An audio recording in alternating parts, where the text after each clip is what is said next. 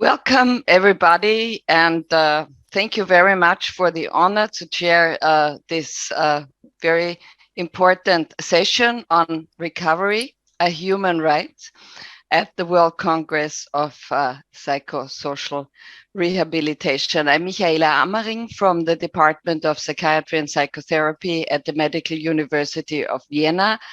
Also honored to be a board member of the association.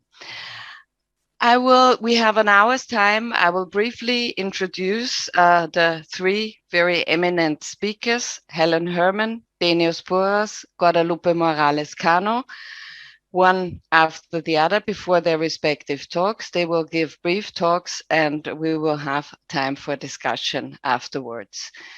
And I immediately start with Helen Herman, well known to most of us.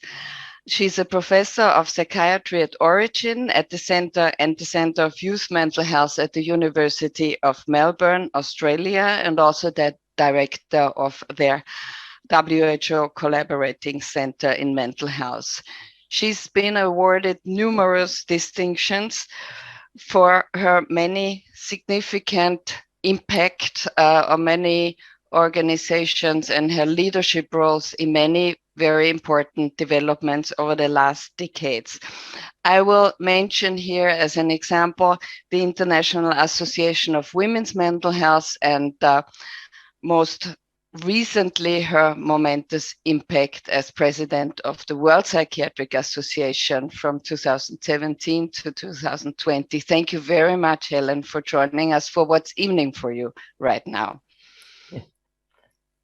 Thank you so much, Michaela, for that very kind introduction. And I'm in turn very pleased and grateful to be here with you and with our colleagues, Denius Puras and Guadalupe Morales.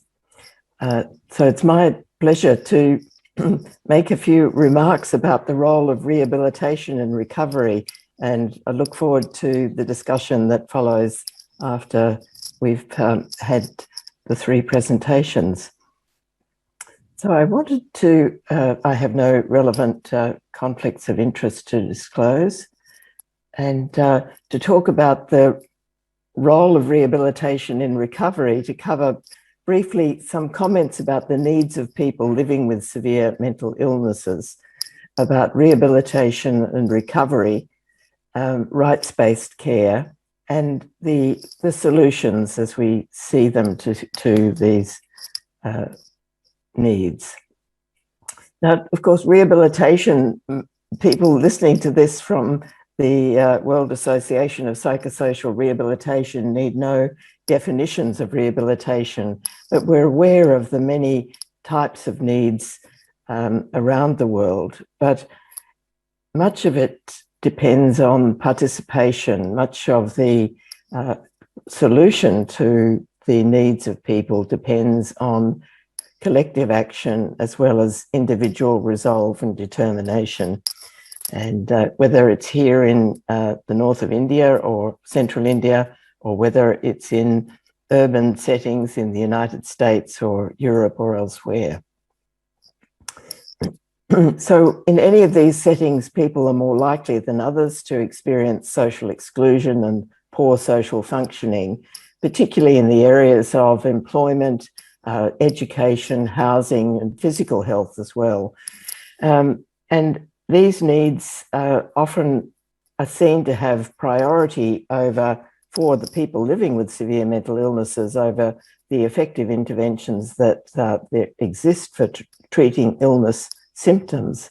And sometimes neither of these areas of needs are addressed, but it's less likely for these broader needs to be met under many of our current service systems. And overall, the need for inclusion, full participation in community activities and inclusion in the development of mental health policy and practice. I'm sure Guadalupe and Denius will talk more about this. And thinking about people with disabilities, that terminology includes those who have long-term impairments in physical, mental, intellectual, sensory areas, which interact with various barriers, environmental barriers that hinder full and effective participation in society on an equal basis with others.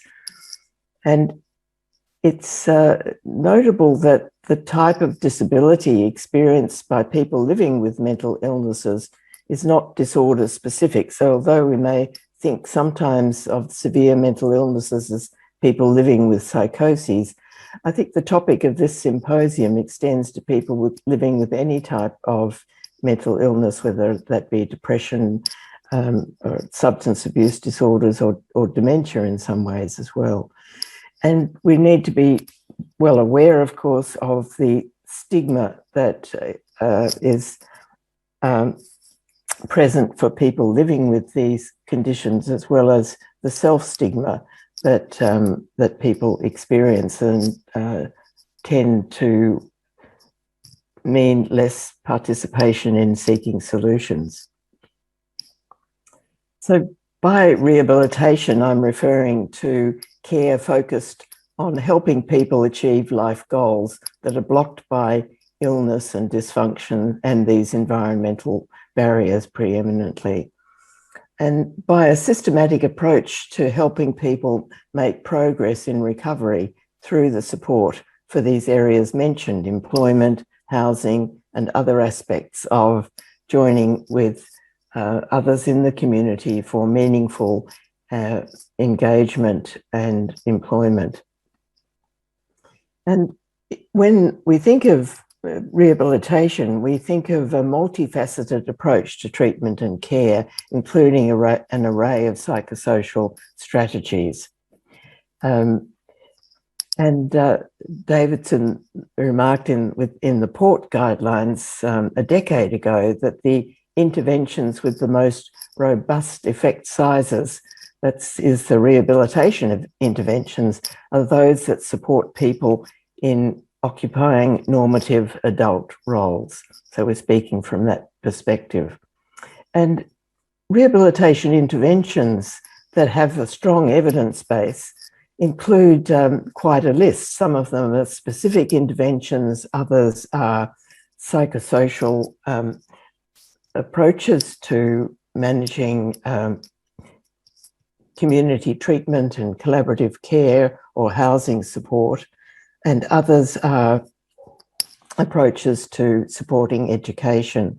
But they include social skills training, various approaches to supporting employment, including social firms and the clubhouse model, and supported employment, particularly individual placement and support.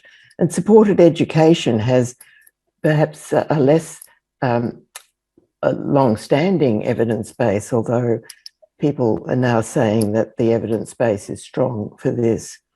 And involving families is an approach to treatment that, an approach to rehabilitation that is now seen as, of course, essential in where it's applicable. And housing support in different ways. For instance, housing support as distinct from group housing, although each of these might be useful for different people. And we're thinking here of recovery as a process that, while being aware of potential limits caused by a disability, enables autonomy, empowerment, and equal opportunity. And quoting by saying, for living, working, learning, and participating fully in the community. And two quotes that really, I think, emphasizing the aspects of recovery that are important to note here.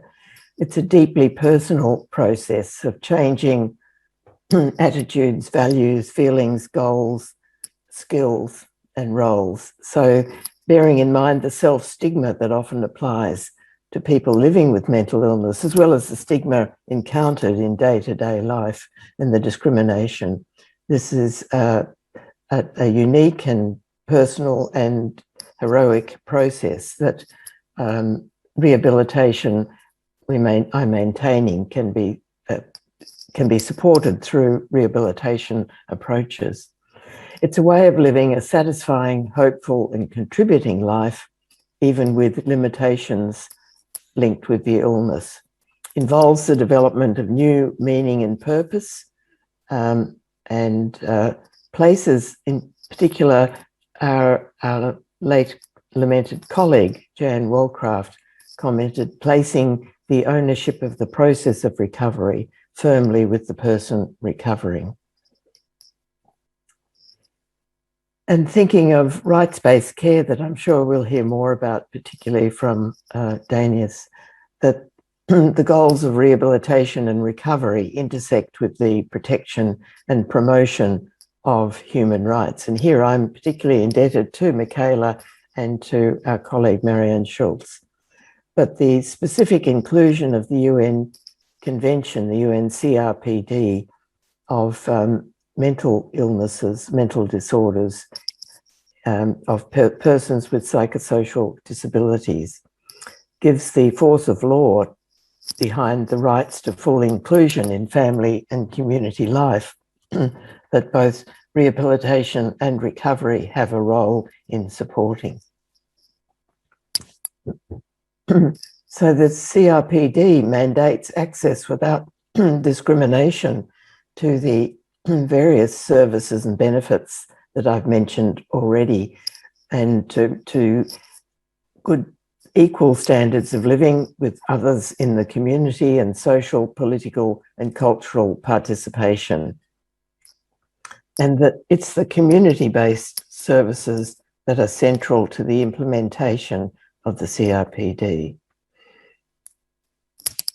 So the rehabilitation interventions mentioned are available and have a strong evidence-based. And according to Helen Gillespie and colleagues, they're designed to support recovery and are routinely mentioned in a series of practice guidelines that have come from several countries and international organizations in the last decade or longer. Despite this, they're poorly available. They're poorly translated into practice and not easily accessible to many people with severe mental illnesses. And where they are available, it tends to be in the well-resourced countries, despite the possibilities that the people in central India opened my eyes to, of community-based rehabilitation, where there are very few professional resources, but strong pyramid of care available, and strong local supports in the village in that instance, or in a city setting. So in terms of rehabilitation and recovery, there's a need for a change in attitudes and a systematic rearrangement of practice among professionals as well as among all in the community. Requires adequate resourcing with policy planning and workforce support and effective systems of collaborative care. And that includes shared care, peer support, engaging with families and the other informal carers. The rehabilitation interventions described do require access to specialist staff and further training and other resources to implement. And perhaps that can be a barrier, but we could argue that this is one that could be overcome in most places, because in low resource settings, there are ways to, as I've mentioned, to make effective use of scarce resources. So we could call for the systematic transformation of the organisations and the services that support people with severe mental illnesses and psychosocial disabilities, and ensuring that services everywhere adopt a recovery focus along with the up-to-date knowledge and skills and attitudes in workforces, attitudes of optimism and readiness to use the supported or shared care arrangements. And people with lived experience and professionals working with them and the service and policy planners engaging in continued advocacy to governments and other funders to support this work. And along with that, we need research to support the change. We've got evidence of the effectiveness of intervention, but we sadly lack implementation and economic studies in real-world settings and services. And I'll conclude with these two inspirational pictures, I believe, of young women who show the way to animate local and global action in the areas of climate and education for women. So if they can do it, I think we have a fighting chance in terms of supporting recovery with well-resourced rehabilitative approaches.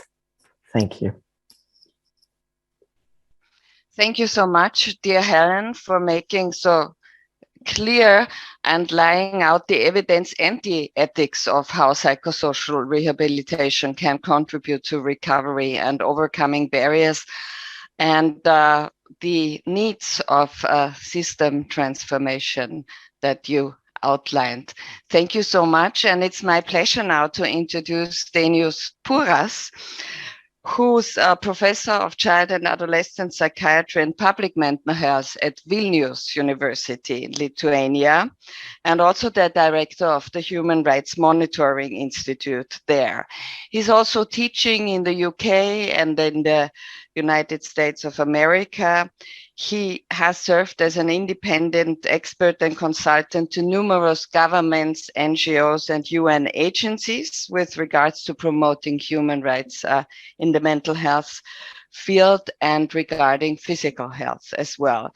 From 2007 to 2011, he served as a member of the UN Committee on the Rights of the Child, and most notably and well known to us here, he served as the United Nations Special Rapporteur on the right to health from 2014 to 2020. He honors us with his presence here and will speak about the implication of the UN Convention on the Rights of Persons with Disabilities for the field of psychosocial rehabilitation. Thank you, Dainius. Thank you, Michaela, for introduction, and I'm very happy to join this important Congress and this meaningful symposium. I would like to share my experience mainly from my last 6 years when I was serving as a mandate holder, as UN Special Rapporteur on the right to physical and mental health. My priority was mental health and the rights of persons with psychosocial and intellectual disabilities. I contributed to global mental health discourse with my thematic reports, mainly 3 reports on mental health and human rights, and also during all country missions, which I had many, I was raising issues related to mental health and human rights, how to proceed with such innovations like recovery, and how to implement a convention on the rights of persons with disabilities. So I would like to start from reminding to us that medicine in general and psychiatry in particular has a special relationship with human rights.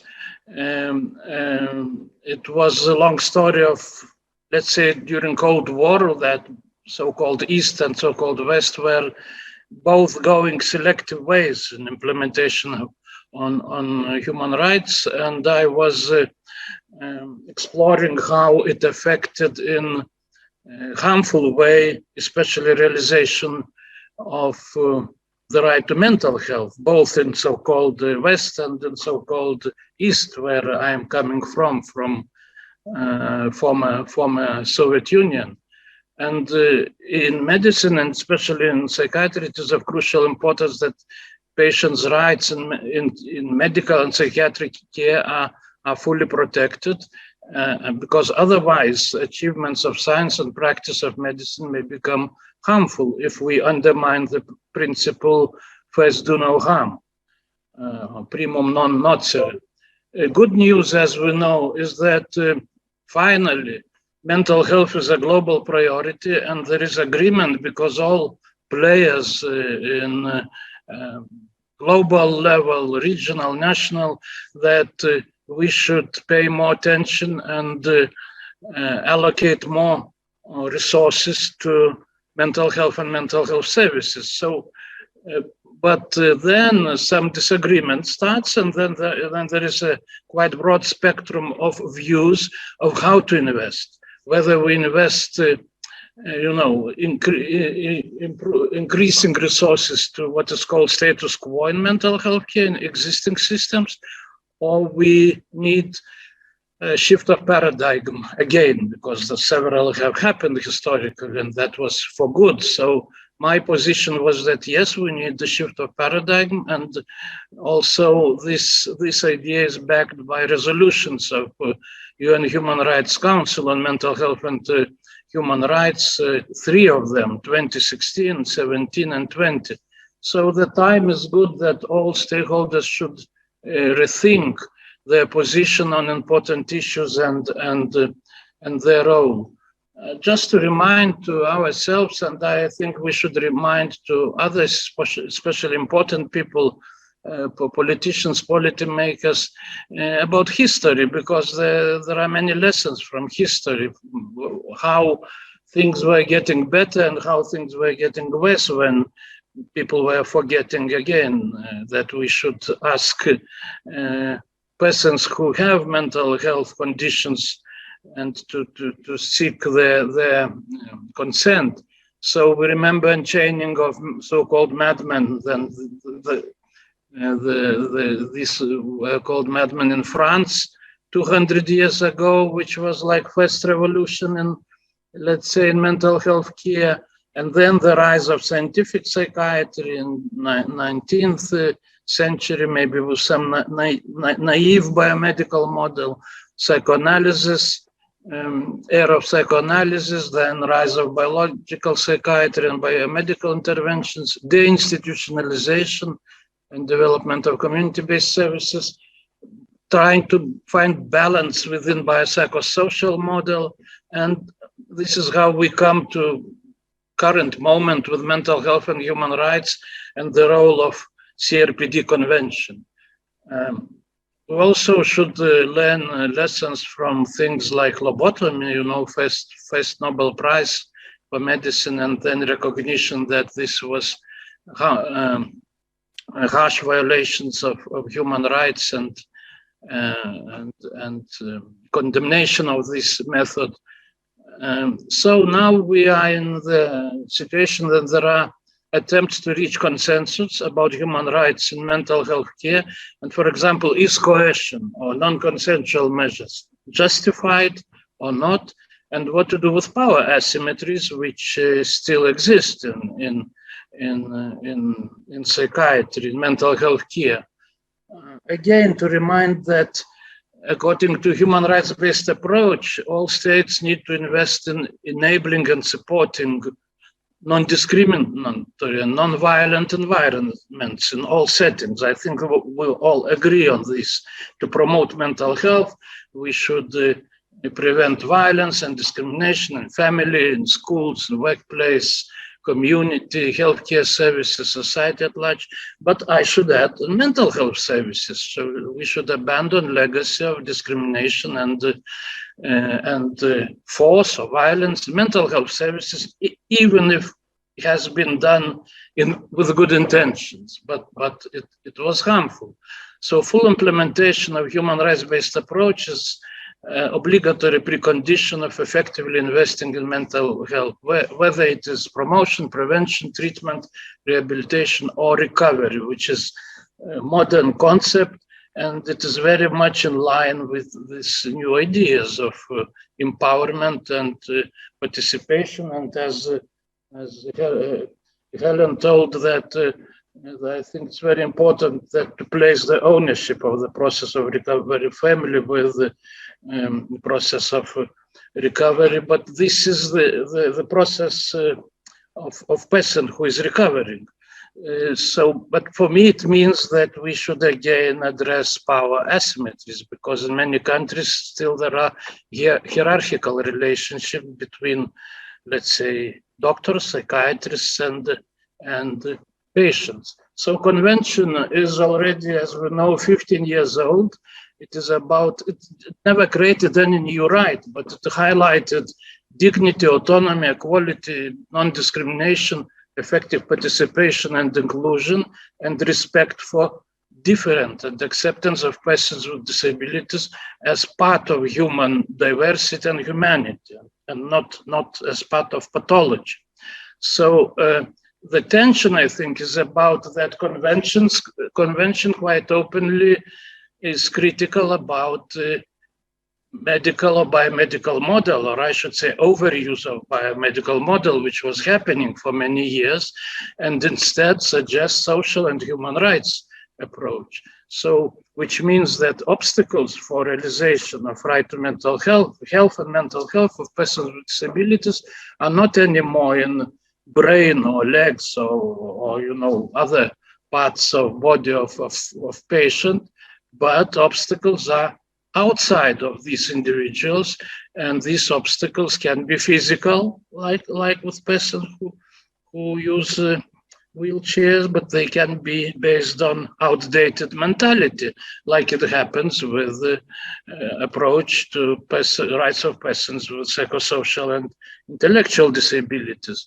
So this debate or so-called impasse situation, which is going on for last 15 years, is mainly about different views from different expert groups, because maybe more bluntly, I will tell that psychiatric professionals like to emphasize the need that that we as experts decide when we should step in with using either voluntary or non-consensual measures if needed for the purposes of medical necessity or prevention of dangerousness. And this is even duty of psychiatry, even if against will, to secure right to health. So psychiatry, as these experts will tell, is a specific field in which such exceptions are unavoidable. And only through providing treatment, it can be ensured that persons with psychosocial disabilities continue living in dignity. And on the other side are human rights experts, many users and ex-users of mental health services who oppose this traditional idea, and they will say that substituted decision-making, deprivation of liberty, forced treatment, all this is against CRPD and should be banned, and alternative approaches should be developed. And there should be no exceptions, because exceptions always pave the way to overuse of these exceptions and turn into the rule. So my mandate was in the crossfire between these different groups. It was very, very interesting 6 years. And well, the search for common ground and search for consensus is going on. It's a very, very, very interesting process, and I was happy to contribute to it because I had the opportunity to travel and to see how situation in all regions, and these new innovative approaches, especially those who are based on recovery concept, are really very promising. There is even an interesting idea that Global South has maybe more opportunities to develop rights-based innovative services, because there is no such much resistance from, let's say, mainstream classical psychiatry, which still is reliant on biomedical model. Of course, there are not so many resources of Global South, but creative cooperation between Global South and North may be very productive. And so my contribution was to emphasize burden of obstacles for realization to CRPD, which is based on dominance and overuse of biomedical interventions, especially power asymmetries. They do not empower people, they disempower, and biased use of knowledge and evidence. Then we still read in the textbooks that mental disorders are because of some chemical imbalances. So I was raising in provocative way that maybe power imbalances are as much important or maybe even more important than chemical imbalances with regard to many mental health conditions. And in my reports, I raised recommendations, and I am happy that some of them are being implemented in different countries, but also very good development with WHO. And for those who don't know, I suppose that many know, but WHO issued a guidance this year, just in June this year, 21, on community mental health services, which with very clear recommendations to abandon legacy of mental health systems based maybe on coercion and to move towards rights-based services. And there is an impressive list of good practices, more than 20 good practices from global south, from global north, from different countries with community-based services, with outreach services, with crisis services, also with hospital-based mental health services. I'm studying now experience of basal exposure therapy developed in Norway, but not just to mention one.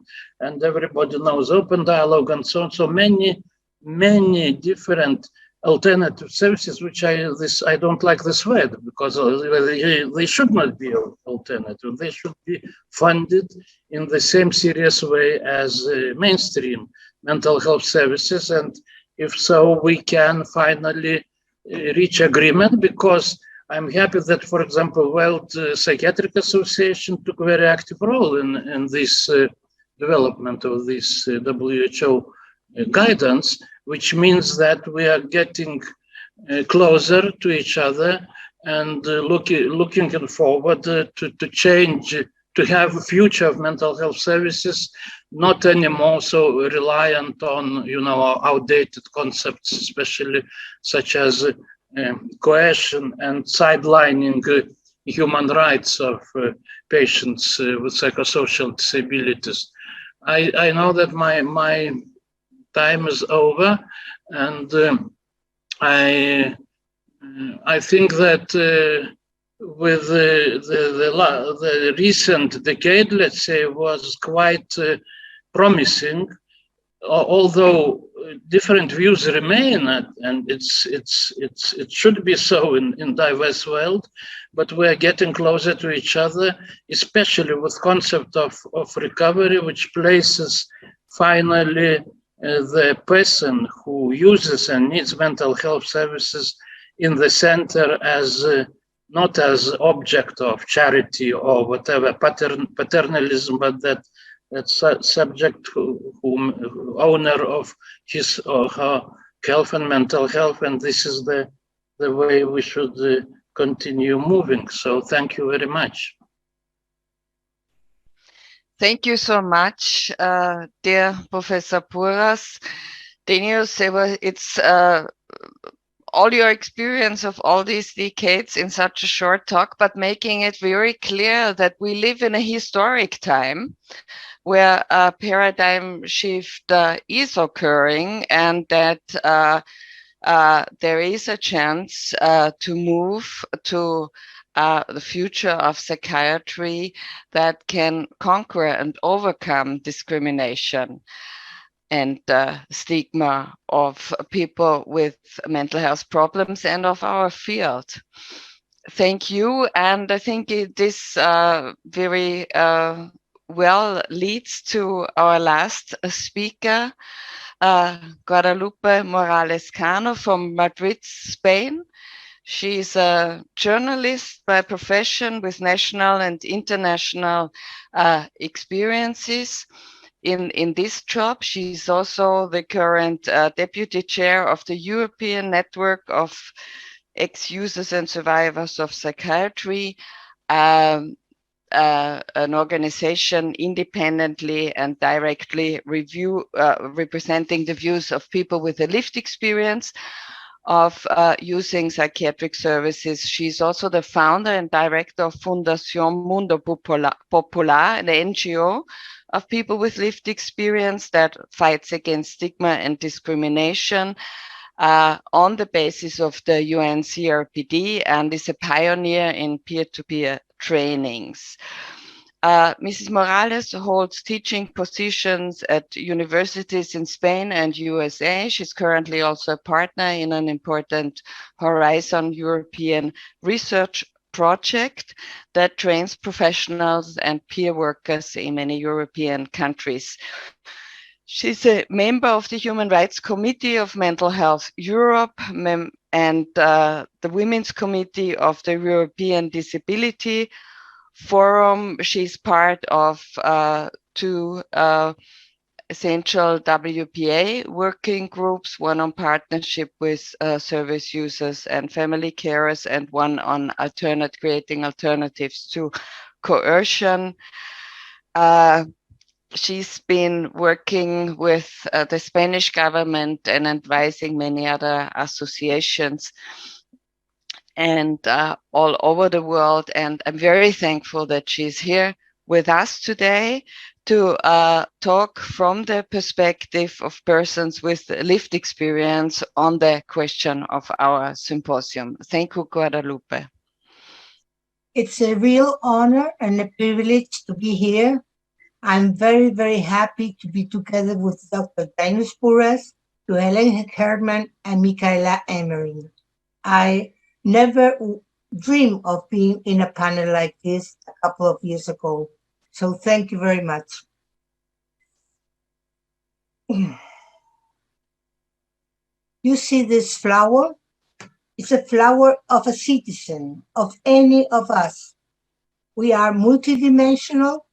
And if in case we have a chronic ill problem, in case we have a mental health problem, of course, there's this blue petal in which treatment medicines are involved.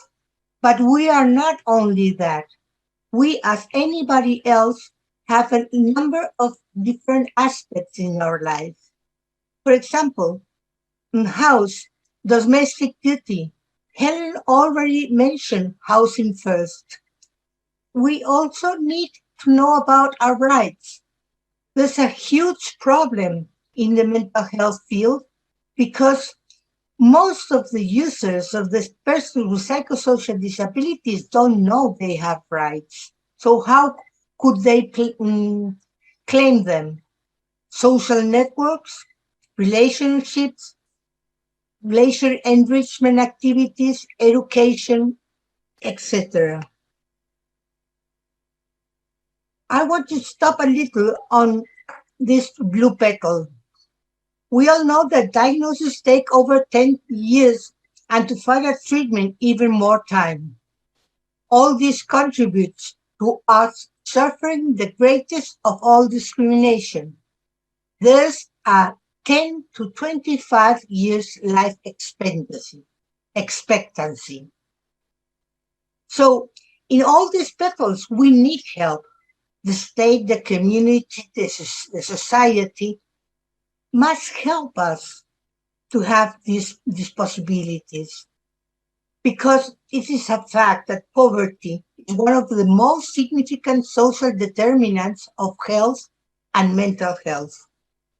We have already talked about descriptions of recovery. There's not only one single definition.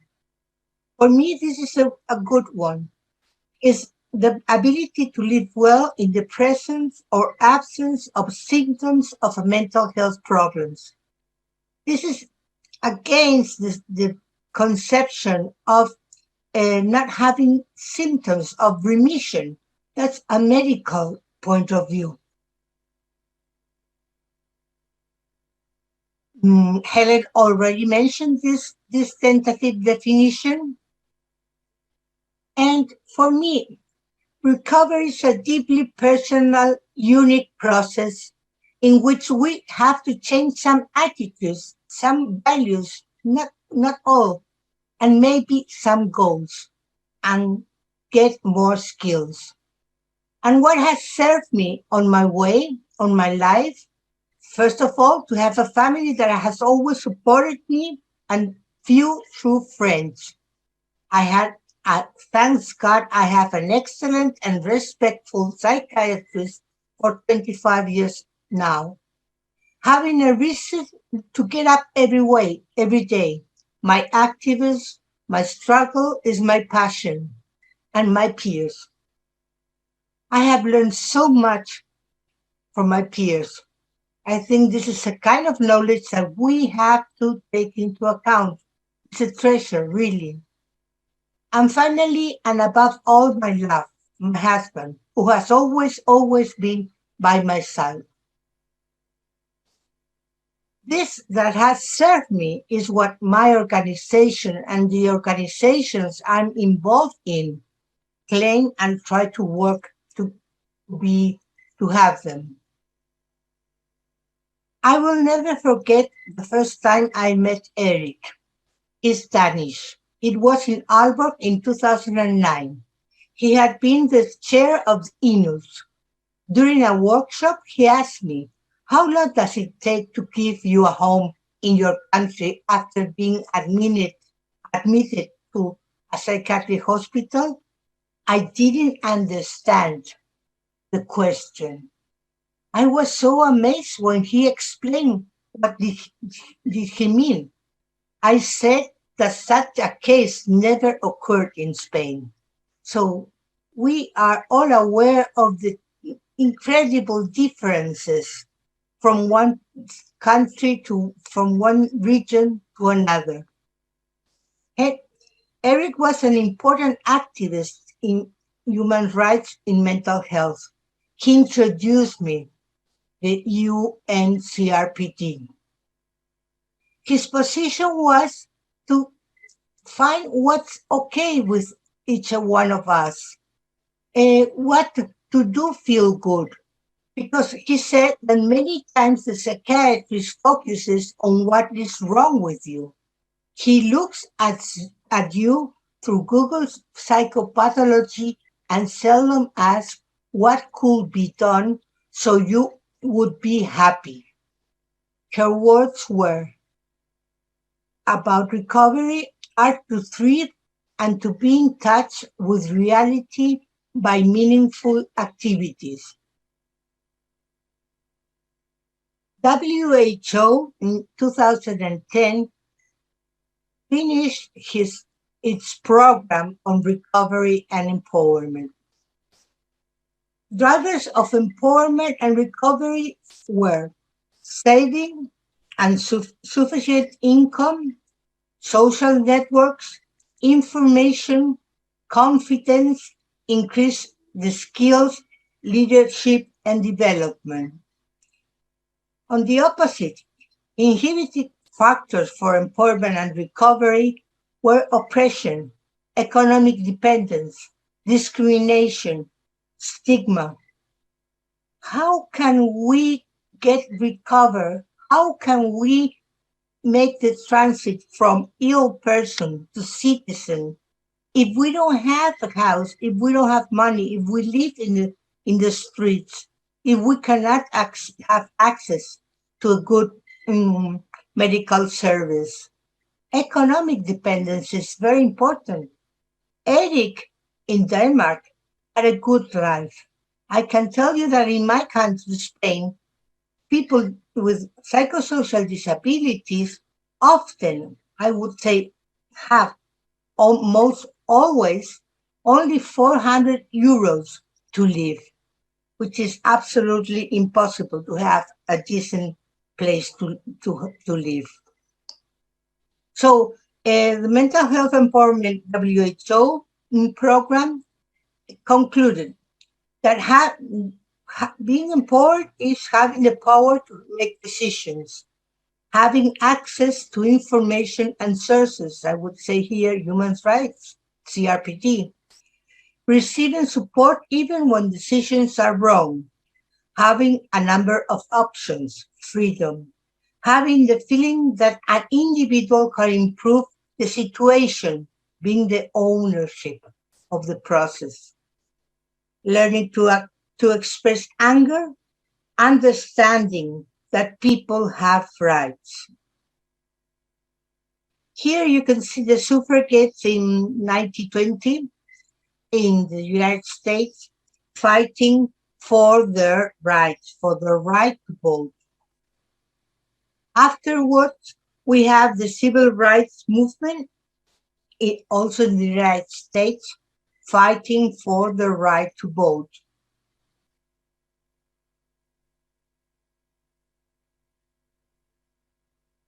Well, I will stop a little bit here. In this photograph, people with AIDS fights against stigma in New York. In fact, they were fighting for their life.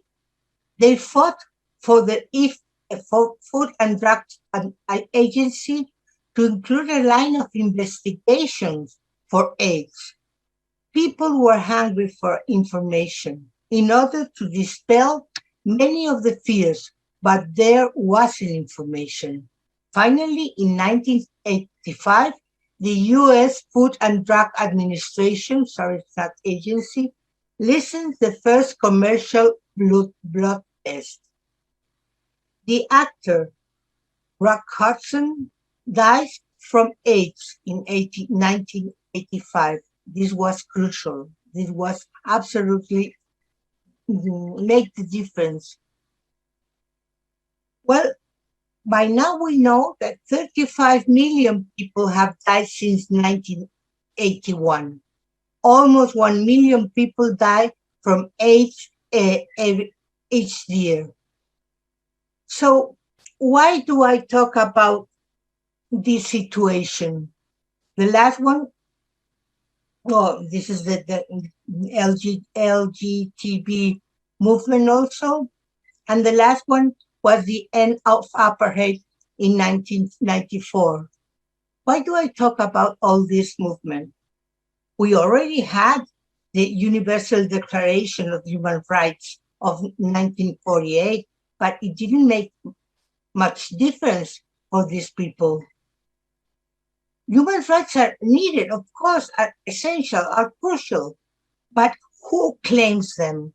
We need to have some power in order to claim for human rights in the field of mental health.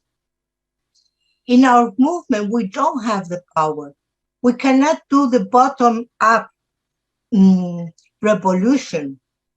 We need some support.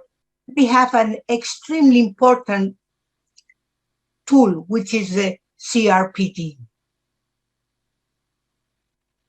Again, I want to make a distinction between stigma and discrimination. So many times it's mentioned just as though they were the same thing. And no, stigma is the mother of discrimination. And discrimination is a transgression of the law. Dr. Danis already mentioned this. Again, as I always say, the approach to mental health must be done in the first place by the point of view of human rights.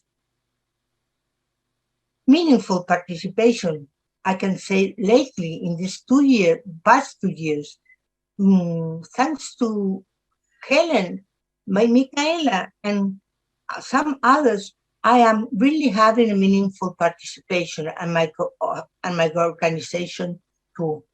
We cannot forget that the CRPD is legally binding for all those member states that have signed it and ratified it. So implementation must be done.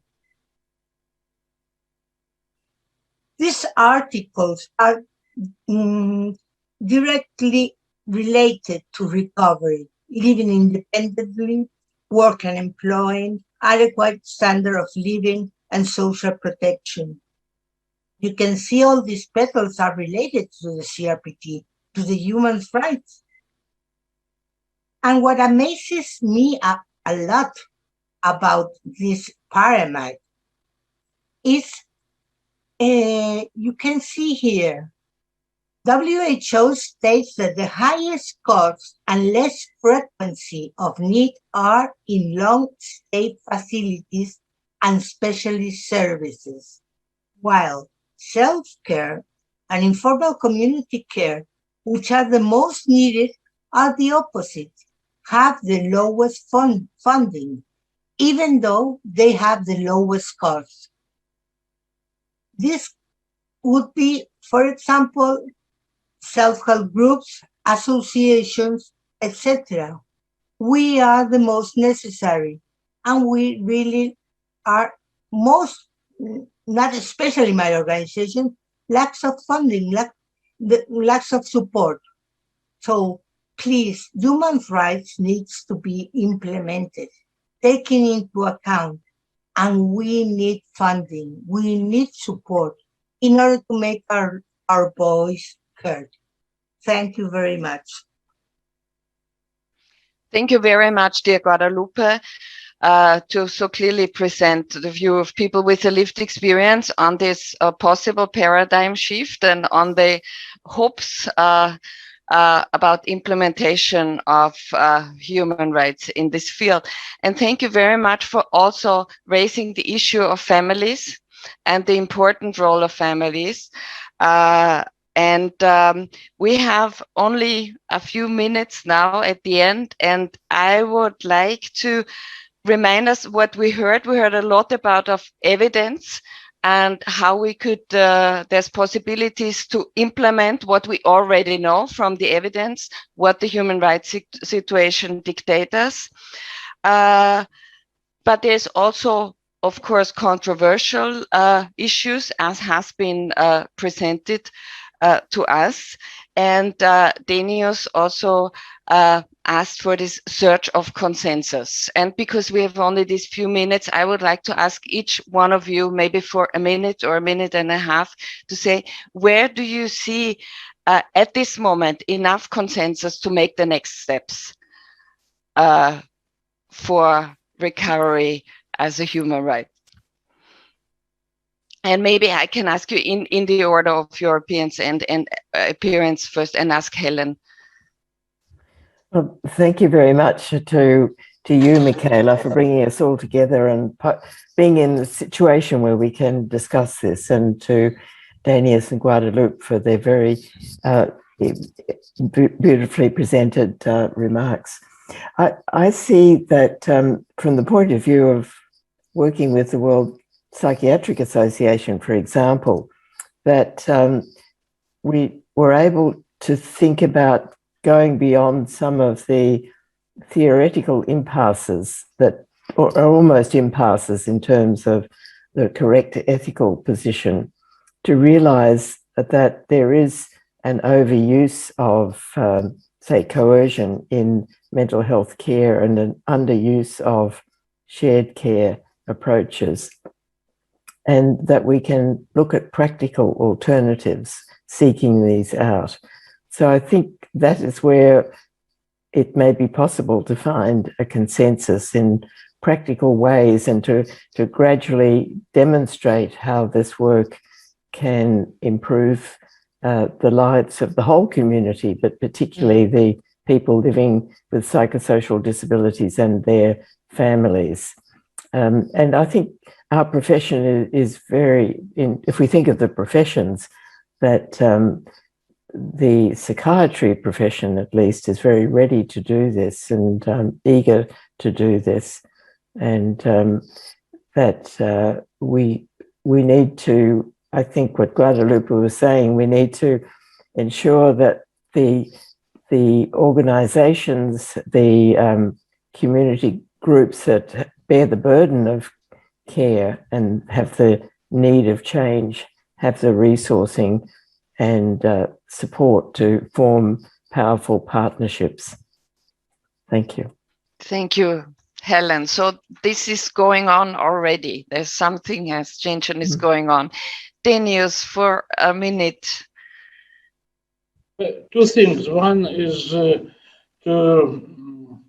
reiterate what Guadalupe raised about AIDS movement, As we know, AIDS movement was managed AIDS epidemics was managed quite successfully, relatively successfully, because human rights-based approach was applied against key populations, which were extremely discriminated. And then research told that if you continue to discriminate them, there's no chance to finish epidemics. So something like that should happen with mental health and human rights, so that we would raise this legacy of discrimination very seriously, and also to working with most important group, which is, yes, psychiatric profession. In some countries, still all these new ideas are perceived as going against psychiatry or anti-psychiatric, which is misunderstanding. So now with this WHO guidance, which there are many very clear direction, I think that more importantly also national organizations will join WPA and will change their views. I mean, National Psychiatric Association, because in many countries they're reluctant to join these innovations, like rights-based, thinking that this is against psychiatry. And I think that if we manage this misunderstanding, we can join forces more effectively. Thank you. Thank you very much. And certainly the World Association of Psychosocial Rehabilitation will be proud to contribute to this process and has been advised by, for example, Guadalupe Morales also for the last years. And Guadalupe, you will have the last word.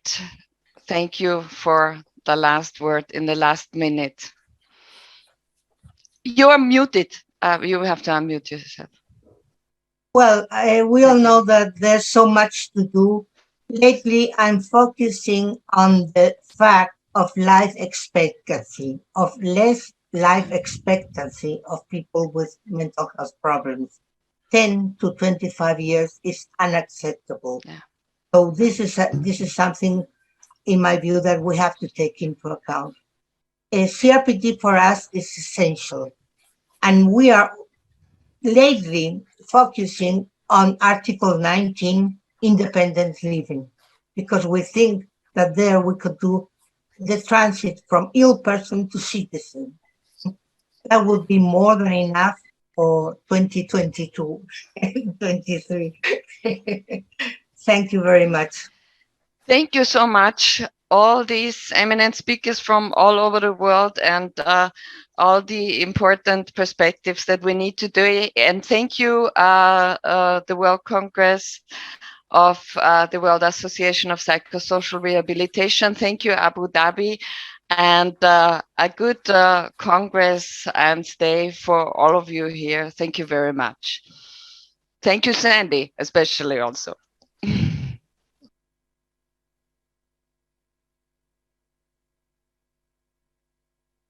On behalf of the WPA academic session on psychiatric rehabilitation, as a secretary of the session, I would like to introduce you and I would like to be the chair of this session. And I also would like to introduce you to know the symposium honorable presenters.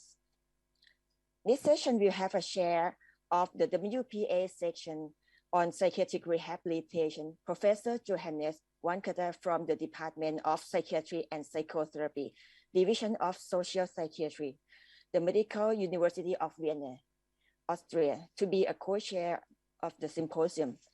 His professional experience and his research interests cover various aspects in the psychiatric field, including rehabilitation and using the family and other social networks for the treatment of patients.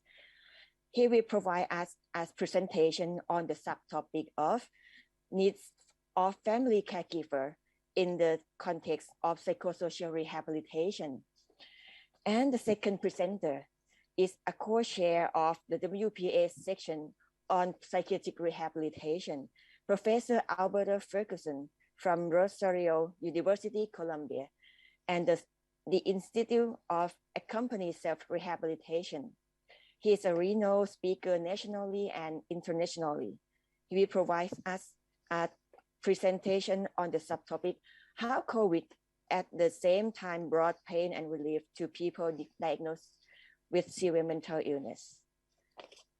I will, okay, and how's about? Thank you. Is there anything? Yes, I say only some words. The first speaker of our symposium is Dr. Kamanet from Thailand, from Bangkok. She is doing rehab work since several years. She built up rehab services and is planning rehab training for people working in psychiatry, psychiatrists, as well as other professionals. And she will give a talk about challenges of psychosocial rehabilitation, education, and training. Please give us your lecture.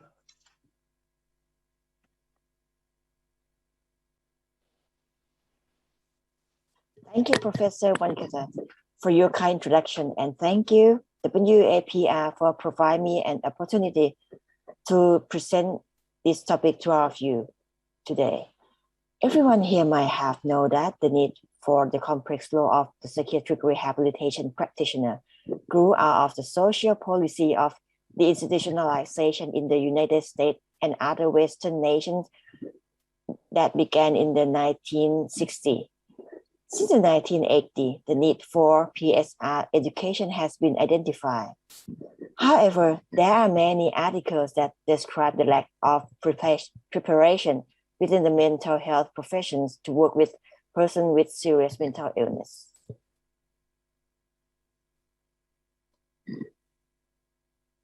So I consider that if I learn more about challenges of psychiatric psychosocial rehabilitation, education, and training, I may have idea that will be useful to plan for handling with those challenges and developing PSR curricula for mental health professionals in Thailand.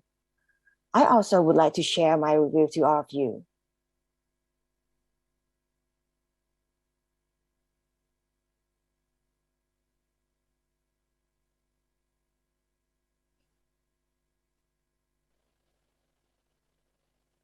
In the connection of this presentation, there is no conflict of interest to be disclosed.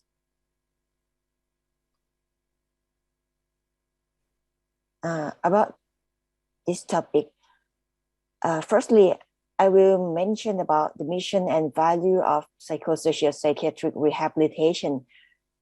And then I will provide you an example of evidence-based psychosocial rehabilitation interventions for severe mental illness. Then I will mention about practitioners working with people with severe mental illness and their required core competencies. Moreover, I will explain the level of training intensity of curricula to develop the knowledge, attitude, skill, and skills relevant to psychiatric rehabilitation. Lastly, I will explain the challenges of psychiatric psychosocial rehabilitation, education, and training.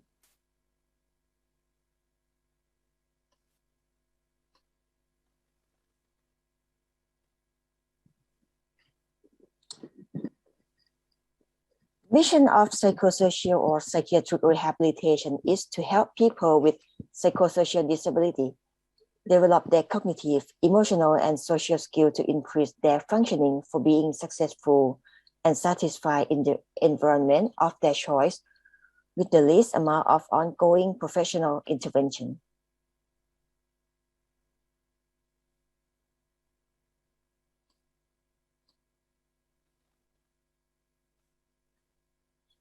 The primary values in the field of psychosocial or psychiatric rehabilitation include person orientation, consumer choices, and involvement in the process, a focus on functioning and support in real-world environments, a focus on outcomes rather than theory.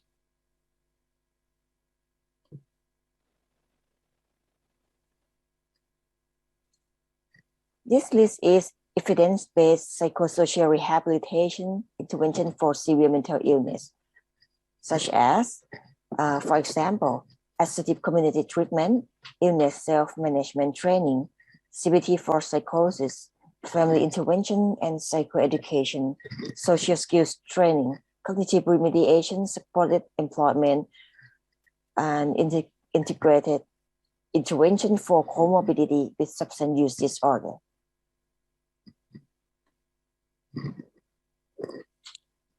And who working with people with severe mental illness?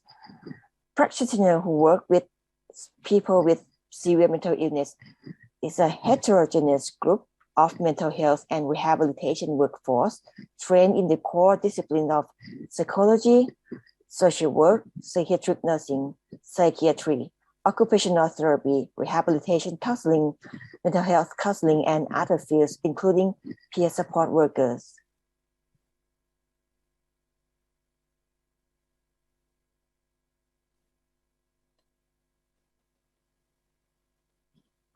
Professional working with people with severe mental illness requires skills and competency to set goals relevant to where their clients wish to live, learn, or work in the community. Moreover, they have to assess what skills and supports are needed for their clients. They also need to teach new skills related to their clients' goals directly to their clients. Nevertheless, they have to help their clients to use the skills they already have into daily life and link up with support that their clients need to achieve the goal. In addition, they must have good interpersonal skills in order to connect and develop the experience of support for their clients over time. The PSR education exists within a variety of disciplines at a diversity of academic levels and is delivered through a variety of formats.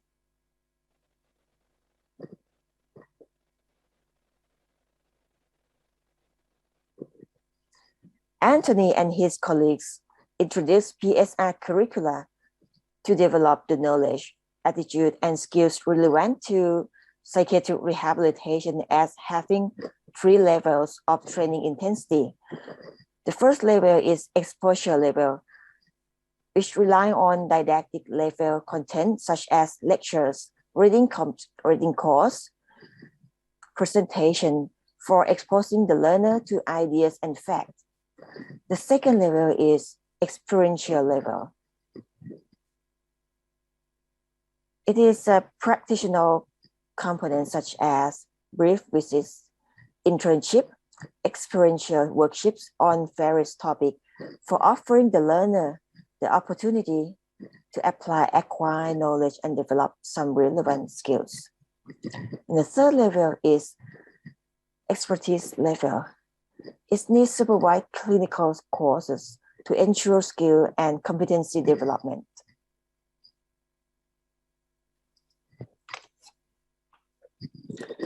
We can also divide PSR training curricula into pre-service and in-service curriculum.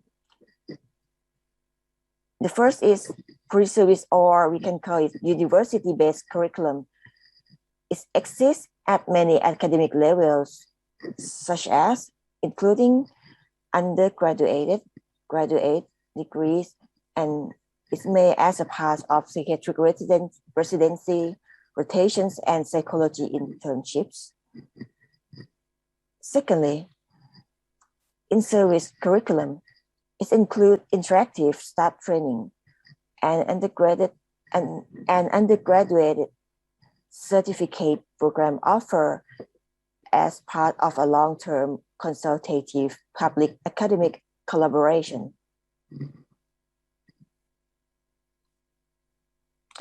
After review, I found many issues that are challenges of psychiatric psychosocial rehabilitation education and training. These issues include inadequacy of interest and experienced faculty, inadequacy of suitable field agency and supervisors, inadequacy of expertise level curricula, or clinical curricula tends to exclude evidence-based intervention developed for persons with severe mental illness and recovery-oriented service. Inadequacy of student interest in working with people with severe mental illness.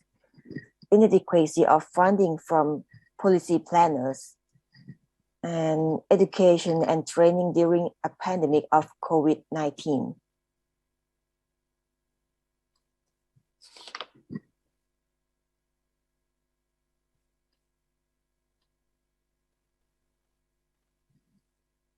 Long-standing challenges of recruiting and retaining an adequately trained mental health care workforce lead to the inadequacy of interested and experienced faculty. Moreover, it also results in the inadequacy of suitable field agency and supervisors.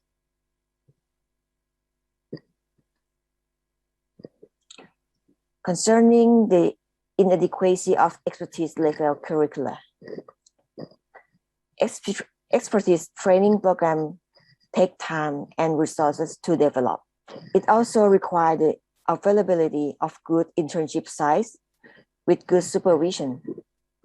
Moreover, there is an existing standard of accreditation issues as barriers in including PSR-focused education within major professional courses.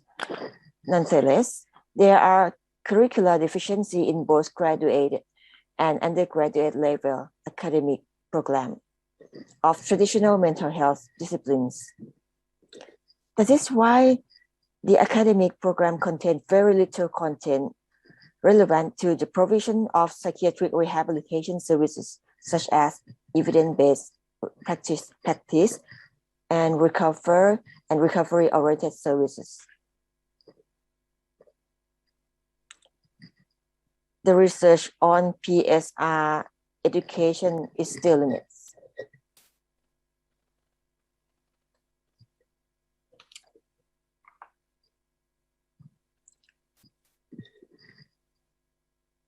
Another issue is working with people with severe mental illness might not be attractive for students because of a perception that people with severe mental illness were inappropriate candidates for psychotherapy and less likely to be successful outcome concerning traditional treatment.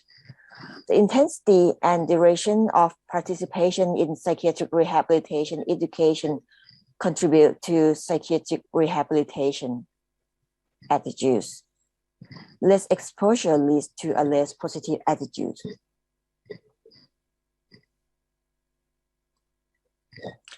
During the pandemic, social distancing is the key preventive measure for infection control.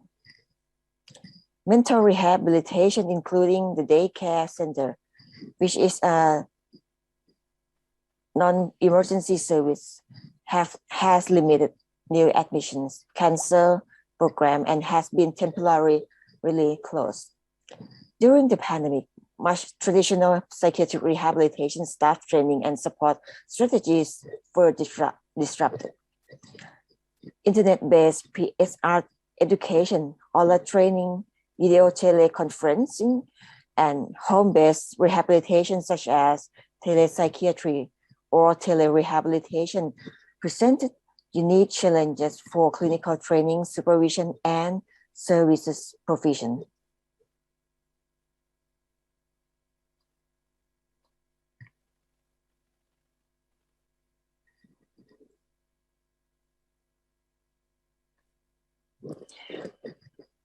After review, I would like to conclude that there is a connection between many issues of challenges of PSR education and training. Underfunding and inadequacy of curricular development among core mental health disciplines can lead to inadequacy of the PSR workforce, which include qualified supervisor during clinical practicum. All the above issues will affect the level of exposure with PSR and people with severe mental illness. Thus, the student may not be interested in PSR for people with severe mental illness. Nevertheless, PSR service provision for clients and PSR training for students and staff has been interrupted during a pandemic because of social distancing policy. The PSR training and education encounter more challenges despite the increase of PSR demand during the pandemic. Thus, if these challenges have not been managed, PSR training and education will still be limited. It will also affect PSR service availability for people with SMI, who is a vulnerable group. Thank you for your attention. If you have any question or comment, please feel free to ask or share your idea in the Q&A session after the last presentation.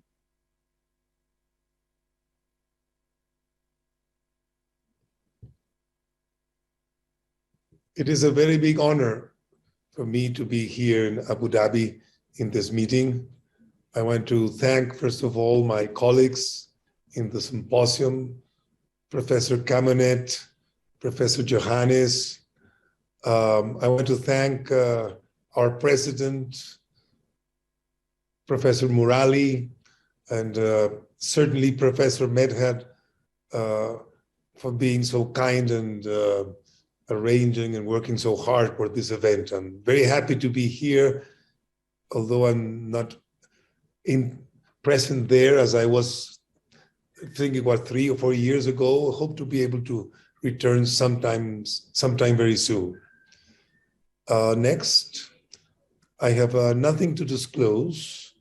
The objectives of this conversation are basically 3. I'm going to try to identify the changes in the paradigm in psychosocial rehabilitation for people diagnosed with severe mental illness.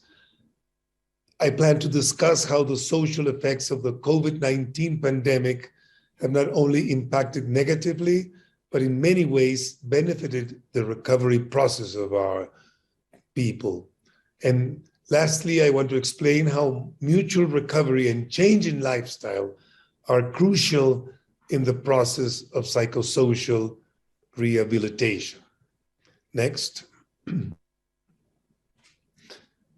If you give it a thought, the change in paradigm in the past years has been huge. We moved from the idea of a caregiver, a therapist that doesn't change too much in the process, and a patient, a client, a person who is supposed to change and recover during the process. This has changed enormously. We now understand, and for us it's very clear because we had been working in this for years, that this is a process in which both parties are changing, both parties are recovering in what we call mutual recovery. Both parties are changing the lifestyle and increasing the knowledge that they have about themselves in the whole process.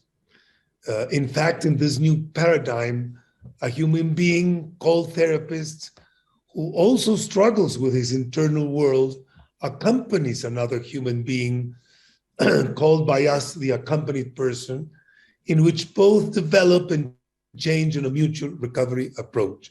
None of the two can change and recover without the other undergoing the same process. Next. So we have to give a look at what was happening before the pandemic in our case. We were moving in that direction. We were working with what we call accompanied self-rehabilitation, which is a process, an approach we've been using for years, in which the so-called expert basically accompanies the person who's suffering, who has the problem. And it all begins acknowledging all that we ignore about how the mind functions, ignoring about what mental illness is, and because of that, we accept and we are forced and we need to understand that the leadership of the process has to be taken by whoever is suffering with a certain problem. And that person has to become an expert in his own so-called illness. But most important of all for this present conversation that we're having today, the person has finally to redesign their lifestyle according to the knowledge that they have about themselves. We have seen, and the evidence is very clear again and again, of how the only way to really change is if you are able to redesign your lifestyle. Besides any other thing that you can do, redesigning lifestyle is one of the basic ideas that we have been encouraging for years. So, as you can imagine, next, once we reached the pandemic, and we were, as I was mentioning, already working with the mutual recovery approach, and which is the change in lifestyle. Once the pandemic arrived, next, the pandemic brought with it basically that. It basically showed everybody, not only some of us who are working in this field, but everybody understood how important lifestyle is, because the pandemic changed the lifestyle of all of us. Let me say in this point that what we're trying to say today is that besides, not instead of, but besides the enormous pain that the pandemic brought with it for many people, besides that, it is also true that it's brought many good things and many lessons for all the people, but certainly, especially for our community of people who are suffering with mental and emotional distress and difficulties. We changed our lifestyle and began to see the power of lifestyle. We understood not only because some people began to recover in a better way, but also because everybody in the world understood how important mental health is, because everybody began to understand how when they were forced to change their lifestyle, they were all becoming people with mental health difficulties. So this is one of the things that was brought by this pandemic, that mental health is in the forefront, and everybody knows that they have to take care of that. And that is because it was challenged by the pandemic. We understood that we have to develop a real sense of community, a sense of belonging, reciprocity, mutuality, and all this importance of the impact of human interactions, in general, a big atmosphere that promotes change, both in all the parties involved in the recovery process. So this is really what was brought by the pandemic, and it has allowed us to understand how this was so important for us. So in spite of the big suffering that the pandemic brought with it, we began to work and see a small sample of people, 43 people, to see what happened during the pandemic. It's been an ongoing research. It's been there for about 18 months now, or a bit less probably.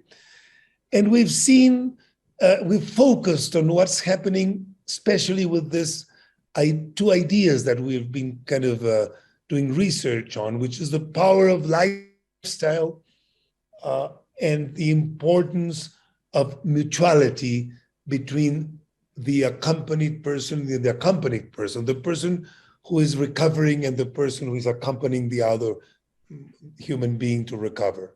It has been very clear, how people are indeed being able to recover, especially those who had been already suffering from emotional difficulties, much more than the general population, because these are people that were already conscious, at least in our program, of how important these two factors are.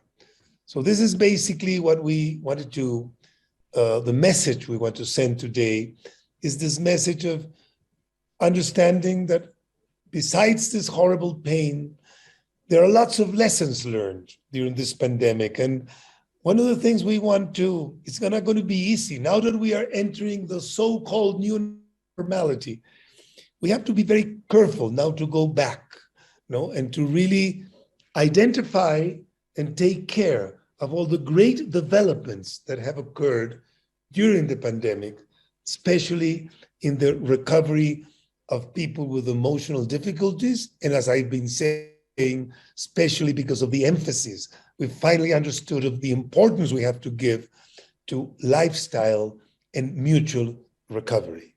Thank you very much.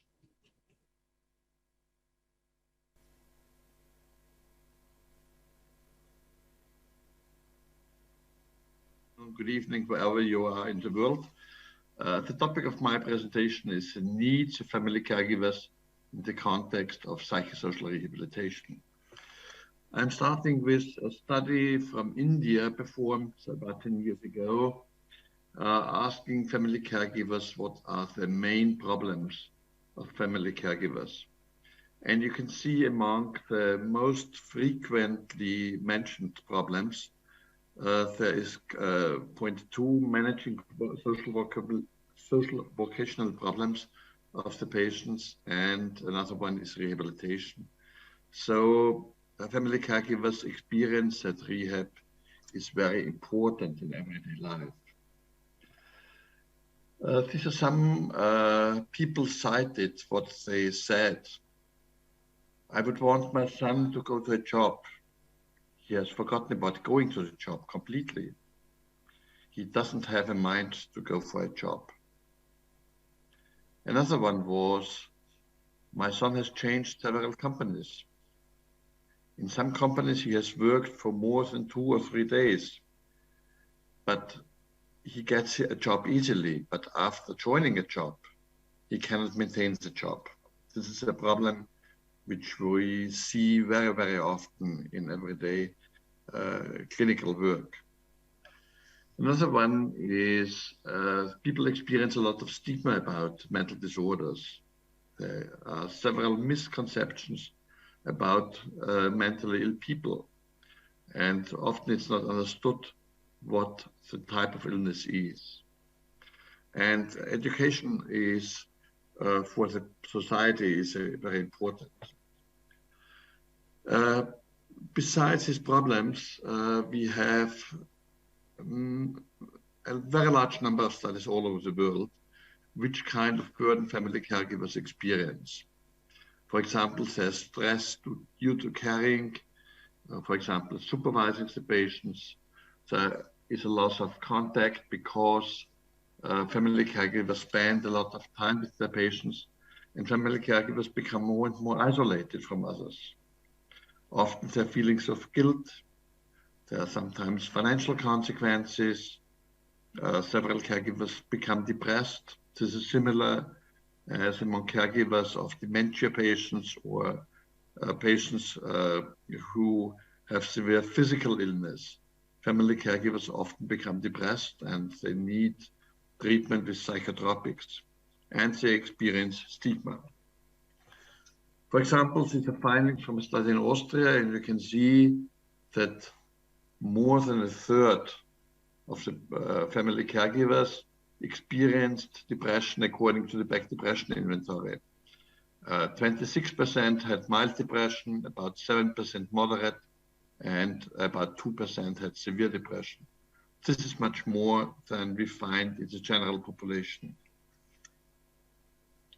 But in the last, I think, 40 years, we developed several types of interventions to support family caregivers. Expressed emotions interventions, I think, is the most well investigated all over the world. We have interventions concerning psychoeducation, relative groups, cognitive behavioral therapy, and so on. And usually we do not use one of these interventions, we combine them in clinical work. This is another study showing the effects of psychoeducation for family caregivers. And you can see the patient outcome is very positive. positive and negative symptoms are reduced, this is positive for the patients. The overall disability level is decreasing. And concerning the family caregivers, the burden becomes less and social support becomes more. So this are positive effects of psychoeducation. And we have similar studies from all parts of the world now.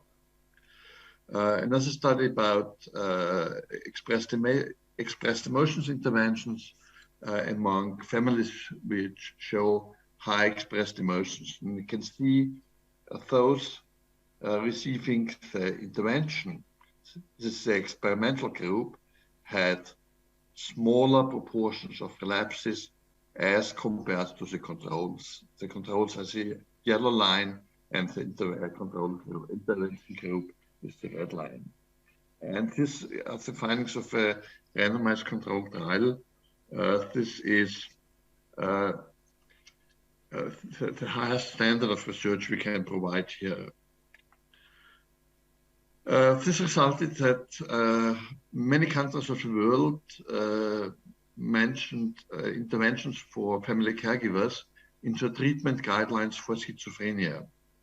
For example, this is some topics mentioned in the treatment guidelines for schizophrenia from Austria and Germany.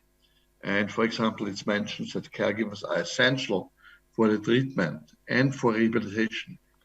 And that we should consider caregivers' needs concerning information, concerning practical support, concerning problem-solving techniques, and so on. If we want to provide services for family caregivers too, it's necessary to plan.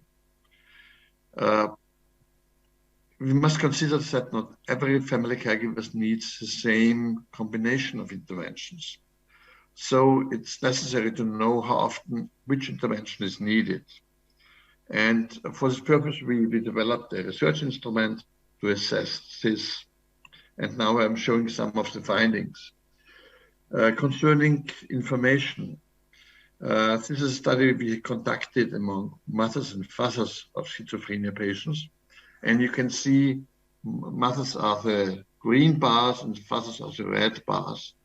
Both are reporting that they don't have enough information about illness, about treatment, about rehab, and about relapses. You can see that mothers show this problem a little bit more often as compared to fathers. But on the other hand, the good message is that about 2/3 or 3/4 of family caregivers have enough information. But for the others who do not have enough information, we must provide it. And we can provide information by several types of interventions, such as personal information explanation. This means individual psychoeducation, by group psychoeducation, or by distributing booklets or any written material to caregivers. And now you see the list of interventions we can provide. For example, you see counseling support, relative groups, individual psychoeducation, and so on. These are different interventions which we are offering. And you see that how often which interventions are needed. Green means that the intervention is needed, and white means that this intervention is not needed. And then we can compare the interventions needed, how often they are provided. And you can see that among those who need this intervention, red means unmet. Unmet need means that an intervention is needed, but it's not offered. It's not available for the family caregivers.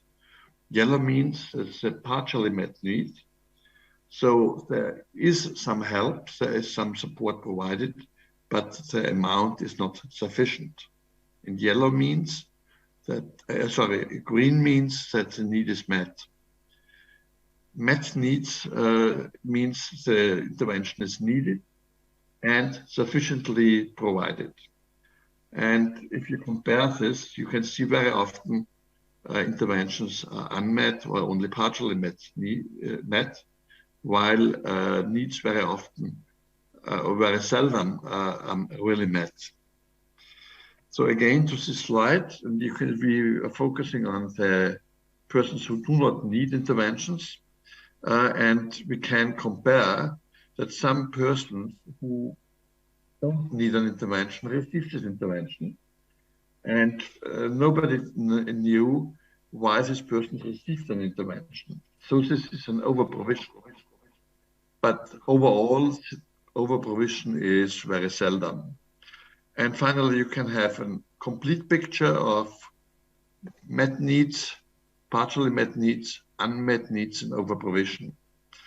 And taking this information together, you can see that it's necessary to spend much more for family caregivers to support them. These have been the findings for mothers, and we can compare with fathers, and you can see that the overall frequencies are a little bit different, but overall the picture is the same. Many unmet needs, many partially met needs, only a small number of met needs, and sometimes there's an overprovision, and we don't know why. So these findings show us that we must spend much more resources in this area.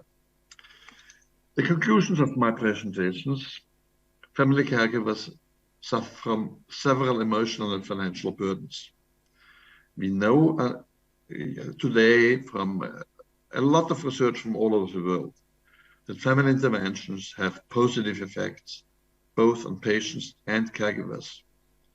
And we know that family caregivers can have an essential role in rehab, but often they don't get the support which they need to help their patients. We mustn't forget that the numbers of needs and unmet needs are coming from Europe. It might be that different cultures might find different results. Thank you for your attention.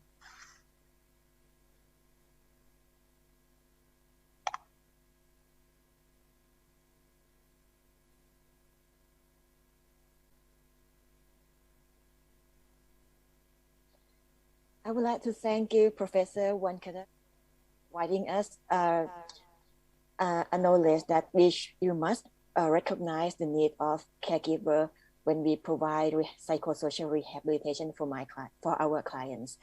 They also have needs, and if they got support enough, they can support our client to help our client be better. And thank you, Professor Alberto Ferguson, for providing us a new perspective that even though there's a tough time during the COVID situation, but there is a new chance, a chance open for us, and we need to maintain what is the new innovation and what should and maintain to the right direction about about psychiatric service. Is there any question from the esteemed audience?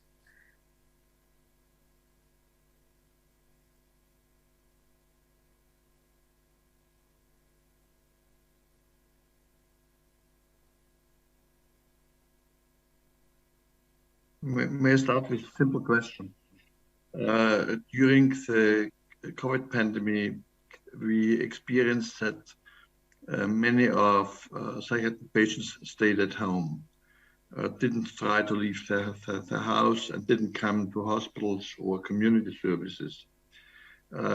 Did you have positive experiences with phone calls, video calls, using smartphones?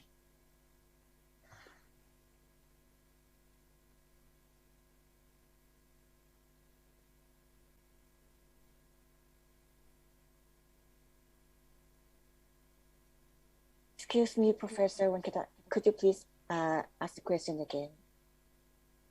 Oh, sorry. During the pandemic, we experienced that many people didn't leave their household and stayed at home. And the same was for persons with mental disorders. So it was difficult to stay in contact with these people. And in Austria, we had some positive experiences using smartphones for video calls or phone calls. Are there similar experiences in other countries? Okay. I would like to respond first. In my workplace during the pandemic, we use a telephone to contact to our clients, and we develop telepsychiatry to provide the client opportunity to access the service at the same as they were. They can contact and talk to their client, talk to their psychiatrist, and psychiatrists can assess their symptoms and prescribe the medication for them, and the client can receive the medication by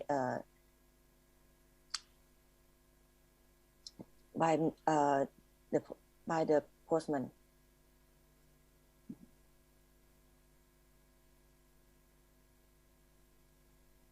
If I may say, in our experience, we used smartphones. It was a great tool, not only to do phone calls, we also were connected by WhatsApp and other tools, not only talking, and it was a great tool. WhatsApp was especially useful. Sometimes we use WhatsApp and sometimes iMessage, and that gave us lots of kind of a permanent connection with the people. It was very, very useful. Professor Johannes.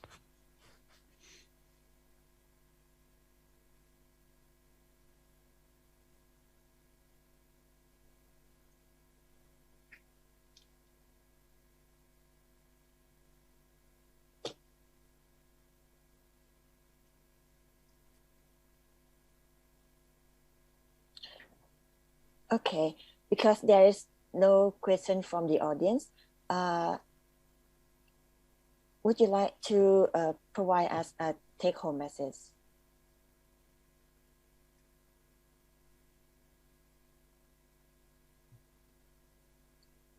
Who wants to start, Alberto? Thank you. Yes, I think that, thank you,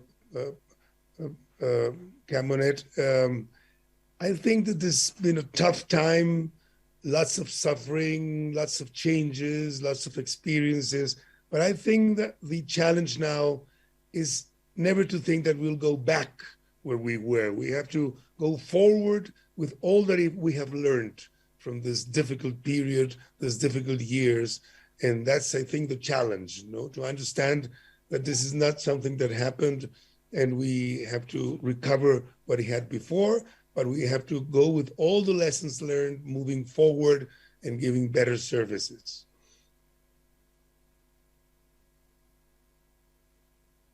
And Professor Matka, do you want to give a word?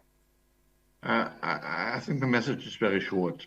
Okay. Family caregivers are a very important resource which can help which can help the patients, which can help the professionals, which can help for communication and a lot of different things. But family caregivers need some support, and we should spend more resources into family caregivers. Okay, thank you, Professor. So thank you of you to participate in our symposium, and I hope you enjoy the rest of the schedule. Thank you and bye-bye.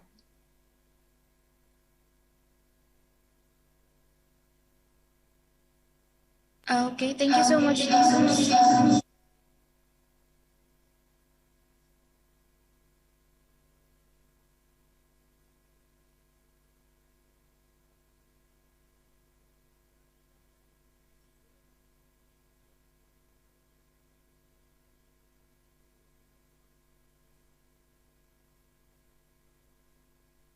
Good up.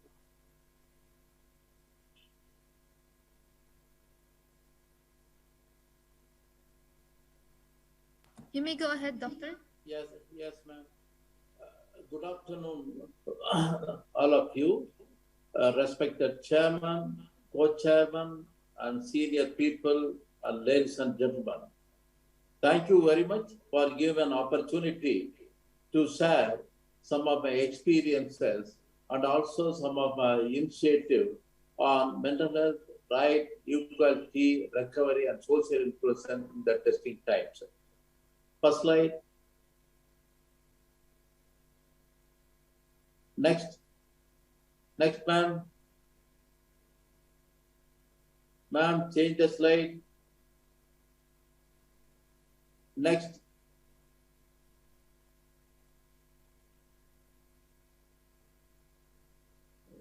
Ma'am, change the slide. Next. Next. Next. Next, ma'am. Now my topic is the role of religion in the promotion of mental health. Next. Next. Next. Right. See, the religious places like temple, church, dargah are considered where the Almighty lives. Because a country like India, religion plays an important role in maintaining the religious harmony, mental peace, and also regulating the way of life. The pujaris or mujawars or pastors are considered as the ambassador of the Almighty, and they are the link between the Almighty and community. In some places, especially in the rural places, they are considered as a demigod or symbol of Almighty, and their predictions and their suggestions are considered as a command from the Almighty. Next.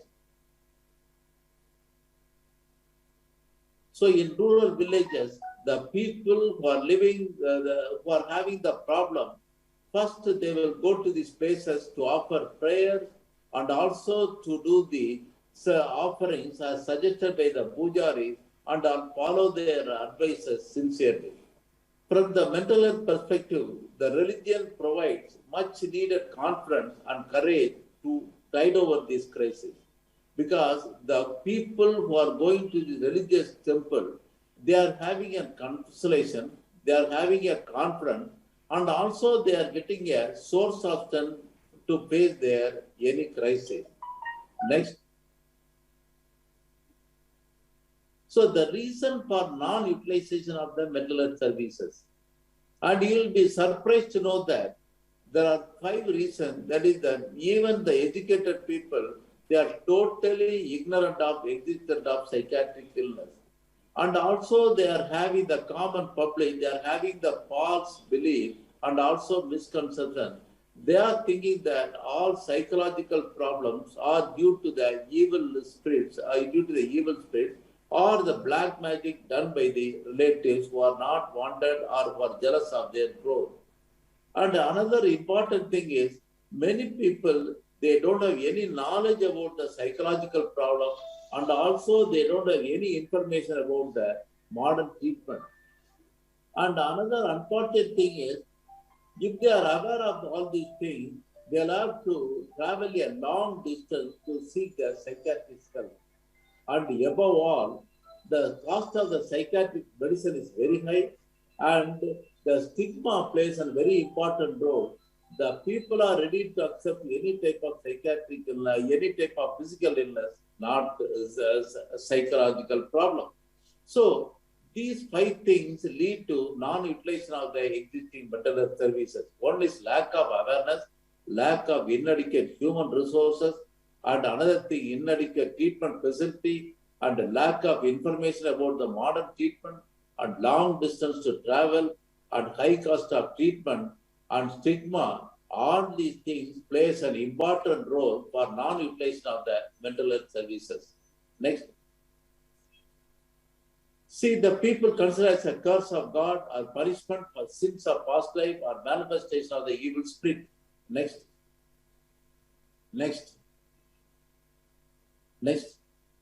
So automatically these people, they are going to the temple or religious peoples, and they resort to practice like chanting, drinking holy water, and unfortunately there will be a lot of human right violation. Next. And the people with the psychological problems are first seen by the religious people, not by the mental health professionals, and 90% of the patient initially tackled by the religious healers in an indigenous way. Next. So this faith and belief were rampant at Ramanathapuram district, which is a small province in Tamil Nadu, which is the southern part of the India, and it was misused by the many illiterate people. Next. Next. And there is one dargah, it is a very famous dargah. It is on 550 years old, situated 100 kilometers from Ramanathapuram. It is one of the biggest dargah in India when it comes to the number of devotees visited. Next. And the people, and it is well known for getting relief of any nature, especially the psychological problem, and about which the community strongly believes that it is attributed to the world of ghosts and spirits. The persons having any psychological or physical problem are treated by the faith healers known as mujavas, and also they also tend to attend religious remedies advised by the mujavas for the individual devotees through the traditional healing rituals. Next. So, unfortunately, the patients who are little bit disturbed, they are kept in chain, and they were asked to take holy water bath daily, and the patients were made to stay up to 3 months, 2 to 3 months, or made to involve daily rituals. Next. Another unfortunate thing is, and the mujavars also follow certain unknown magical, religious, and black magic rituals. All these things lead to a lot of human rights violation, and also mushroom growth of asylums in and around that place called Yerwadi. Next. See, you will be shocked to see the condition of the realm. In this, the place called Yerwadi, there were hundreds and hundreds of asylums, and there, the conditions, the living conditions were very poor. There's a poor sanitation. They don't have any toilet. They don't have clean the drinking water. They will have only light, that is sunlight, and they don't have any nutritional food. So the human living conditions in the asylums are very, very poor. Next. Next. Next. And because of this condition, and also because of the immobility, because they are kept in chain, they are kept in dark room, when they are not allowed to move out, it started affecting their physical health, mental health, and in the physical health, most of the people, they developed anemia, chronic diseases, chronic skin diseases, contracture, injuries, and disability. And mental health, there is a deterioration of the mental the status because of the non-compliance of the drug. And also there will be a lot of human rights violations like chaining, beating, and abusing, physical abuse. Next. So many, unfortunately, many asylums are managed by the illiterate people, and you will be, one day, there is in 2000, a fire accident to place in which 47 people who were chained in the name of the treatment were died in that. Next. Next. So this is the sorry state of affairs which was prevalent during at that time. Next. Next. This photo was taken immediately after the fire accident, and look at most of the people, the individuals that were tied, and because it was tied in chain, they were not escaped because of the fire. In that, they were died because of the fire. Next. Next. This is the horrible scene which occurred after the fire accident. Next. Next. So responding, so immediately it shook the civil society, it shook the conscience of the civil society, the government were immediately judiciary, government, and all the important stakeholders of the society, they entered the scene. Next. Next. So government, my government, the state government, it's ordered to close down all the asylum, chaining was totally prohibited. Ramna district medical program was initiated, and we started giving the awareness program, training program for the PhD doctors, and also we created the treatment facility throughout this program. Next. The one thing is, now after this tragedy, what we did was, we closed down all the asylums, one. And second, simultaneously, we started creating the awareness to the common public. And again, we started initiating the treatment camp. And also, we started doing we started giving a lot of social welfare measures announced by the government. But unfortunately, there is a setback in the existing program because there was no absence of meaningful rehabilitation. And another thing is, in this program, it was considered only a government program. We have not involved the community, especially the faith healers, who are the major opinion leaders in and around Yerwadi. They consider medical people as a competitor. Next.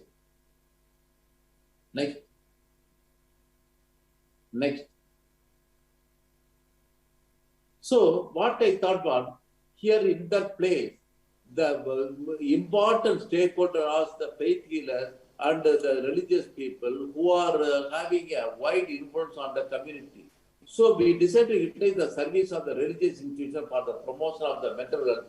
So first we immediately we instilled the confidence that we never consider religion as a competitor, rather we consider it as a complementary. Next.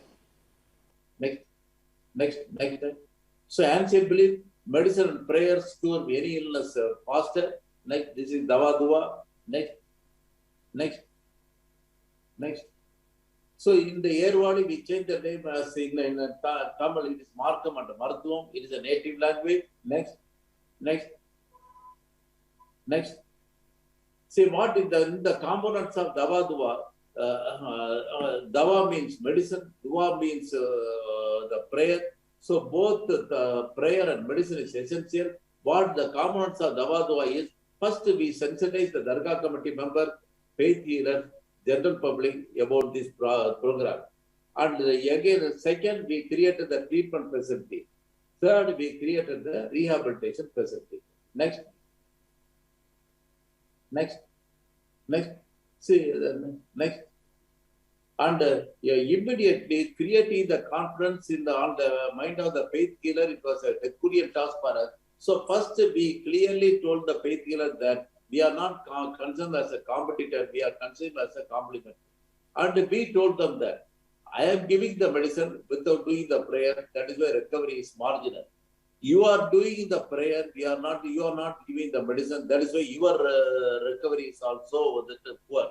So let us join together. You do the prayer, I am giving the medicine, let us join together, let us give a common, complete package to the community, and definitely it will work well.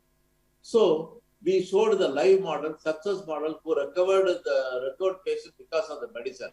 The Dargah people, they convinced, and in fact, I asked my psychiatrist to sit inside the Dargah, and first the people who are seeking the psychiatrist, first they will go to the faith healer. They will do all the religious rituals. Then after the religious ritual, the case will be referred to the psychiatrist who is sitting nearby by the faith healer. So immediately the psychiatrist, he will examine the patient, he will give the medicine, and within 2 or 3 days, the symptom will slowly comes down. A violent patient becomes non-violent, a sleepless patient will start getting the sleep, and depressive patient becomes slowly getting the normalcy. So the patient become happy, relatives becomes happy, the credit goes to the Dargah people. So the Dargah people also, they are happy. And as a clinical person, as a psychiatrist, for me also the drug compliance is good. The symptoms are slowly reducing. So automatically I am also happy. So that is the basis of this the program of Dawa Dua. So now we are creating the sensitization on the public on the mental health. Next. Next. And this is during the Laksan people, there is a Sandanakuda, one of the important festival at Yerwadi. Laksan people are used to assemble. So there we used to distribute our pamphlet and we used to create the awareness program. Our concept of awareness program is all psychiatric illness treatable, curable, and preventable, provided if we identify the illness very early, if you initiate the treatment very quickly, especially if it is coupled with proper rehabilitation, the recovery will be total. Next. This is our theme of the awareness. Next. So this is our OPD. Next. Next. Next. Next. We started giving the medicine. All these things are situated inside the dargah. Next. Next. After initiating the faith healer, after undergoing training, the faith healer started identifying the mental, they started referring the patient to psychiatrist who is sitting inside the dargah. And also because of this, drug complaint satisfactory, stigma has reduced considerably, human right violation has become minimal. Next. Next.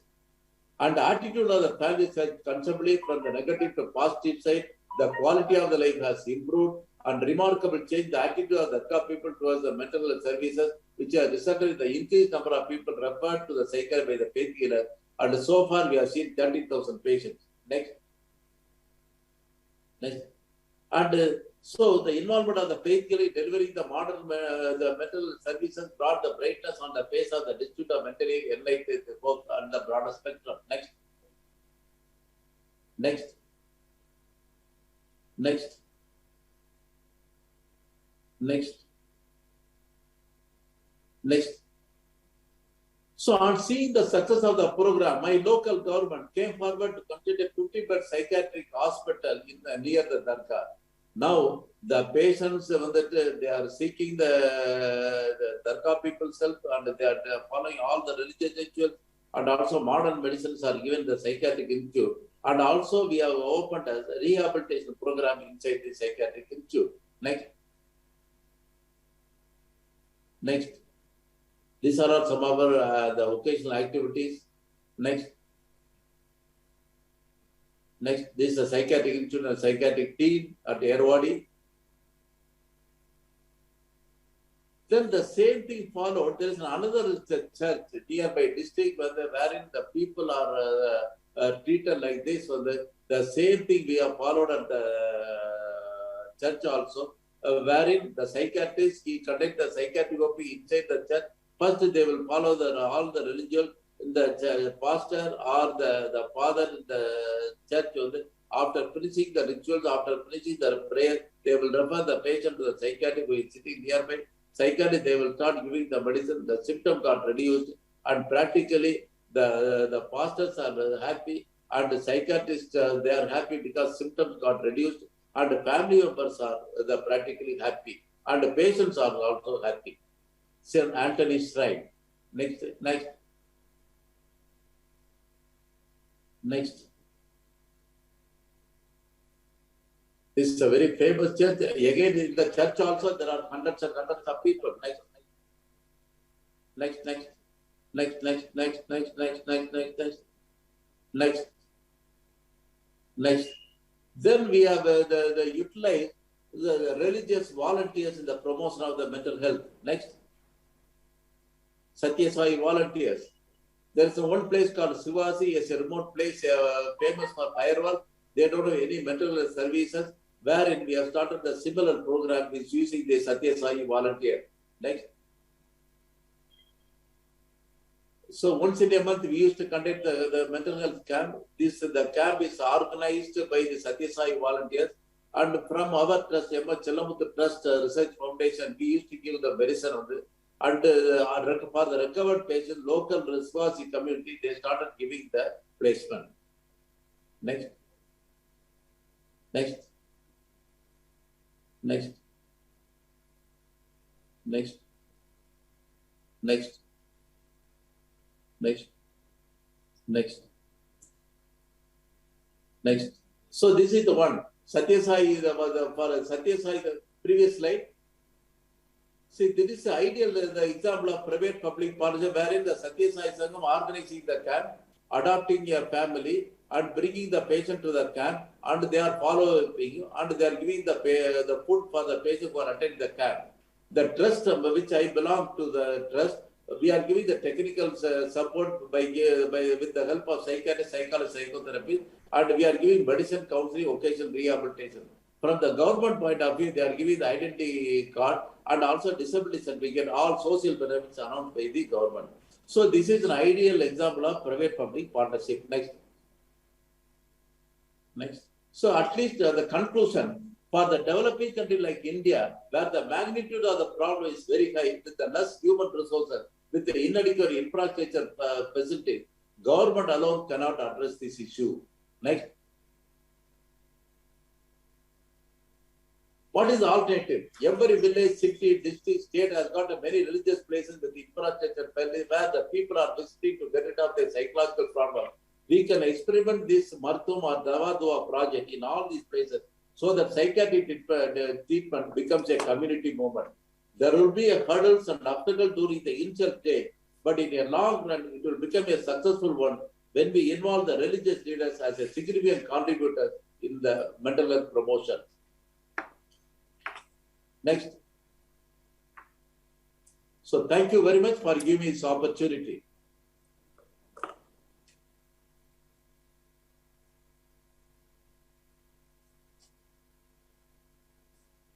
Okay, thank you so much, Doctor.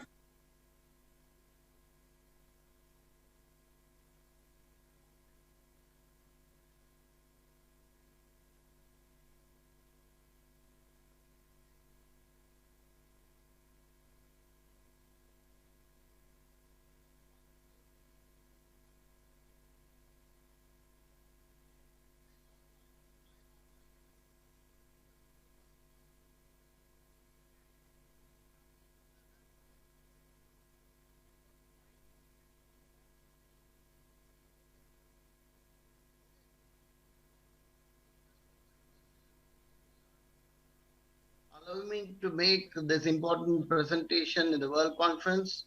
I'm thankful to the organizers and of course our co-participant of this symposium, Dr. C. Ram Subramaniam, who has already given you an idea about Dawa and Dua, which means the traditional medicine and the dargahs or the churches or the mosques or the temples which have been a part of the service care delivery systems. I am going to talk to you about holistic medicine in service delivery of mental health systems in India from a traditional approach to modern care of the mentally ill. Can I have the next slide, please? I'm trying to, my conflict of interest is none. I'm not connected to any of the organizations excepting providing professional service. My learning objective for this symposium is going to be healing practices for the mentally ill in India, the attitude towards psychiatry and psychiatrists in particular from reports of mass media, health-seeking behavior of Indians, discuss the methods of community-based rehabilitation in India, explain each of the center with some of the photos, relevant community-based approaches, the beneficiaries and the role of the culture very specific to India, and discuss the need for implementation of holistic medicine in India, because that is the right way to approach to care for 1.4 billion people. Next slide. Next slide, please. Yeah, let's first go into what is holistic medicine. Holistic comes from the Greek word holos, and in anglicized cousin is holistic, means a person as a whole. This has been a basic concept of the traditional medicine or healing practices in India at least. Next slide. Next slide. What are the characteristics of this holistic medicine? It includes appreciation of patients' mental and emotional, social, spiritual, as well as biological and physiological beings. It respects the uniqueness and regards them as active and responsible partners in rather than passive recipients of their healthcare. Next slide, please. Lapofsky also in 1981 traced the lineage of the holistic approach in psychiatry from Benjamin Rush's emphasis on single individual being, Adolf Mayer's psychobiology. Holistic medicine is biopsychosocial, but it is much more than this. Next slide.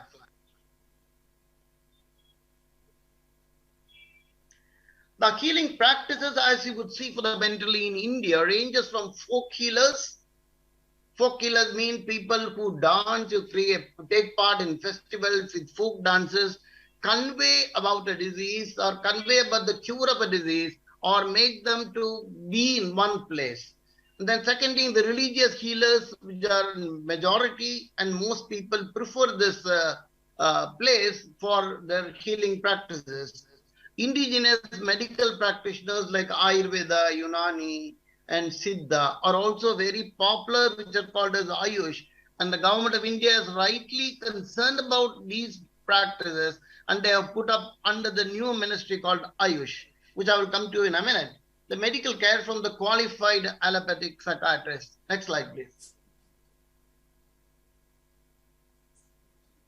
Now, the places of healing, we have done our own work also at Trichy in Tamil Nadu, which has been published elsewhere with by Campion and Dinesh Pugra, who was the former president of the World Psychiatric Association. It has been published in the International Journal of Social Psychiatry, which reported about 25% of the patients consulted the healers on their homes. That is very important. Near to the place where they live, they do consult, and that's how most people. And what happens is 25% of them, they go to temple sites, and then we reported that Ayurveds, folk healers, healers in temples, and allopathic are the places where healing takes place for the mentally ill. Next slide, please.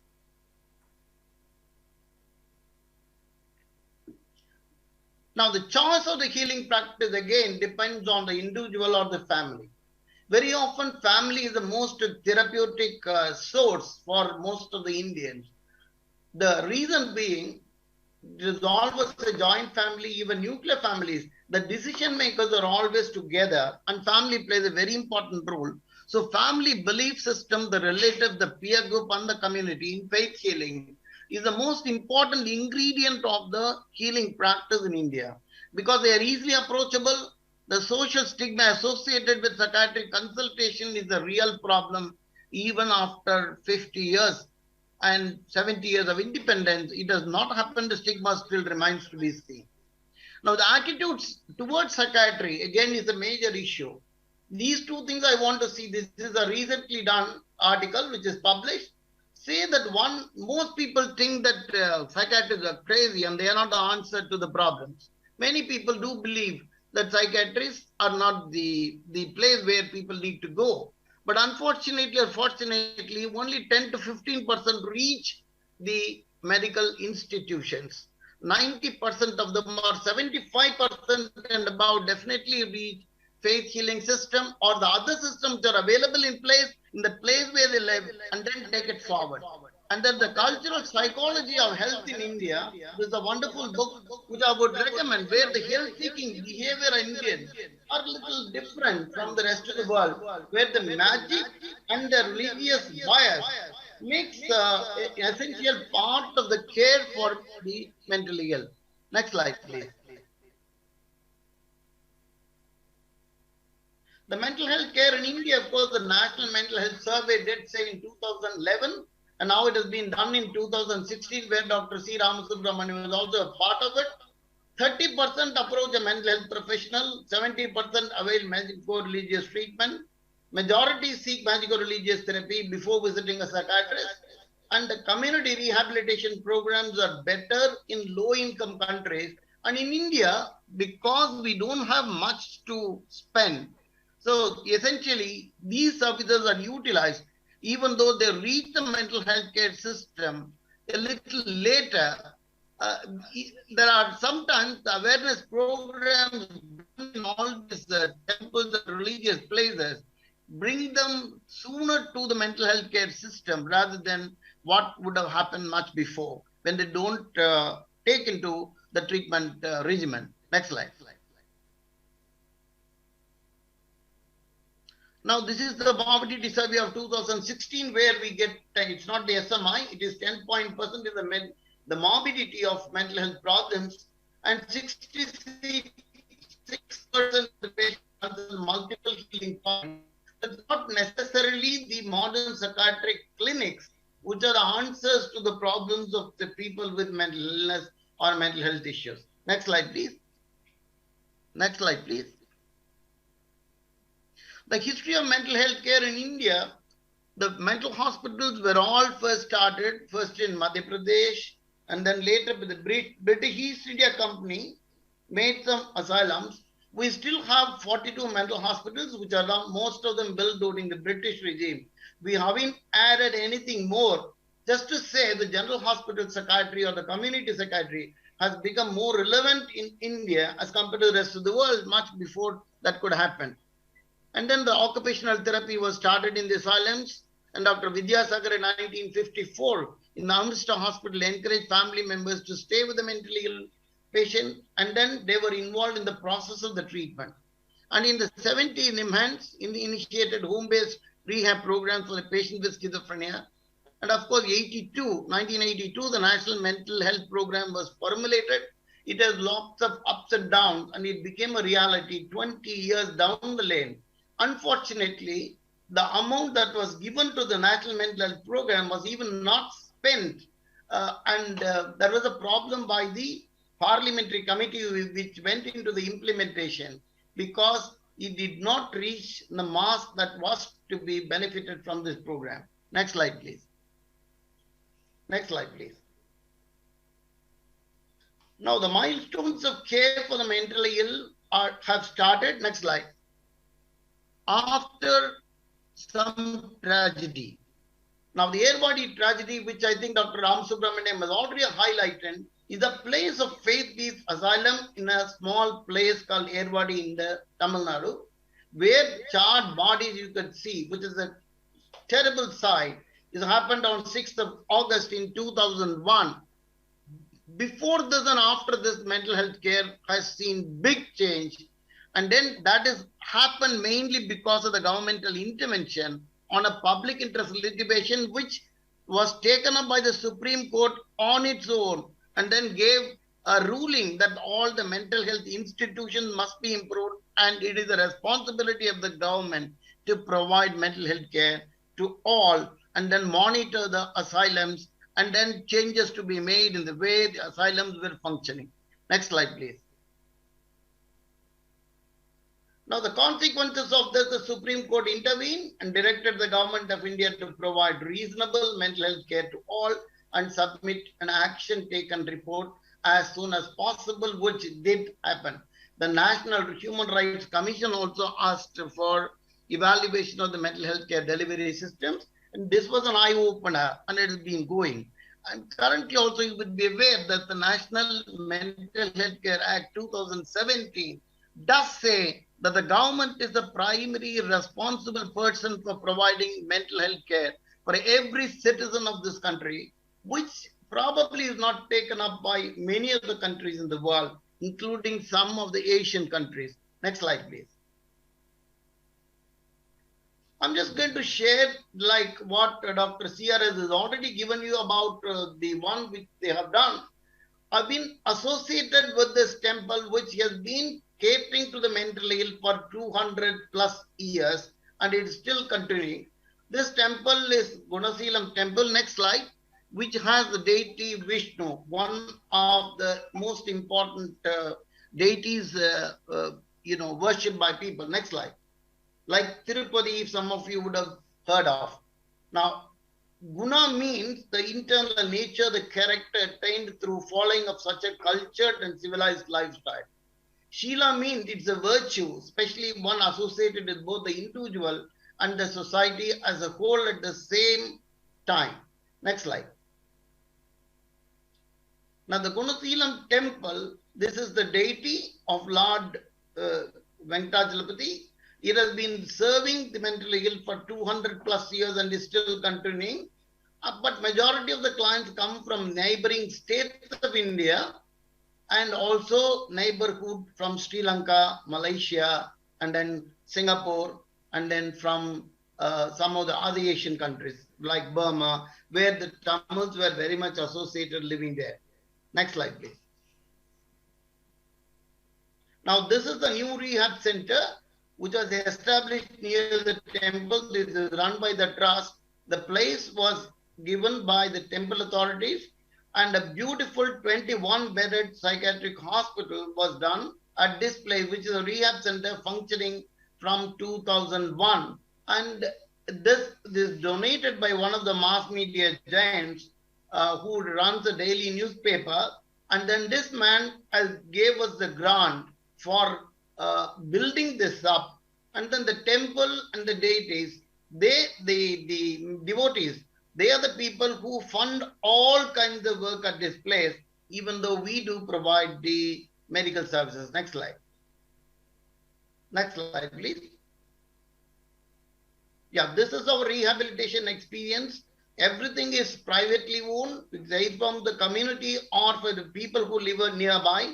The services are provided by our hospitals since 2001. Even though the clinics we used to run in 1993 when people were chained.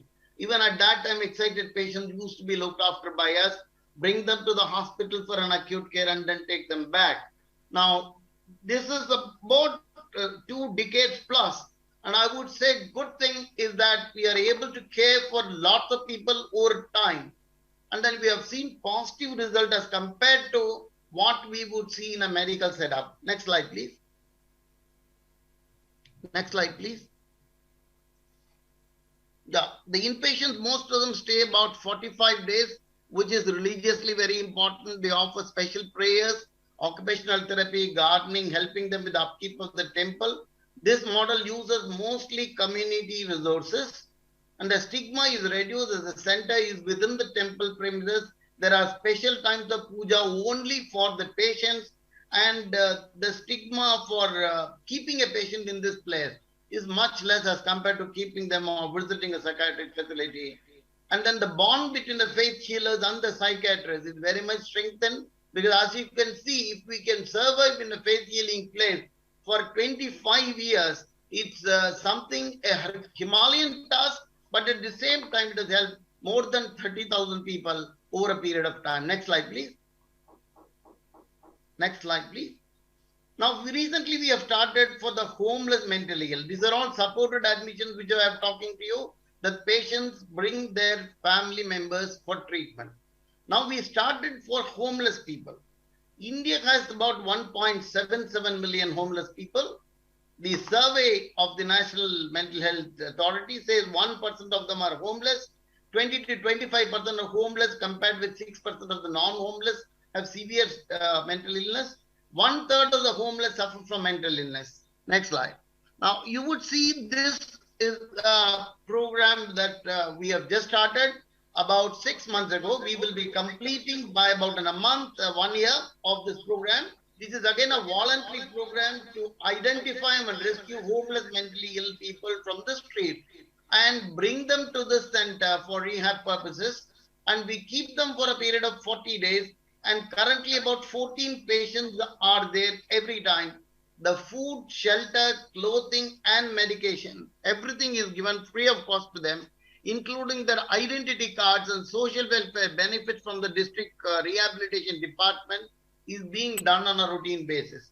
And this is done with an NGO called Banyan, who are into this rehabilitation service for the last couple of years, recognized as the important NGO by the government, the federal government of Tamil Nadu in India. Next slide, please. Now, this is the SOP, this is standard procedure. What happens when a patient comes? There's an intimation from police, there is an RT-PCR testing for everyone, there's medical care, medical assessment, and then management psychiatrist at the center, and then inpatient for 48 days and reunited with the family.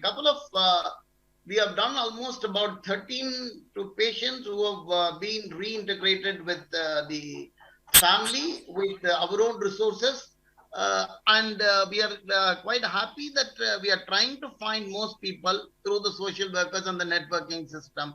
We have also created a website for people to know about the people who are with us, and at the same time, if somebody can volunteer, then probably we try to find out the families and then put them back to the families. Next slide, please. Next slide, please. The advantages of this model, as Dr. CRS has already pointed out, is about 30,000 patients have benefited from this integrative model of faith and mental health care. The assessment, diagnosis, medication management, follow-up services, and skill development. We run 3 days the outpatient clinics as compared to many places where this does not happen. And this has been going on for 2 decades plus, and the stigma associated with this in this center is much less. And psychiatrists on a visiting basis, there is no cost involved either for the drug or for the medical services. The bond between the faith healers and the psychiatrists is also further sanctioned. This strengthening brings in more patients to the center. At the same time, the benefit on rehabilitation are enormous, and it's a viable model because it has stood the test of time for 20 years plus. Next slide, please. The rehabilitation services I've just sent it across. Next, gardening they do. Next slide. Whatever local available material with which, these are all plant leaves, and people are able to make some nice artistic designs and are used by the local public. Next slide. This is the normal bed in the place. There's a cooking range for them. There is a place for them to relax. This is, you can see a patient who's doing this wire bags. Next slide. This is some of the other activities that they have. They have a praying place. They are all of them involved. And remember, this center has both male and female patients at the same time. You can see this is the next, just behind the board is the evaluation place for every patient. There's an SOP, and a psychiatrist always sees the patients immediately after they are being brought to the center before admission is granted to many of them. Next slide, please. You can see yoga practice that is going on. Most of them participate in the temple activities and also do some asanas during the day, because there are qualified yoga therapists who visit the place. Other healing practitioners also do visit the place on a periodical basis to help. Next slide. Slide, please. Yeah, this is the temple priest. And then you can see that these are the places where everything, they are celebrating Diwali. They are firecrackers, and they are given new dresses. And this is all by the temple authorities. Next slide, please. Now, I just play the video in case it is possible. 1 second.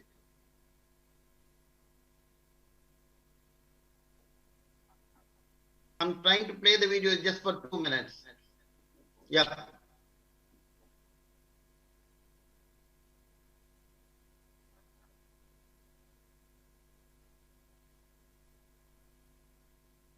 There's a lot of use of symbolic like lemon or flower.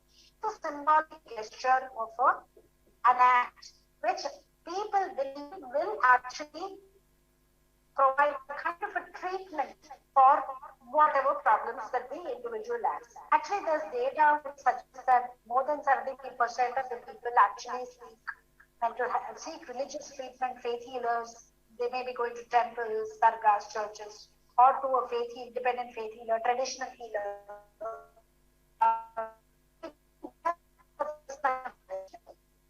My name is Dr. Arudra Gopalakrishnan. I practice psychiatry in Trichy for the last few years now, 5-6 years. I've been involved with the rehabilitation center because where we are associated, where I'm associated, South Manessia Hospital and Institute of Psychiatry has been in this field serving the mentally ill for 40 years in Trichy. And we have extended our services free of cost to the Gunuseelam Rehabilitation Center for the last almost 3 decades now. The norm is they will say, the person will start acting very weird. He was talking to himself, so we thought there was a ghost. So we went to this temple.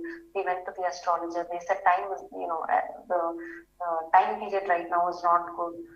அந்த எமோ பிரகாரம் அவ வந்து doctors, social worker, nurse எல்லாமே அவனுக்கு எங்களுக்கு கொடுக்குறா, ஃப்ரீயாவே அவ வந்து சர்வீஸ் பண்றாங்க ஃபுல்லாவே இந்த சென்டருக்காக. நாங்க வெறும் அகாமடேஷன், ஃபுட்டு அதெல்லாம் மட்டும் இந்த பூஜையில என்னென்ன பண்ணணுமோ அதெல்லாம் பண்ணிட்டு இருக்கோம். அது கிட்டத்தட்ட அது இந்த சென்டர் ஆரம்பிச்சதே சவுண்டசி ஹாஸ்பிட்டல்ல இருந்து தான் ஆரம்பிச்சோம். ஏன்னா அது இல்லாம பண்ண முடியாதுங்கிறதுனால அது மாதிரி ஆரம்பிச்சோம். அதுக்கு முன்னாடி எல்லாம் வந்து எப்படின்னா, இங்க கோவில்ல தான் இருப்பா, அவளுக்கு வந்து செயின் போடுவோம். செயின் போட்டு தான், ஏன்னா கண்ட்ரோல் இல்லாம இருக்காங்கிற மாதிரி இருக்கிறதால அவளுக்கு செயின் பண்ணி தான் பண்ணிடணும். அது வந்து கூடாதுன்னு தான் கவர்மெண்ட்ல பேன் பண்ணிட்டாங்க. அந்த மாதிரி பண்ணக்கூடாது. So the chains had come off of here after we've come into the picture from Saumanasya Hospital, and we've said that, you know, psychiatric care would be provided. They would be assessed, and then accordingly they would be triaged into the different modalities of treatment. If they get admitted, then we have, you know, what we say one mandala, which is 48 days. They have to stay here, and they will get involved in certain activities. Like, for example, you know, we would have what we call scheduling for them. Like, they have to get up at a particular time, have a bath, then go to the temple, be involved in the prayer and other things. 40 நாளுக்குள்ள அவ வந்து வர்றவா படிப்படியா நிவர்த்தியாகி, இந்த 40 நாள் பூர்த்தியானவனா நல்லபடியா நிவர்த்தியாகி. The 12:30 puja is very important because at that time they actually do the prasadam offering, the holy, the water, teetham. That is actually put on everybody's face.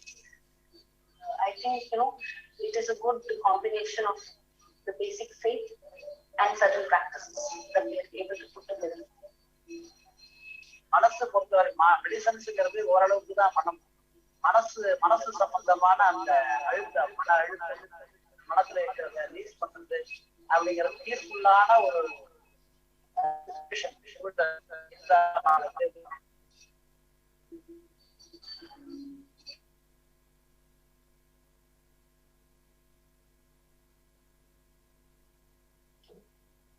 Are we going into the other video? We have another video. We'll just share one more video, which is from a patient who has just recovered with a bipolar disorder. She is a student of, she has completed her PhD and staying in the Center for Faith Purposes. So that will be gratifying to know how people are. I'm Vishnu. I'm coming from Tiruvannamalai, Kanyakumari district, Tamil Nadu. And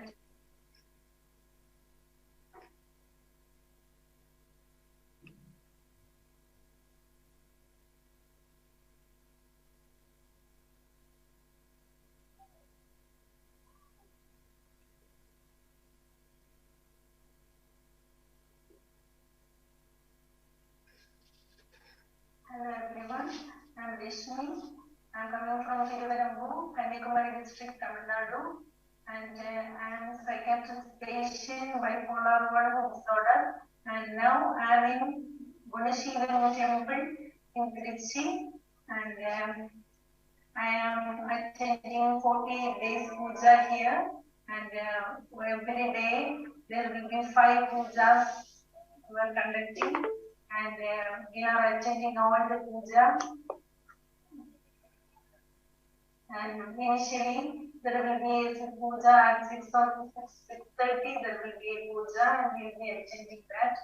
Later on, there will be a puja at 8:30, and later there will be a puja at 12:30. That is the main puja, where Tirtha will be splashing on the face. That will be the main puja. And later on, a puja will be conducted at 6 o'clock, evening 6 o'clock, and later 8:30 again Tirtha will be splashing on the face, and that is also main important puja. And then we have to take 48 days. If we take 48 days puja like this, we will be blessed, and our main psychiatric disorders will be very much cured. That's all.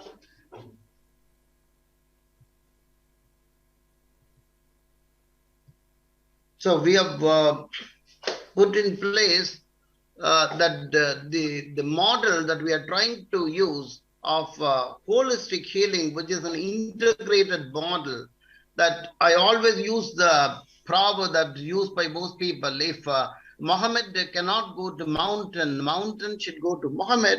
And that is how I feel that patients, wherever they are going, should be able to provide a modern service with the least cost and nearer to the community, especially when we have a lack of human resources for psychiatric care and very little to spend on mental health delivery systems. And like COVID times, presently our healthcare budget has still become less, and this is a concern. And the only way that we can use the community base we have, looking after the unreached people through the organized setups which are already available, is the cost-effective model. And I would like to request many of our friends from all countries of the world that to look at this kind of model, which is community-based, at the same time where people have faith, and the faith and the modern medicine is to have an integrated, eclectic model of holistic medicine. It will go a long way, not only in delivery of healthcare, but at the same time to the satisfaction of the people concerned. And I thank Dr. Ram Subramanian for sharing his excellent experience with the other part of the state. And we both, we have been involved in this kind of service for people. And we are trying to promote that in the, at least, developing countries or poorly developed countries where the resources are less, this kind of model of mental health care delivery would improve quality of life of people. At the same time, they can be treated at the place where they are rather than going to institutions, and deinstitutionalizing them would be our aim. At the same time, use community resources with effectiveness and promptness. Thank you very much for the opportunity. I would be able to take any questions if they are on the chat box. Thank you very much. I thank Dr. CRS for having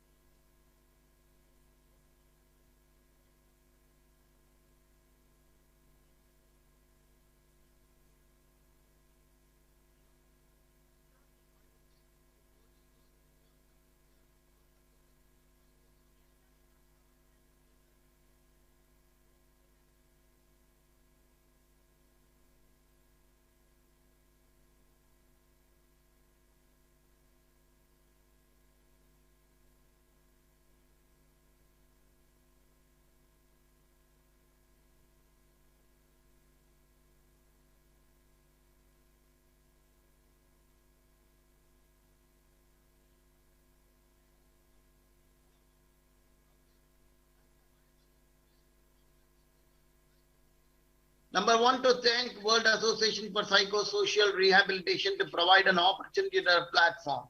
Second thing, this is the right place, I feel, because this is all stakeholders are involved in this organization.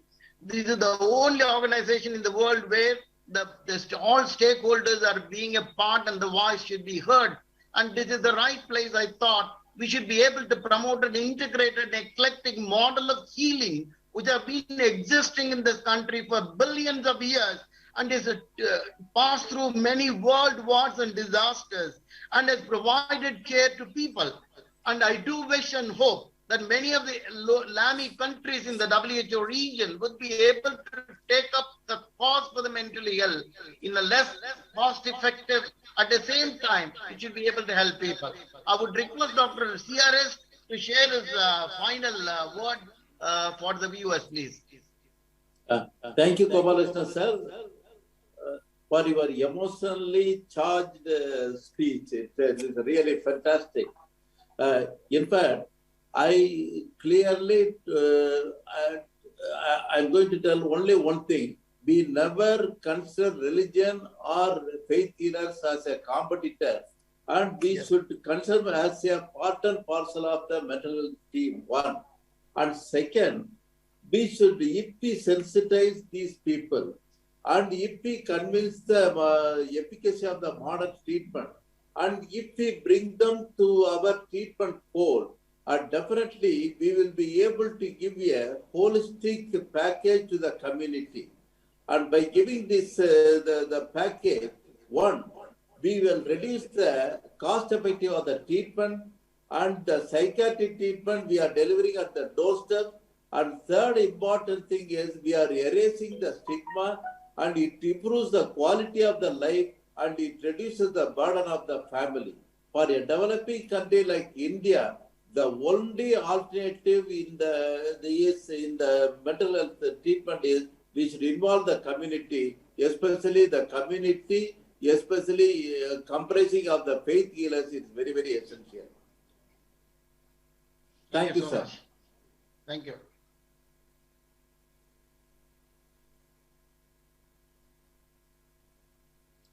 Okay, thank you so much, Doctor.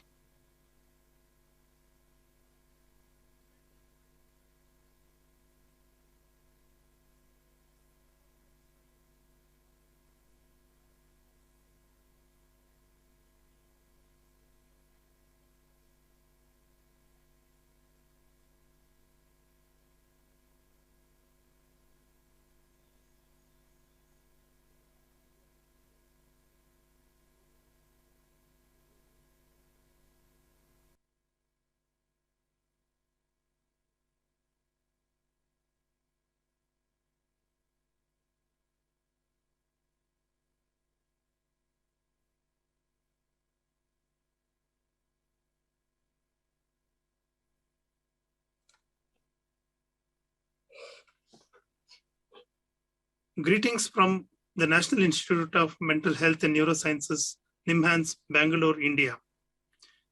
Some of the faculty from the departments of psychiatry, clinical psychology, and psychiatric social work of the psychiatric rehabilitation services of our institute are going to present a symposium on psychosocial rehabilitation for persons with schizophrenia, a real-world perspective from India.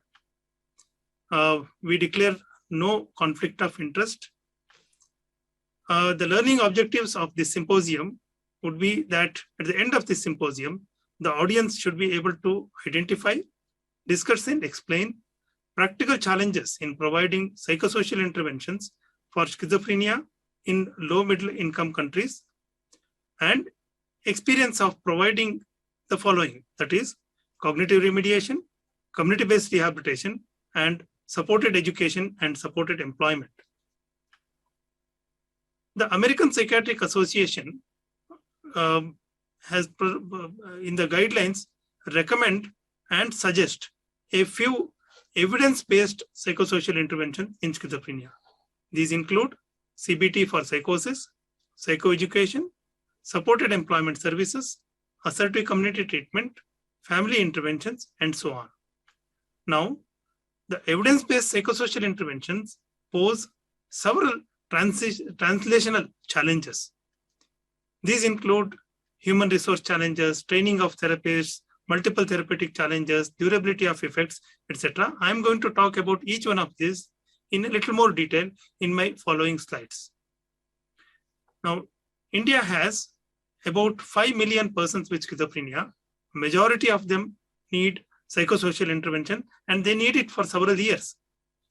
But our mental health professionals are very few, as you can see in these figures. And most of the mental health professionals are involved actually in acute care psychiatry, and they are concentrated mostly in major cities. Now, the evidence is there for therapies delivered by highly trained therapists who take part in rigorously conducted RCTs. But in reality, very few mental health professionals have formal training in all these interventions, and even in affluent countries, such therapies are seldom available beyond academic settings. And we don't have evidence for these interventions delivered by less trained, less qualified professionals. Individuals with schizophrenia seldom present with single challenges. Multiple challenges are a rule rather than exception. Any combination of the following are frequently seen. That is, social skill deficit, cognitive deficits, depression, residual psychotic symptoms, poor adherence to treatment, negative expressed emotions, etc., etc. Now, little is known about the interventions addressing a combination of these challenges. Most of the RCTs are targeting one of these symptoms. And we also don't know much about order in which multiple therapeutic challenges should be addressed, whether depression should be addressed first before cognitive retraining or vice versa. Who would provide therapy for these combination of challenges? Can a single therapist provide these evidence-based intervention for all challenges? Is it practical for patients to receive single type of therapies from each challenge from a different therapist? Is it possible? Is it feasible? Schizophrenia is a lifelong illness, but the durability of effects of therapies is not studied not well studied beyond 1 to 2 years. Schizophrenia is also a highly relapsing disorder, and the durability of effects of multiple relapses is also not well studied. Type of psychosocial intervention depends on the life course of the patients. Patients go through different stages in life, including adolescence, young adulthood, middle age, older age, and their therapy needs will be according to their life stages. Supported education, supported employment, cognitive skills, social skills training, cognitive remediation, etc. may be required at different stages of their life. Now, it is challenging to find therapists to provide these varying types of therapies at different stages of their lives. There are cultural and social issues also determine the feasibility and acceptability of interventions, of particularly psychosocial interventions.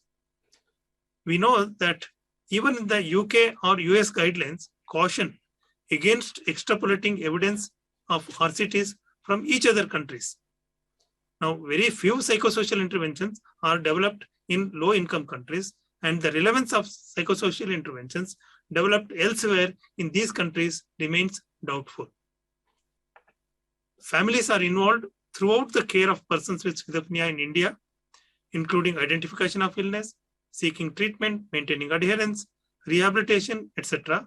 And models of interventions which do not include families may not be useful in countries like India, and such models are sparsely studied.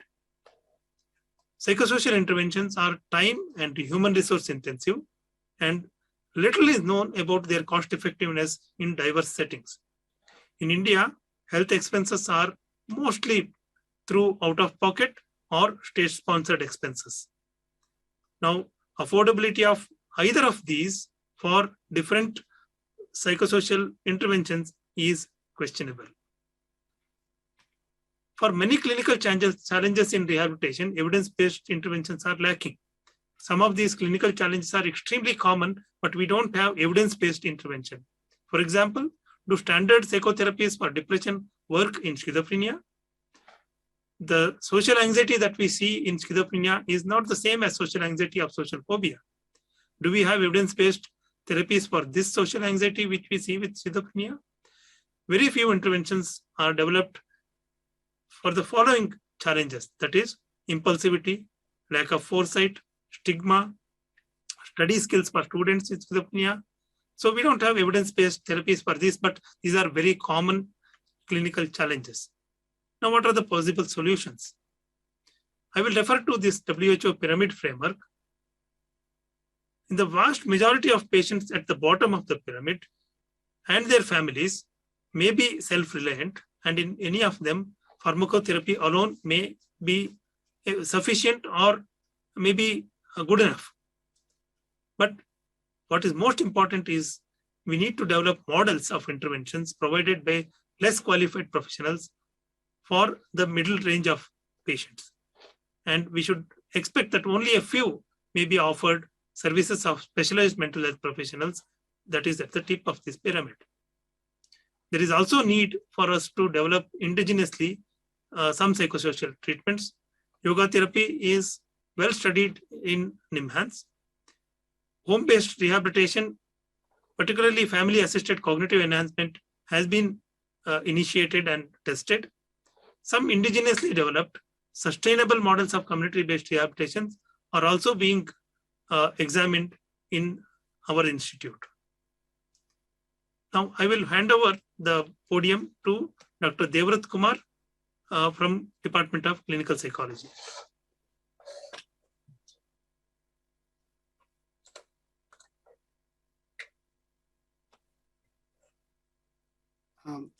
the previous speaker talked in detail about the kind of challenges that we have in the lower and middle income countries as far as the psychosocial interventions and different psychosocial supports to be provided for patients with schizophrenia. I will primarily focus upon the cognitive remediation program, which is quite needed for people who are having schizophrenia. So the title of my presentation is Cognitive Remediation in Schizophrenia, a strongly felt need, challenges in provision of services, and the way forward. So these are some of the very quite established facts about cognitive deficits in schizophrenia. For example, we know that the cognitive deficits are manifested by patients who are having recent onset of the illness, as well as those who are having the chronic course. These deficits are quite widespread. It encompasses right from the basic cognitive functions such as attention to complex cognitive functions, for example, executive functions, and different aspects of executive functions. This is also established that this cognitive deficits are one of the important determinants of disability in schizophrenia. And these deficits influence the functionality of the individual in a major way. For example, is again, meta-analytic studies show, quite a few studies have been done, which shows that apart from symptoms and other ability deficits, cognitive deficits become a very important factor for determining the real world functioning of patients. And those who are having better cognitive functioning, they have better work outcomes. So the outcome in terms of the real world functioning is better when cognitive intervention is an integral part of comprehensive intervention program. So if right from the beginning, we include cognitive remediation program for the patients, then the likelihood of them recovering fast and becoming more functional is high as compared to those who are not provided or provided at a later stage. These are some of the examples that the kind of deficits, kind of impairments or the difficulties patients face because of the cognitive deficits that they have. And we can realize that because of these deficits, why their functionality, the prospects of getting employment and other things will be affected. For example, the attentional deficit is something that all of us observe very commonly in patients. And if they are having problem in attention and concentration, then they are not able to concentrate upon the task at hand. Likewise, due to working memory impairments, both verbal and visual, they have difficulty in any task which requires multiple steps, or if they have to juggle between more than one task, they find difficulties. Due to immediate memory, there can be problem in having a meaningful communication with someone. Due to prospective memory impairments, they have problem in maintaining appointments. So, for example, many times patients do not come to at the time of the appointment.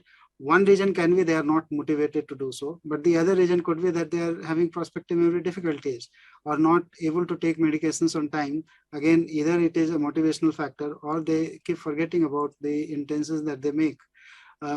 Likewise, due to executive function impairments, they can have problem in planning. They perseverate on the same task that they take. Due to social cognition deficits, they are having interpersonal problems. They are having difficulties in social reciprocities. So we can understand that these cognitive deficits are not, just limited to their cognitive aspects. They have direct implications for their day-to-day functioning, as well as complex functions that they are supposed to execute in their life. There are quite a few approaches to cognitive remediation in schizophrenia. I'm not going to talk about this in detail because this is not the purpose of this presentation. Just to say that the cognitive remediation strategies are divided into different, these approaches are not as if something is restorative and compensatory, then they do not use the other approaches. It's a mix of things that are used. So primarily, either you have a focus on restoration of the abilities, or you try to compensate, which cannot be restored to the previous level. Then either we go for drill and practice or practice plus strategy approach. We have paper and pencil or computerized approach. We do home-based or clinical-based interventions, likewise we focus only on neurocognition, or we include neurocognition versus as well as social cognition. As I said, I'm not going to details, but these are some of the areas, these are some of the ways by which conduct the cognitive remediation program. Now coming to the Indian scenario, which more or less applies to all the lower and middle income countries, that we do not come across this component of intervention being used very frequently. Actually, they are very, seldom they are included as part of the comprehensive intervention program. As the previous speaker was telling that most of the time, if at all it is given, these are more or less to large hospitals with academic facilities and all. And on the other side, there is a strong felt need. For example, we conducted a countrywide survey, and we found that more than 75% of the clinicians felt, and this included clinical psychologists, psychiatrists, and psychiatric social workers.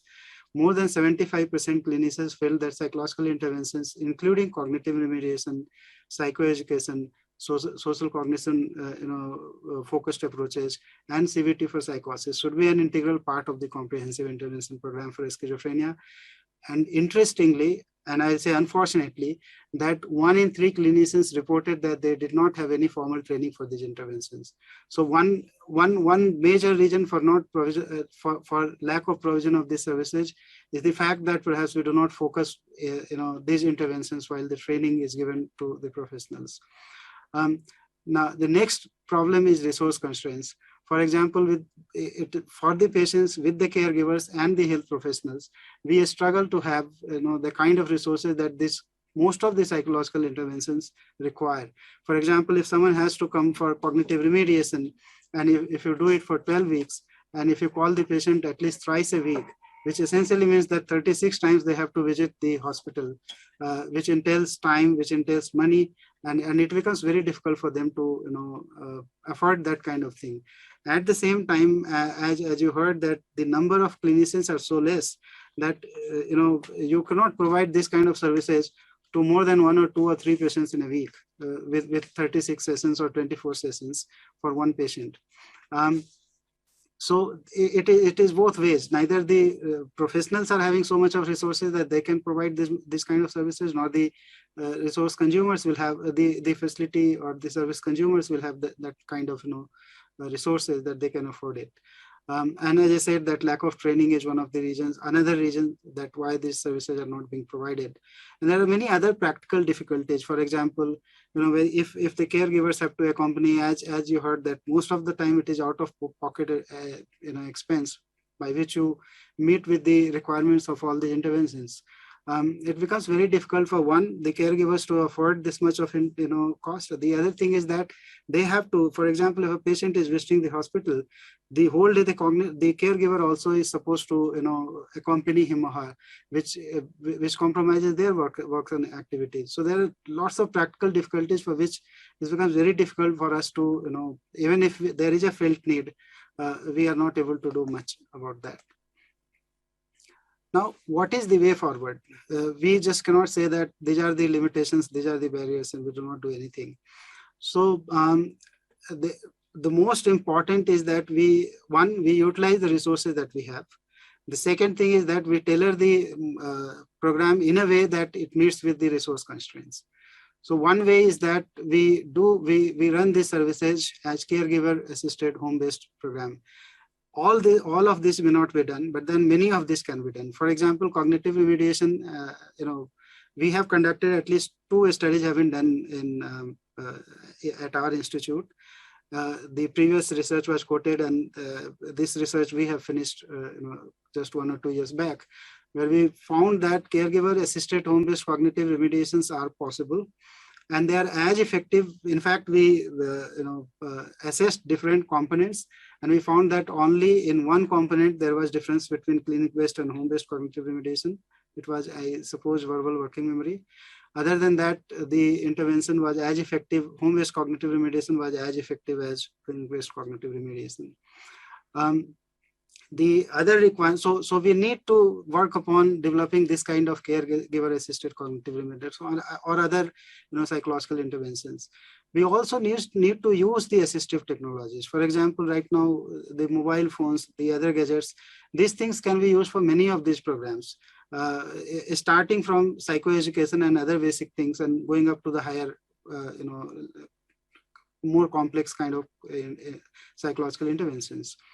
The third thing which is required is that we need to involve frontline mental health workers in most of these intervention programs.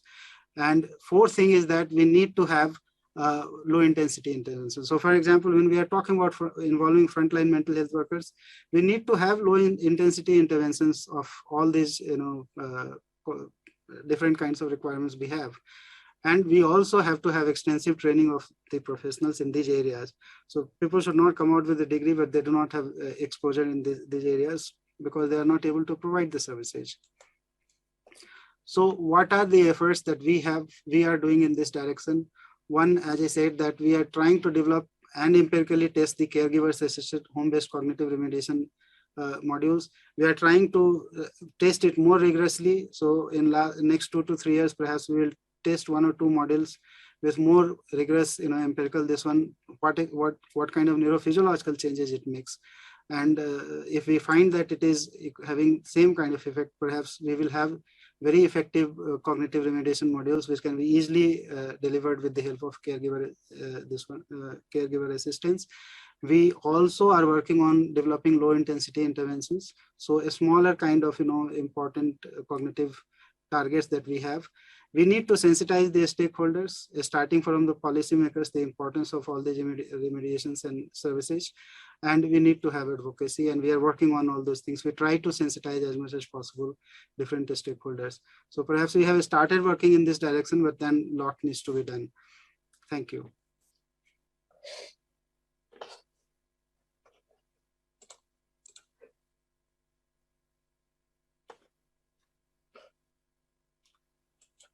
We will be sharing our experience of community-based rehabilitation for persons with mental illness in a rural area of South India. So we are implementing this program in a small taluk, that is a district sub-block by name Jaglur in central Karnataka, which is a South Indian state. And it has a population of about 1.71 lakhs. And most of them live in rain-dependent rural areas. And mental health care was not available in this place before we started working there. People were not aware about mental illness, and those who were aware could not afford the treatment. So we started this community-based rehabilitation program on a public-private partnership between NIMHANS and Government of Karnataka, which are government institutions, along with non-governmental organizations, the Association of People with Disability, Chitta Sanjeevani Charitable Trust, and the Live Love Love Foundation. So the program was initiated in August 2015 by senior people from NIMHANS, as well as the elected representative of that particular sub-block. So we started by spreading mental health awareness, one by mental health wall writing in the walls of primary healthcare centers as well as the Taluk hospital, by conducting street exhibitions, by putting up stalls at the town marketplace, displaying posters, banners or flip charts and distributing handouts on mental health, by taking out on street rally to create more awareness. And we also did a skit competition on suicide prevention, where actually the local college students actually participated, and then we issued prizes for them. And we chose PHCs for conducting the mental health camps in which patients were actually seen. And this was in line with the Super Tuesday concept given by the government of Karnataka. And PHCs are known to public for health services. So it is ideal to integrate mental health services also there. In addition, we could also avail the presence of PHC medical officer, nursing staff and pharmacist.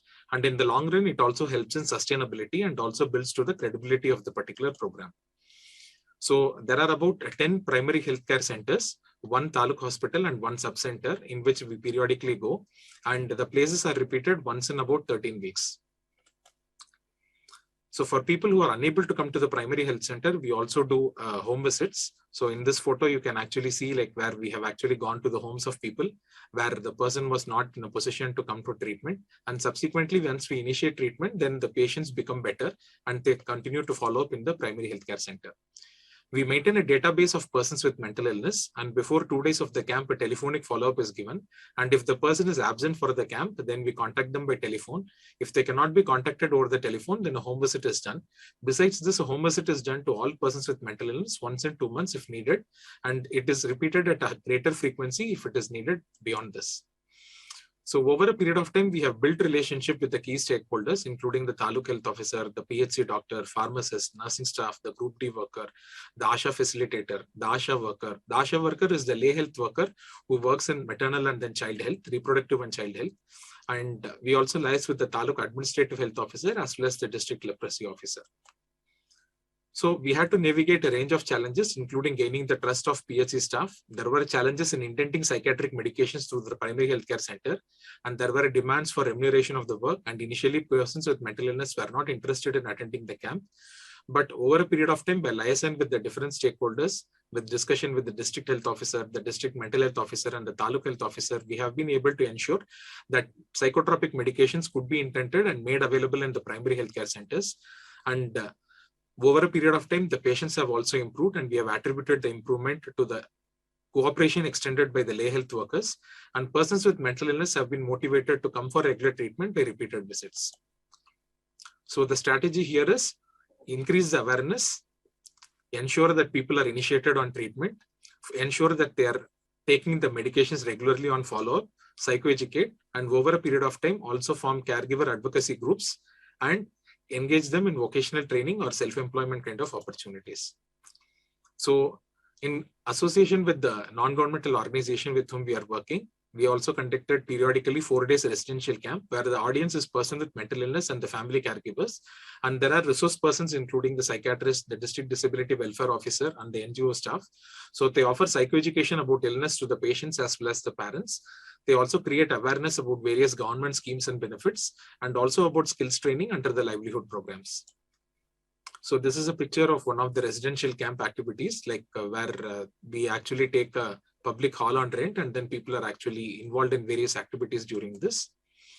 So this ensures that persons with mental illness are networked with various stakeholders, including the NGO, the ASHA workers, the Taluk hospital, the district disability welfare officer, with the community, with the panchayat, the district court, as well as the composite regional rehabilitation centers.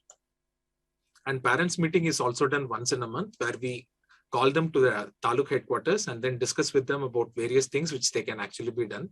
So over a period of time, we have been able to form a family federation for self-advocacy. And recently we have also started microcredit. So in this photo, you can actually see a person with bipolar disorder who has actually set up a shop using the small amount of about worth rupees 5,000 rupees, which was given to him on credit. There is another person with psychosis who has actually again started a shop. And you can see a lady with mild intellectual disability with psychosis who has been given a small goat, which she is growing up with the help of microcredit facility provided here. And we have been involving the ASHAs, that is the accredited social health activists in Jagalur CBR. So they were trained for 90 minutes by a psychiatrist in the local language. It was a didactic session, which actually where we told them about the symptoms, cause, outcome, and treatment of severe mental illness, and how to use symptoms and others tool. It was an interactive session and queries were clarified, and ASHAs were encouraged to refer patients with mental illness to the nearby PHC or Taluk hospital for consultation. And we also shared the schedule of camps in various places. So following this, they were also provided on-the-job training where the patients were accompanied by ASHAs for evaluation. The patients were interviewed and treatment was initiated in the presence of ASHAs who were requested to supervise treatment and ensure follow-up. And we found, like, even during the home visits, like there are social workers from the project as well as from the NGO. So they accompany the ASHA workers when they go for a home visit. So the ASHAs actually observe them, how psychoeducation is actually done, how the medications are checked. And the project staff as well as us, we are available over the phone 24/7 for any guidance which is needed for the ASHA workers. So the benefits which we have offered to the patients as well as the community is home visits by the psychiatrist when required, better supervision of treatment by the ASHA workers, and over a period of time, positive word of mouth publicity among the health staff as well as the community. So this is a photograph where they have actually interacted with the popular actress. And you also see the photograph of the district judge actually felicitating the ASHA workers. And we also had ASHA workers visiting our tertiary care hospital, where we showed them ECT and a range of other facilities which are present in our center. So we also documented that once ASHAs were involved in the treatment of persons with mental illness, like there was significant change in the domains of benevolence, social restrictiveness, and community mental health ideology. And there was no change in the authoritarianism domain. And along with this, we have also shown that when we implemented a community-based rehabilitation project, then there was a significant dip by more than 90% of out-of-pocket expenditure in rural South India. And right now we are implementing an randomized control trial where we are involving ASHA workers in treatment of persons with mental illness. And the unique aspect here is ASHA workers will be incentivized for their efforts. And the trial is actually ongoing and we are analyzing the data. And because of the impact of COVID, earlier we were seeing patients in person. Now we have shifted to the telepsychiatry mode, by which we have actually offered consultations through the ASHA workers, and we are also directly seeing patients over there. And during COVID, I think with the help of the local NGO partner, we have also been able to offer ration kits to the patients. So the current situation is like more than 400 patients with mental illness are availing treatment across Taluk. And out of this, more than 110 have been initiated on treatment for the first time. And nearly 300 patients have shifted from other centers to our program. The community has realized that mental illness is treatable and parents' participation has increased. So health staff are proactively helping us towards mental illness in terms of identification, indenting medications, referring patients, and as well as helping us in follow-up.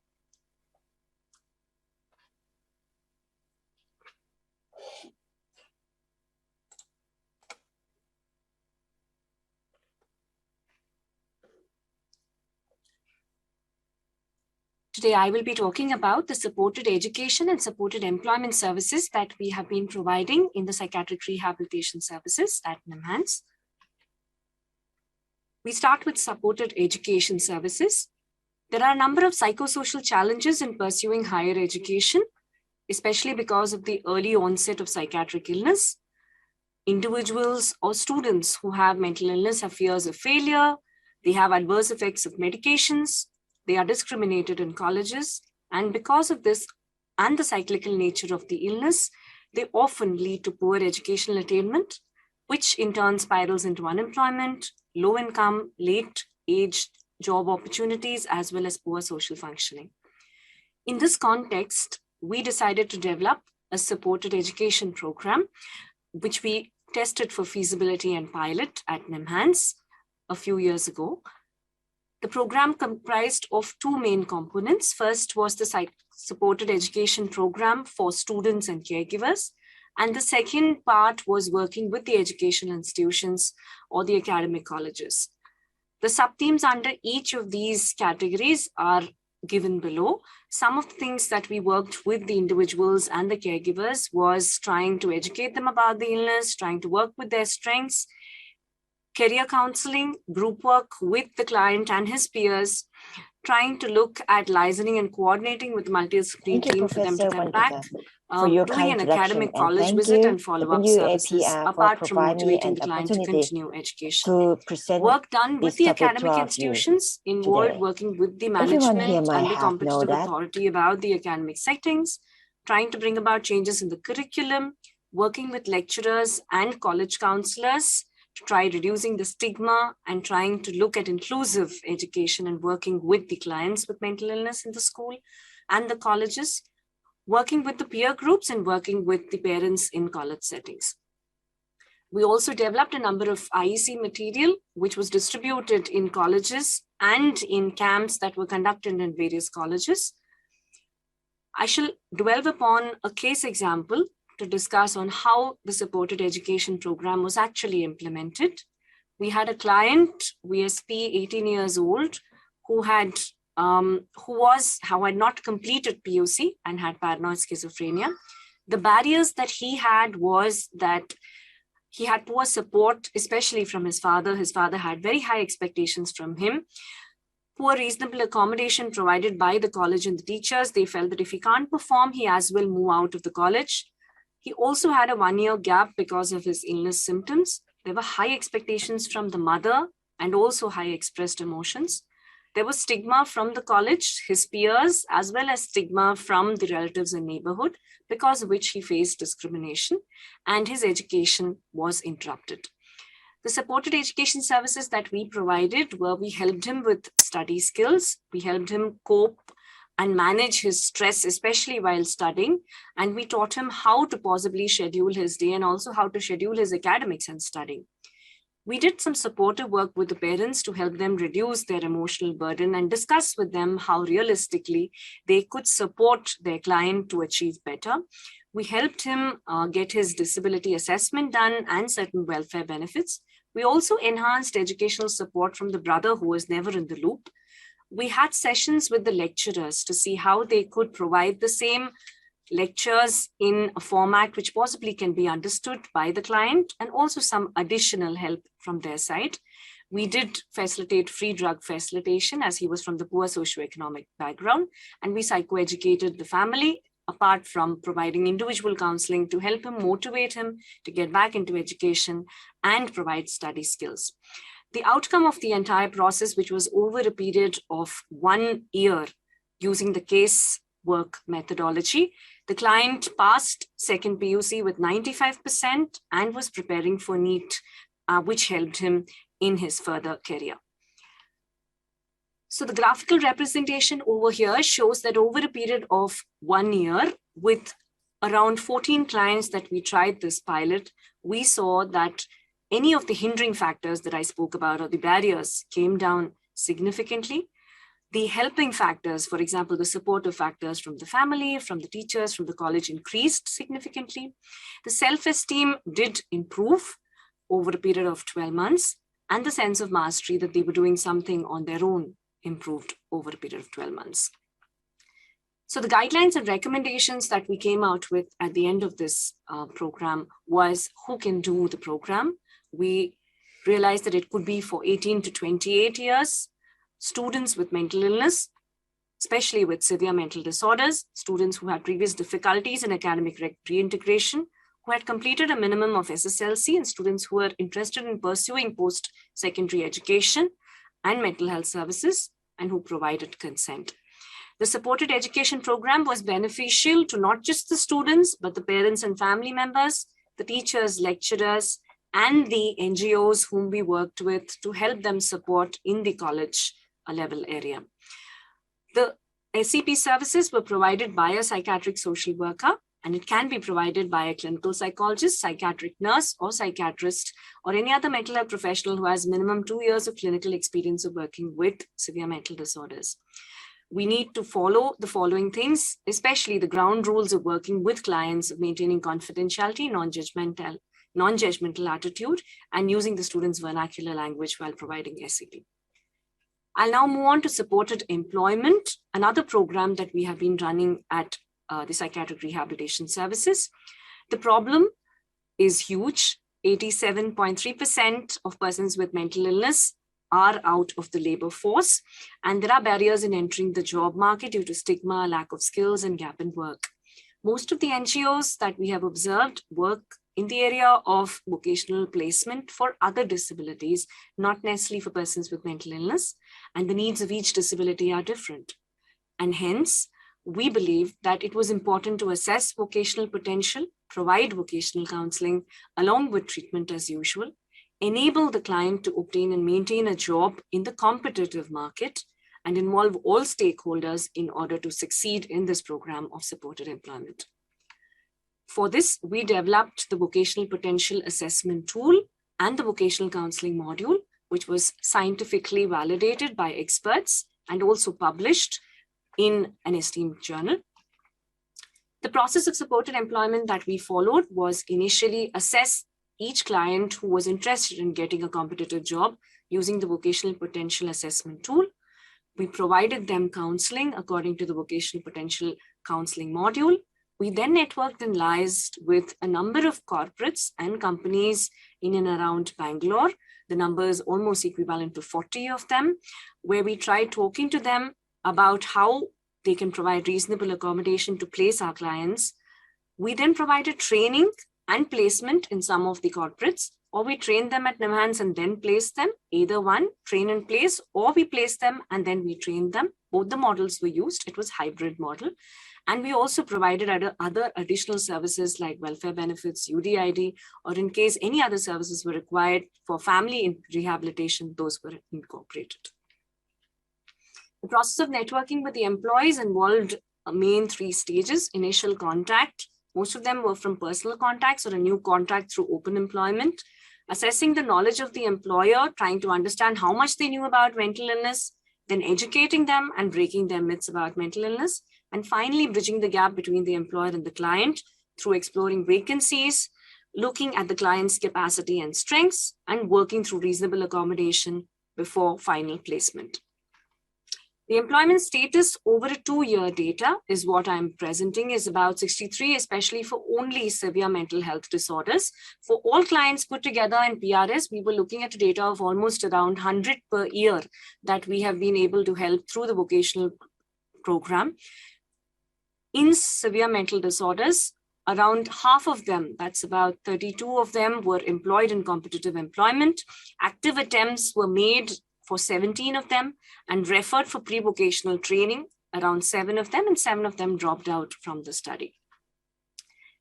Sustenance was a very important part of the entire program, and we saw that the median range of people who were employed was almost about 60 days. And at the end of 2 years, when we looked at the data, almost 9 of them were continuing to be employed in the current job that they were in. Some of them experienced adverse events that we have mentioned down, such as termination due to poor performance, termination due to IPR issues with colleagues. There was unplanned leaves that they had taken, so they were terminated, and relapse of symptoms. Non-adverse events leading to dropout from the employment, including poor motivation, too long distance from their home to travel to the employment place, non-preference of job profiles, in the sense they were not interested in the job profile that was provided to them, and also completion of contract period. The follow-up support that was provided from our side, the post-placement support, including at times traveling along with the client to teach them how to reach the place of work, liaising with the employer for reasonable accommodation, procuring welfare benefits, support with adjusting to the new workplace culture and colleagues. So we often went to the office and tried sitting with the client as a job coach in the initial period if the corporate themselves did not have a job coach. On-call support to the employer and participant at any point of time, and motivating the participant to sustain employment. Some of the reasonable accommodations that we asked from the employers was flexible working hours, slow and gradual exposure to work, having a single supervisor who possibly only knew about the about the status of the client without disclosing the illness to others, a weekly off, day shifts as much as possible, individual work assignments with specific instructions, less stress on deadlines, working from home options, minimal social interaction in the job profile, especially for those who had anxiety and had challenges in communicating, social skills deficits, and minimum workplace distraction or noise. Based on this, I would like to conclude that both the supported education and the employment program was found to be feasible. Good placement at job and education sustenance rates were observed with the casework approach that was provided.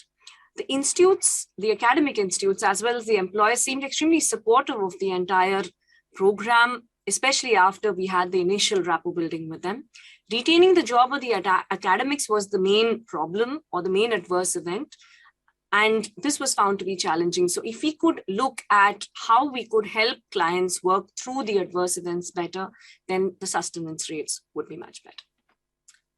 These are some of the work that we have done. Thank you.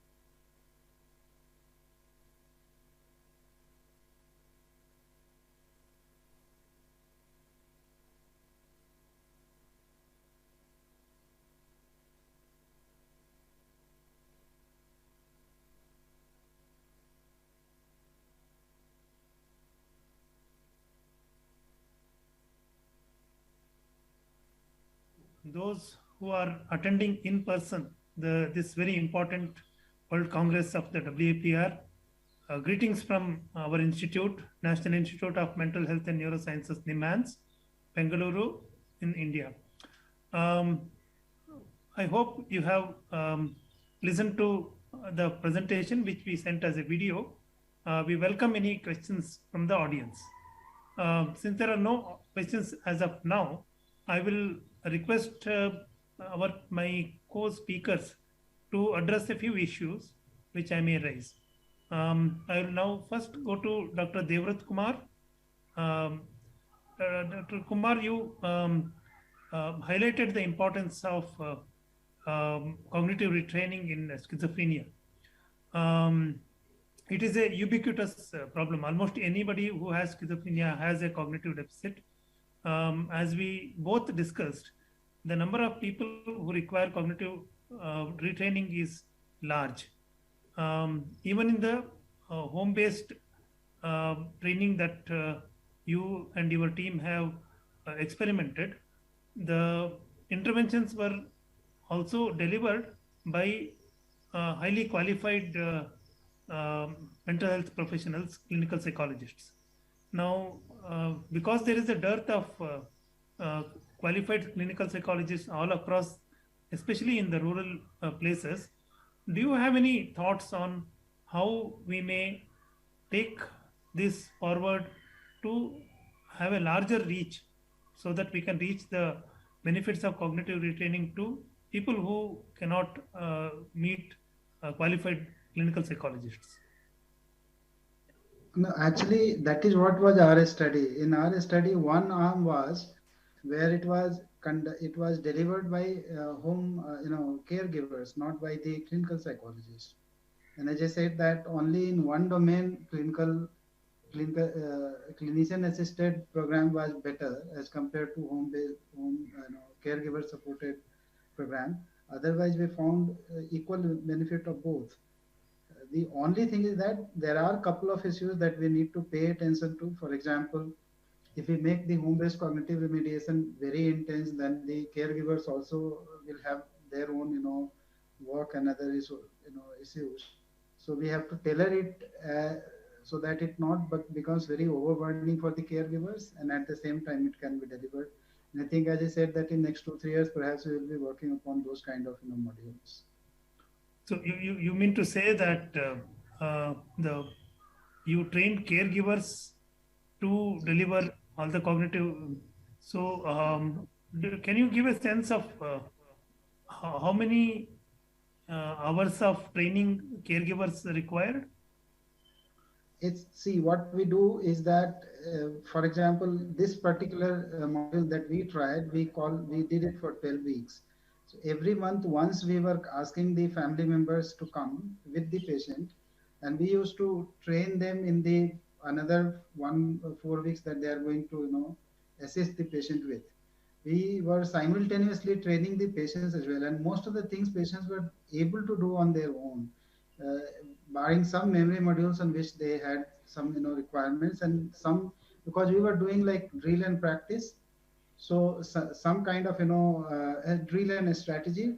So we for assisting in a strategy, particularly for executive function, you need someone who will help you to understand how to go about it. Family members were able to understand very nicely. We developed the design in that way.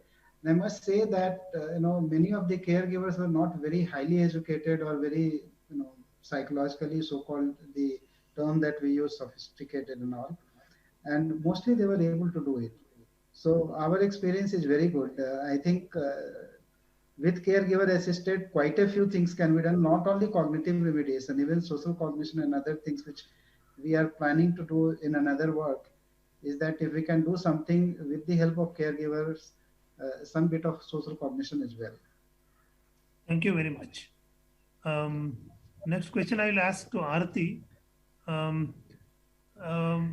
What do you see is the next step? Again, the similar question.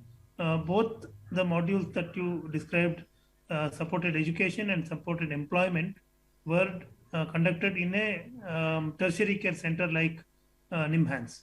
So in your opinion, how do we take it forward to the grassroots? One of the proposals that we have, especially for the supported education program, is if we can set up youth well-being centers where supported education can be provided in government and in private colleges in each district. And if that's feasible by the students of the college themselves as part of their fieldwork or as part of their internship, where it becomes more like a peer-to-peer model where students provide support to other students with disability who are having challenges, then it could be a sustainable model that we could be looking at. I would look at a similar model for clients requiring supported employment also, where we could see if, again, as part of the services that are being provided in the DMHP, if we do have social workers who are working in rehabilitation as we have in the Taluk Mental Health Program, if we could look at providing certain services, especially for employment to them, to the patients, and it could be provided as part of the licensing and networking work along with support services from colleges which provide internship in doing this work, it could be a sustainable model to take in, because both these interventions require case management approach. It could be quite time consuming as well as resource intensive. Thank you. You think that there is sufficient interest in the funding agencies to kind of support these kind of efforts? I cannot comment on that, but I think it's something worthwhile doing in the community, and it should be taken up by funding agencies. Thank you, Arti. Sivakumar, may I ask you to pick up the most key element of success in community-based rehabilitation in rural areas in your project? If you want to highlight, okay, this is the most important thing, I think maybe one or two things that other communities can replicate from your experience. I think the most important component is to have partnership with all the stakeholders and then to have a trusting kind of a relationship with everyone. So I would say that once we have a team comprising governmental organizations as well as non-governmental organizations, and we work towards a common goal, then I think it makes things possible. So that I would say is the most important element. And the second I would say is the involvement of lay health workers, because they have, they are like the ASHA workers whom we used in the program, like there is one ASHA worker per about 1,000 people in rural areas. And this ASHA worker practically knows a lot of information about these 1,000 people because she periodically visits them. So the involvement of lay health workers in for mental health as well as for community-based rehab work. So I would say this is the second most important component. For many people that may not be aware of this concept of ASHAs, would you want to elaborate a little? How did they come to mental health? And I mean, are they? I mean, there may be a perception among the audience that the community mental health workers that you are talking about are mental health workers, but that's not the case. Yeah, ASHA is the abbreviation of accredited social health activists. They mainly work within the area of reproductive and child health. So their main jobs actually include taking pregnant women for regular checkups, take them for institutional delivery, and also take care of the infants born, for example, including taking them for regular immunization. They only get a honorarium and they are incentivized based on the work which is actually done. So their core area of work is reproductive and child health, and it is not mental health. But we found that there are, they actually had a lot of understanding about the local community, and we realized that they can actually be used for mental health. So in our slides also, I think we have shown that we did a small 90 minutes kind of a session where they were trained about common symptoms of mental illness. And the information we gave is, like, if you find anyone who has the symptoms of mental illness, please refer to the camps. And if they're unable to come to the camps, please inform us. We will actually come to the homes and then we will initiate them on treatment. So I think once we started doing this, they were able to identify a lot of patients in their own areas who actually needed treatment. And for people who couldn't come to the camps, we actually did a home visit for nearly 40 such patients and then initiated them on treatment. And once the patients became better, I think a lot of credit, rightly so, actually went to the ASHA workers, because without them, we couldn't have reached out to those patients. And this brought out a lot of goodwill towards the ASHA workers as well as towards the community mental health program. Thank you. I don't think we have any more questions. There is one hand raised by Deepa. Deepa, you want to unmute and talk? Sir, I have a doubt, sir. Yes.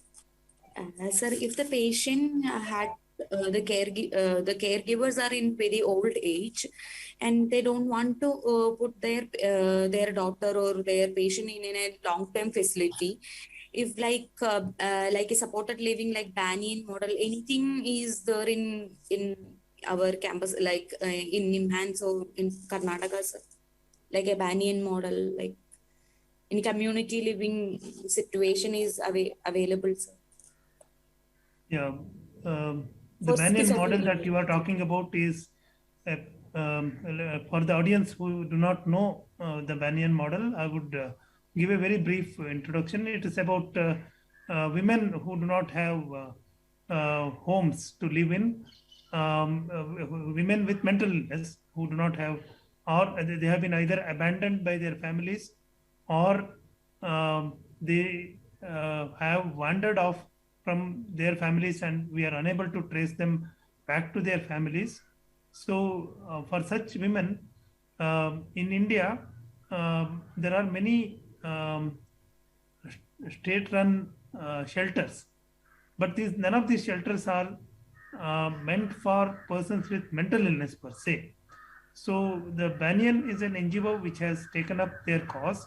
They have experimented with rehabilitating them in small apartments where one trained caretaker would live with 4 or 5 women who have the autonomy to move around, maybe earn for themselves, and kind of enjoy whatever a common citizen is expected to do.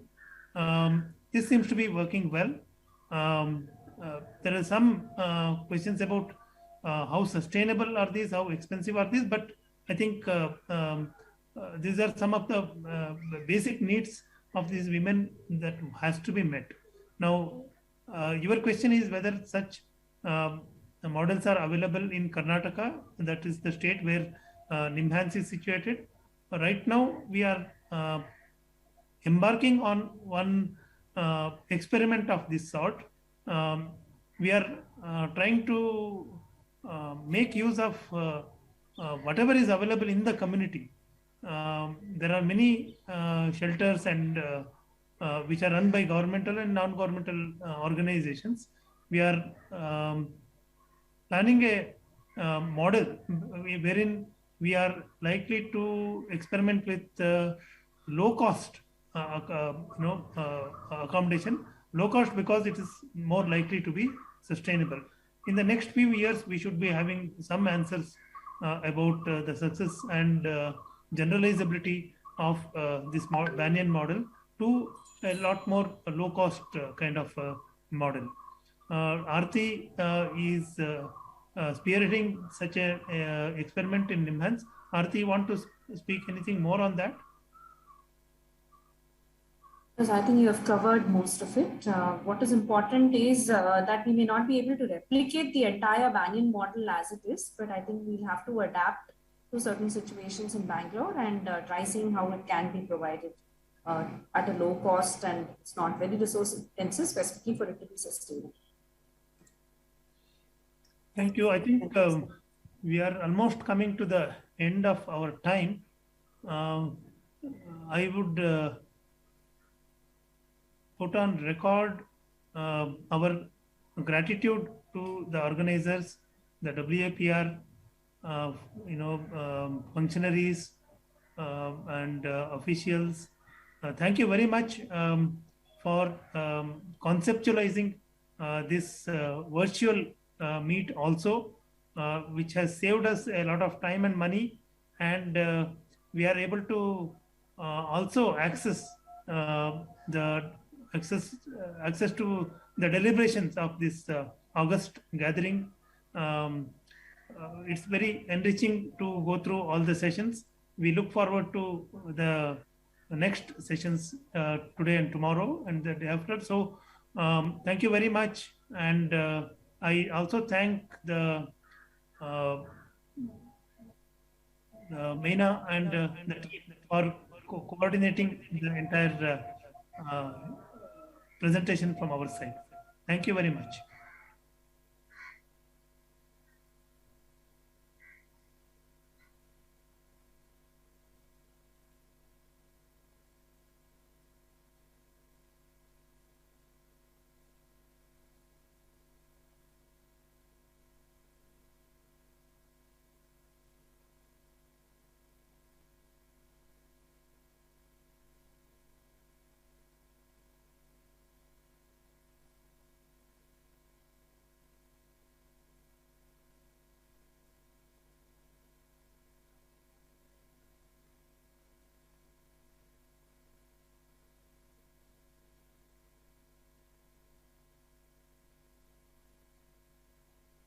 Good afternoon to everyone. Talking from Italy, from the University of L'Aquila. I'm very happy to be in this Congress, and I have to thank all the organizers. And I have to thank, first of all, the President, Professor Murali, the elected President, Professor Rocca, our Italian new elected President, and all the board, all the friends that heroically they organized this Congress, this World Congress. I will present today a symposium, training in psychiatric rehabilitation inside and outside academic curricula. What's the problem? Do we need a specific psychiatric rehabilitation professional role as in Italy?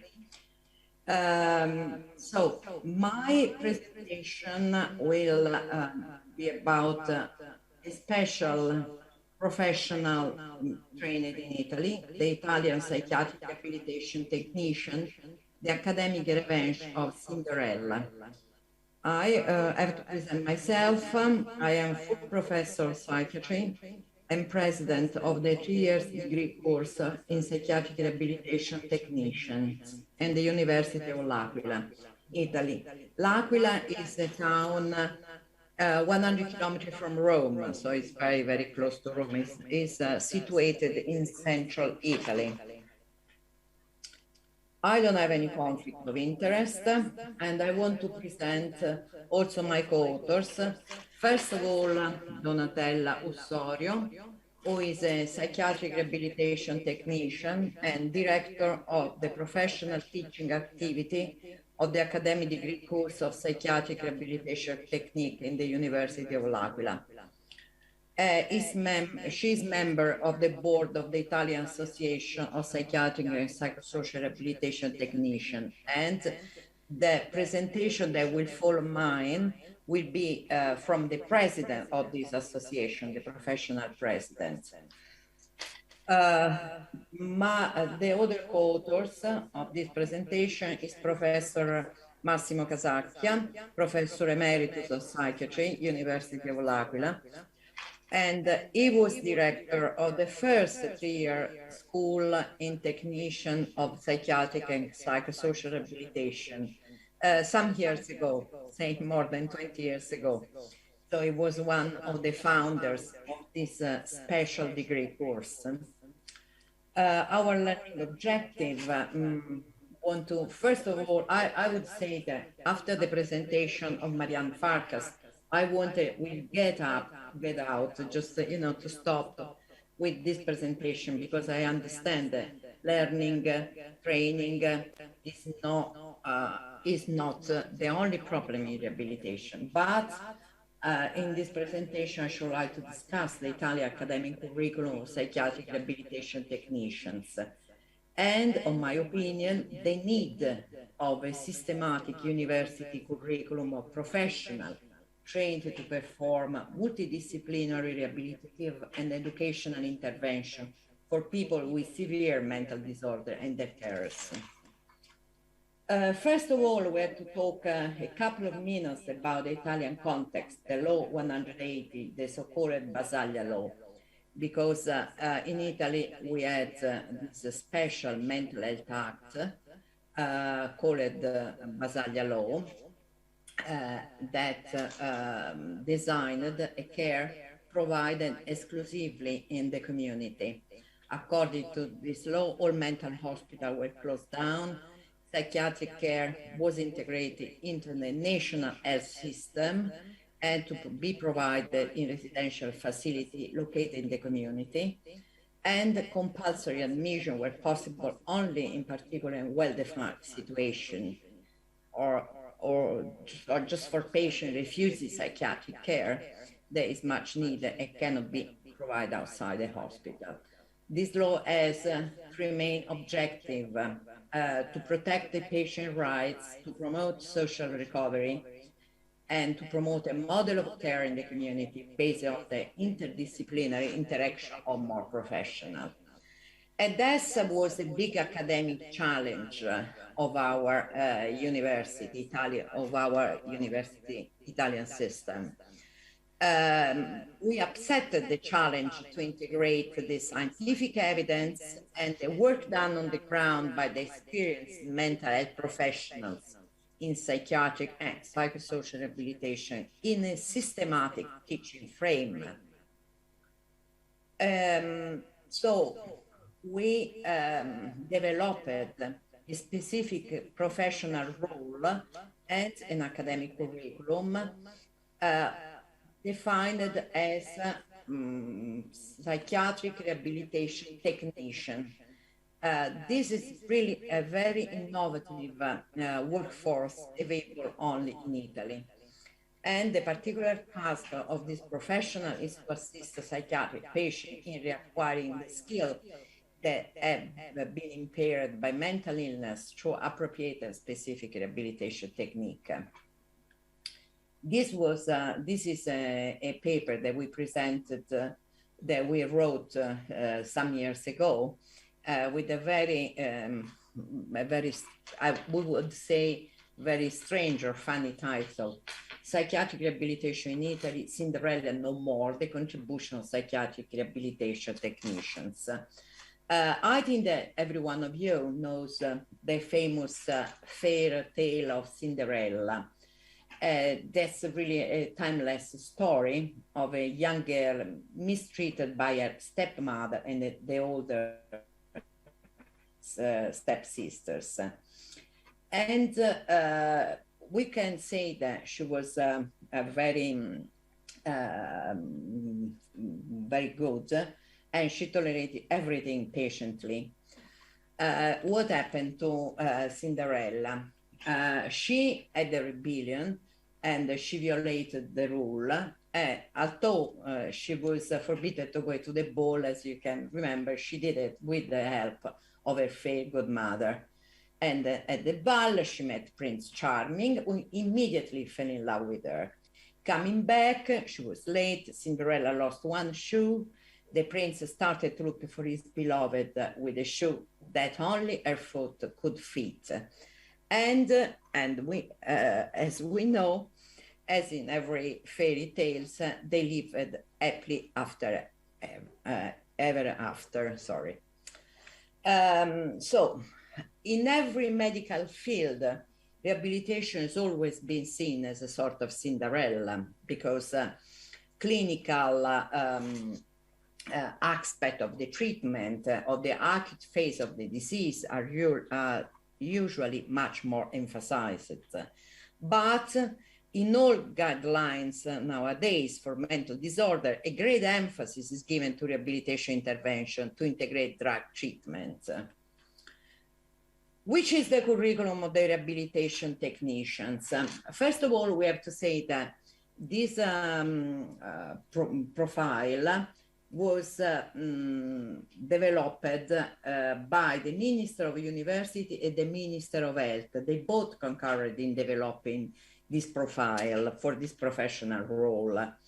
And as I said before, the first training courses were instituted more than, I would say, 20 years ago.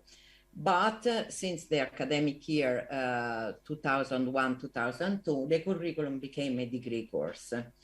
And the specific competence and tasks included in this specific profile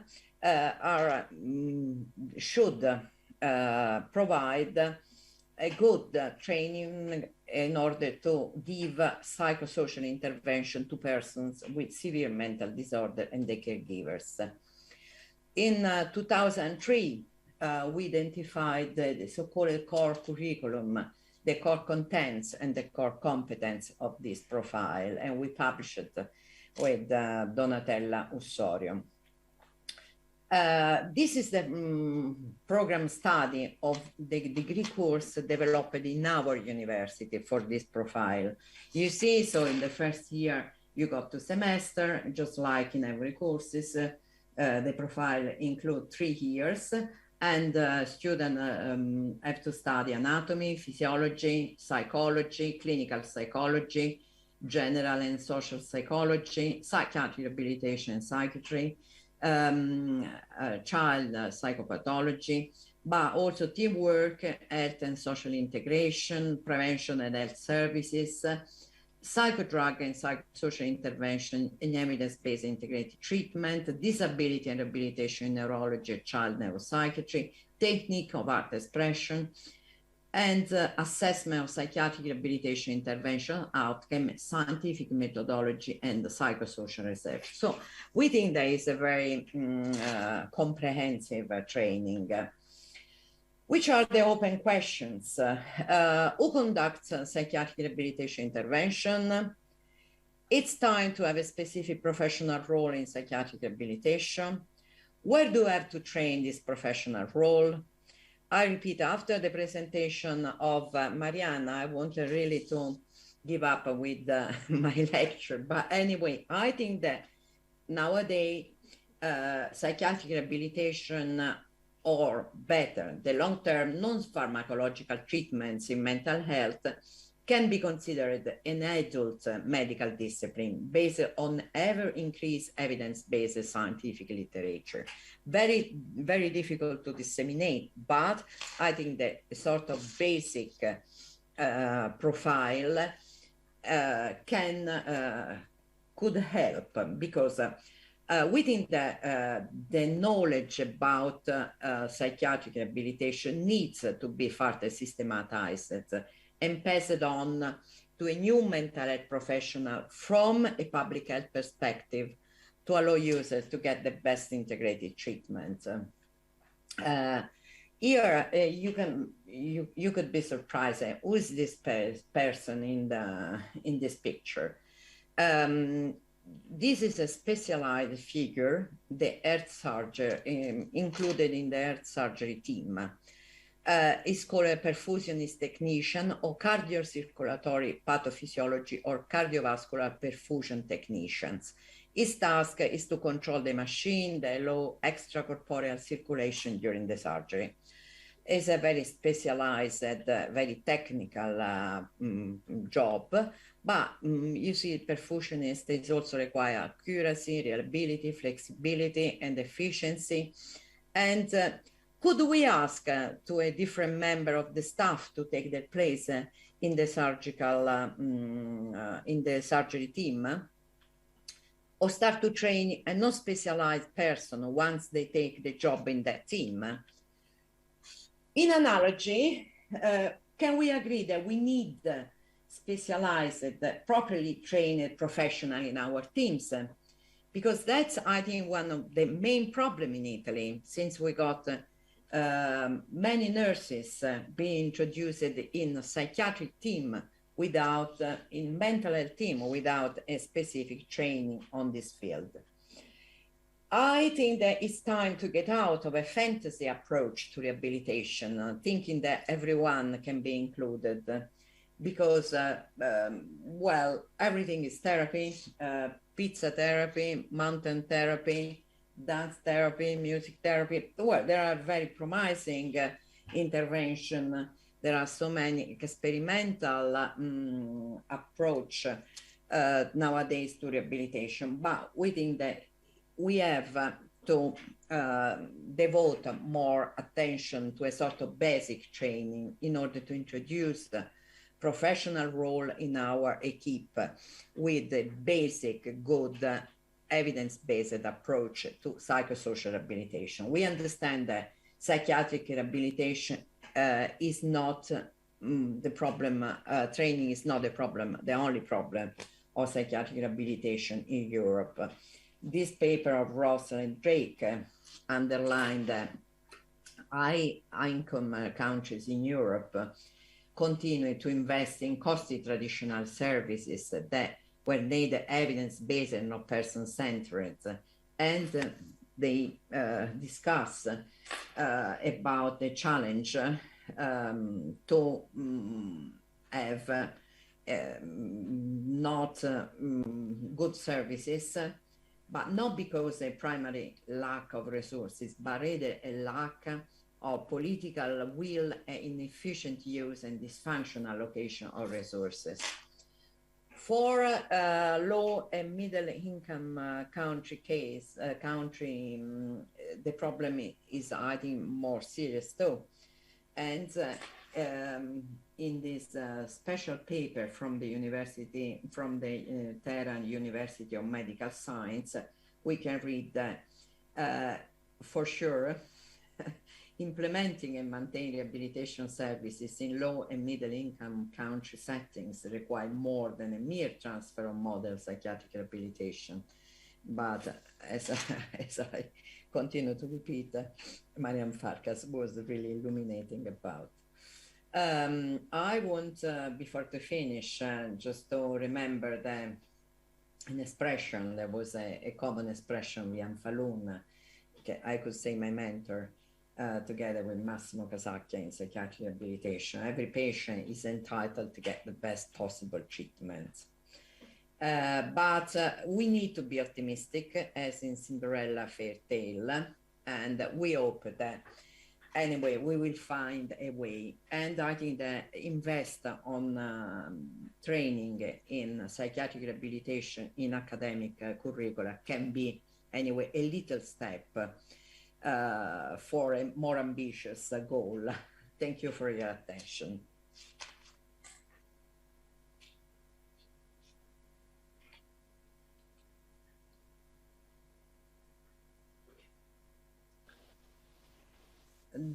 Thank you, Professor Monica. Second presentation is the presentation of Roberta Famulari.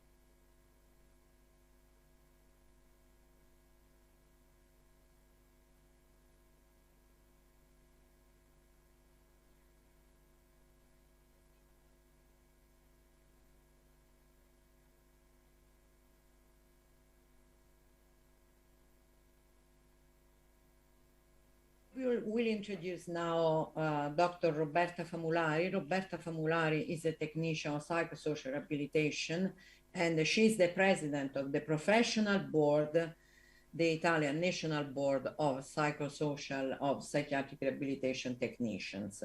So she's a very famous, she's a very, very smart president In Italy, there are 22 professional roles recognized by the Minister of Health, and she did a very tremendous job in order to have the recognizing of the profession. So Roberta Famulari, can you please do your presentation?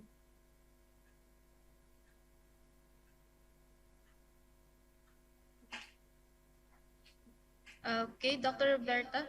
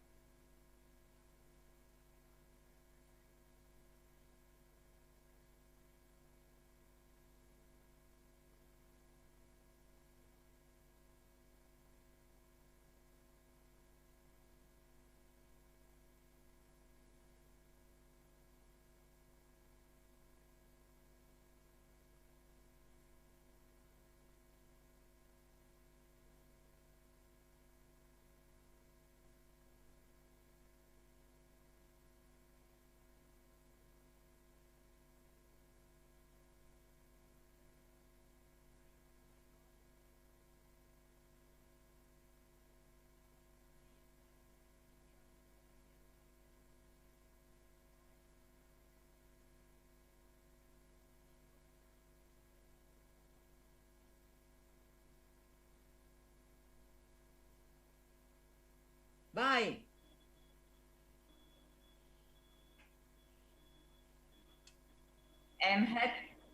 Good afternoon. I have the opportunity to talk to you about my profession in Italy, the psychiatric rehabilitation technician. I hope it will be interesting to you.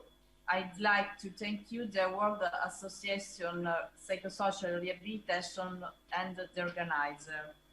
The core competencies of the psychiatric rehabilitation technician in the Italian mental department.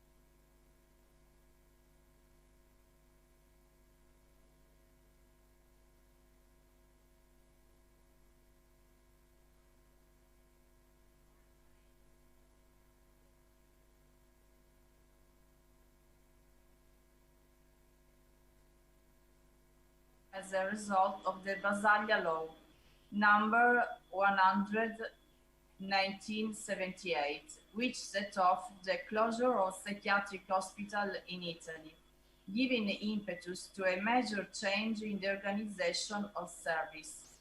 The law led to a real cultural and scientific revolution and gave impetus to modern community psychiatry, which has become a model for all areas of healthcare. The paradigm shift set off the curability of serious mental pathology and has made the introduction of new specific trained figures on the territory necessary. Psychiatric rehabilitation technician. We are professionals of the community. We support users and family.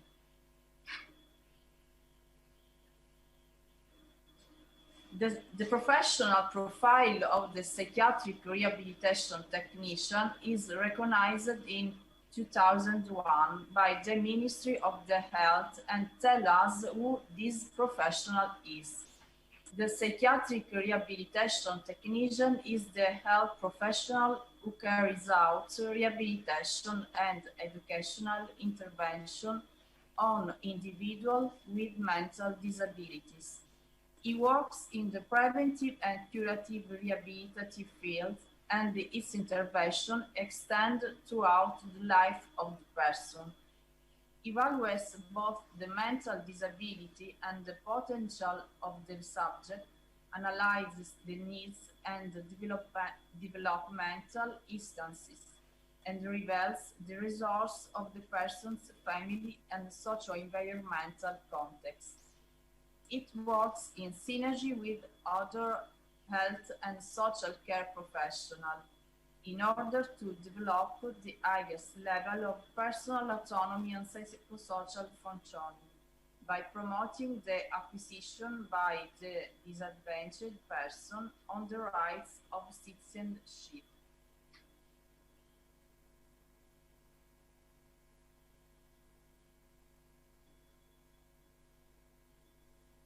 In 2018, the law enacts techniques, rehabilitation, and prevention.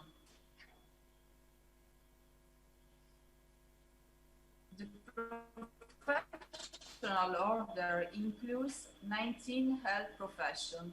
Among them, we can see the psychiatric rehabilitation technician, physiotherapist, speech therapist, occupational therapist, and others. In Italy, in order to practice a health profession, it's mandatory to be enrolled in a professional college. How many psychiatric rehabilitation technicians in Italy? We can see that on April 30, 2021, there were 3,031 enrolled rehabilitation technicians. In Italy, there is the order of the health profession, techniques, rehabilitation, and prevention.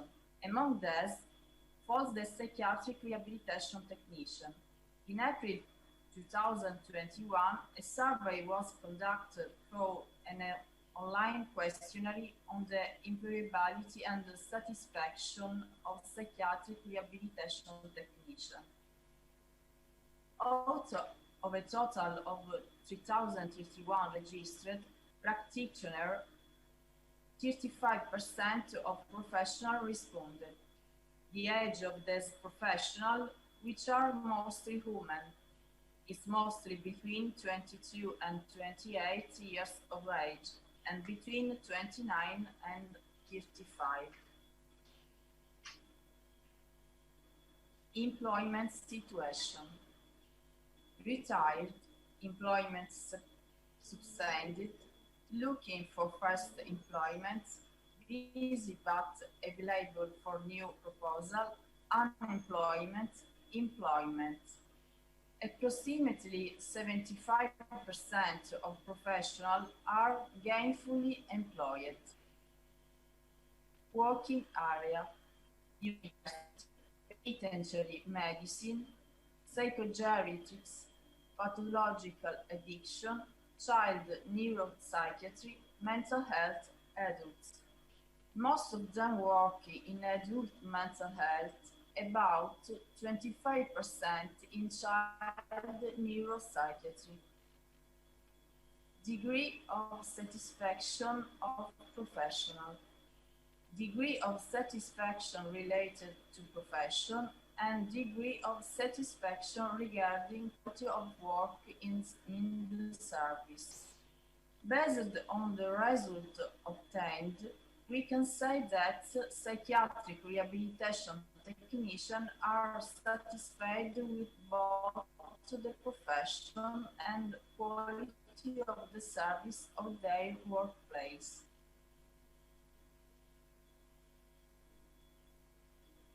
In July 2021, the Federation of Health Professions approved the ethical constitution. The goal was to create a common value identity of the 19 professions according to ethical and deontological principles. It's divided into 10 parts: person, responsibility, health, relationship, information, consent, multi-professionality, competence, confidentiality and professional secret, equity. Core competence calls out to professional distinctive competencies. The text is the result of a research project promoted and supported by the Italian Association of Psychiatric Rehabilitation Technicians, in collaboration with the Department of Health Science of the University of Genoa. The focus of the project was the study and definition of the core competence. It began in 2015 and ended with the publication of the text published by Helpes Italia in 2019. The core professional activities identified used in daily practice refer to 5 specific functions, subsequently declined into specific competencies within the work phases. To identify in detail psychiatric rehabilitation technician competencies, a self-administered questionnaire was used to assess expertise and control of professional activities, according to the Dreyfus and Gilbert model. Competencies include knowledge, skills, and behaviors that characterize professional action, consist with the health needs identified by the reference sources. The core competence represents an important goal that outlines the professional identity of a professional who is increasingly engaged and employed in the network of the mental health service in Italy. This is the graphical representation of our tree of competencies, where the trunk represents the priority health problem that is mental health. From the trunk branch off the larger branches that are the functions, preparatory to resolution of the health problem. From here, the other smaller branches that represent the general activities that are the distinctive skills. The leaves represent the more specific activities. We can better see the skills tree of the psychiatric rehabilitation technician. These are the fields of expertise divided into functions: management and organization, education, and research. The process steps for each function are assessment, planning, implementation, evaluation of outcome, according to patient family-centered care model. Let's see, for example, the function of rehabilitation.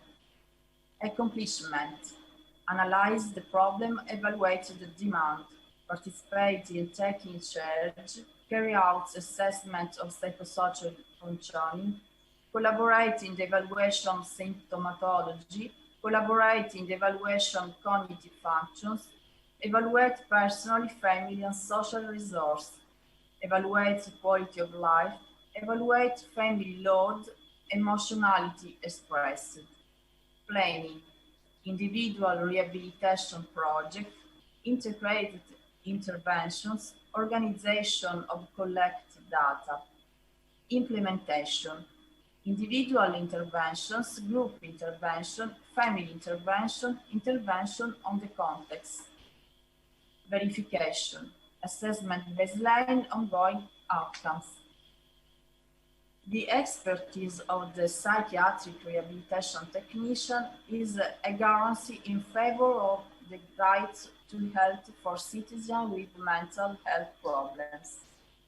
Core competence is safe base for evolutionary process of the profession according to a perspective of relevance.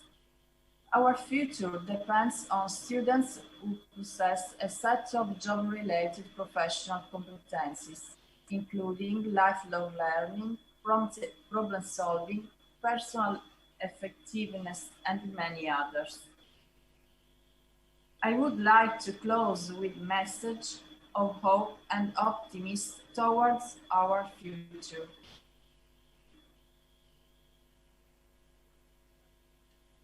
Grazie, thank you.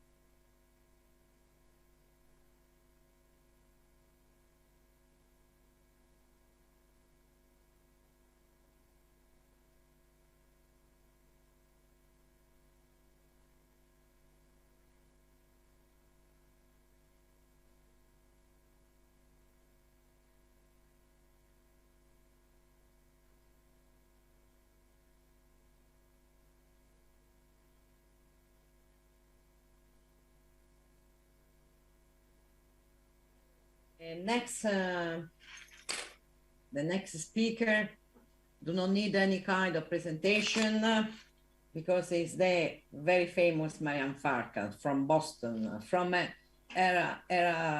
university much better, from home. Is a we had, I think, all the opportunity to listen the previous magistral lecture she had half an hour ago in the plenary session. And I have to thank so much Marianne Farkas, because I understood that she was very busy, and but I really insisted, because I think she really she's one of the best trainer in psychosocial rehabilitation, much better. She's the best, okay? No discussion at all, no discussion at all. So Marianne, please, we should like to listen your presentation here. Thank you so much. Thank you really so much. Thank you. Good afternoon.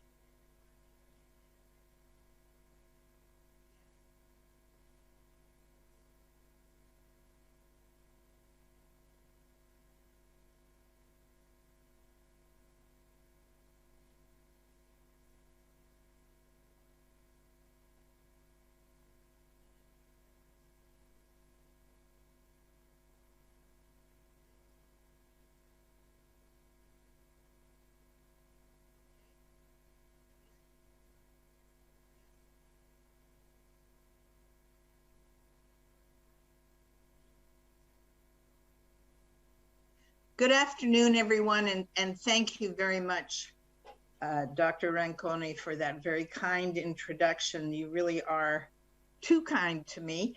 I want to thank the organizers of WAPR, the WAPR Congress, and just to make a comment that putting on a complex international meeting like this during a pandemic is an amazing feat, and I congratulate them for being able to pull it off.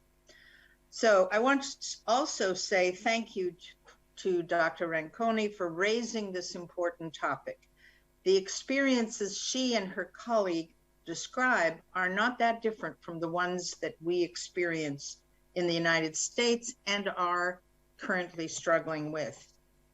I was previously the director of a graduate specialization program in psychiatric rehabilitation that accepted a variety of personnel, such as psychiatrists, psychologists, and social workers, into a master's and doctoral level specialization program in psychiatric rehabilitation. We ran this program from 1984 till 2000. And I'm currently the director of training, among other things, at the Center for Psychiatric Rehabilitation. So I want to speak to you from that accumulated experience and to talk to you about what the experience in the literature tells us. I have no disclosures. The learning objectives are in the abstract, so I'll just keep moving forward. The World Health Report said that at the heart of each and every healthcare system is the workforce, and that workforce is central to advancing health. And that's still true today. Without a skilled workforce, our services come to a stop. And what's the problem faced by the US psychiatric rehabilitation workforce, similar to that of the rest of the world? There are enormous long-standing concerns about the recruitment, retention, training, and performance of the behavioral healthcare workforce in general. The US has 105 mental health professionals per 100,000 population, half of what Canada, Switzerland, and Australia have. And we're not that different from the worldwide deficit, particularly in low and middle income countries.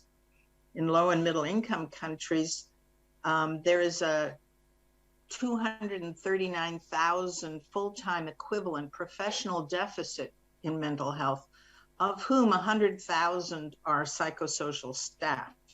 And that is true in the United States as well.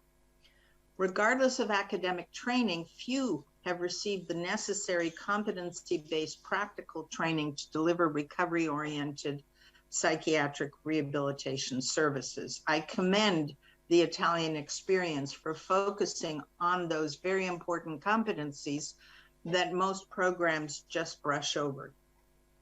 It's not just a problem among professional staff. There are concerns in the community of people with lived experience by being co-opted by this mental health workforce and their lack of training and leadership. And why is this problem even worse now? The pandemic has resulted in burnout and a high turnover of staff in many countries. So there is an increase in the need due to the pandemic and a decrease in availability. There's a conflict between the natural desire to work in a person-centered care organization and the changes and disruptions brought by the pandemic. And this in the US has often led to what we call the Great Resignation. In some services that I support in psychosocial rehabilitation, the staff are working with 30% fewer staff. So the Great Resignation is just this huge wave of people who were sent home when services were closed and have not come back. They found other jobs in other sectors. So you can imagine what it is to deliver services with 30% fewer staff. All of this means that we have to experiment with different training solutions to keep staff, both new and those left, skilled and able to deliver effective services. So what do most US-based PSR staff do in practical terms? They coordinate community-based services. They teach skills such as daily living skills, work skills.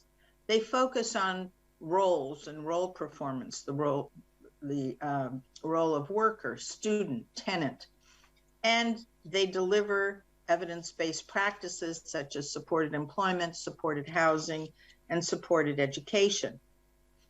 This list of skills that, or roles rather, that US-based PSR staff deliver is listed in order of their frequency. So the most frequent thing they do is coordinate community-based services. The second most is teach skills.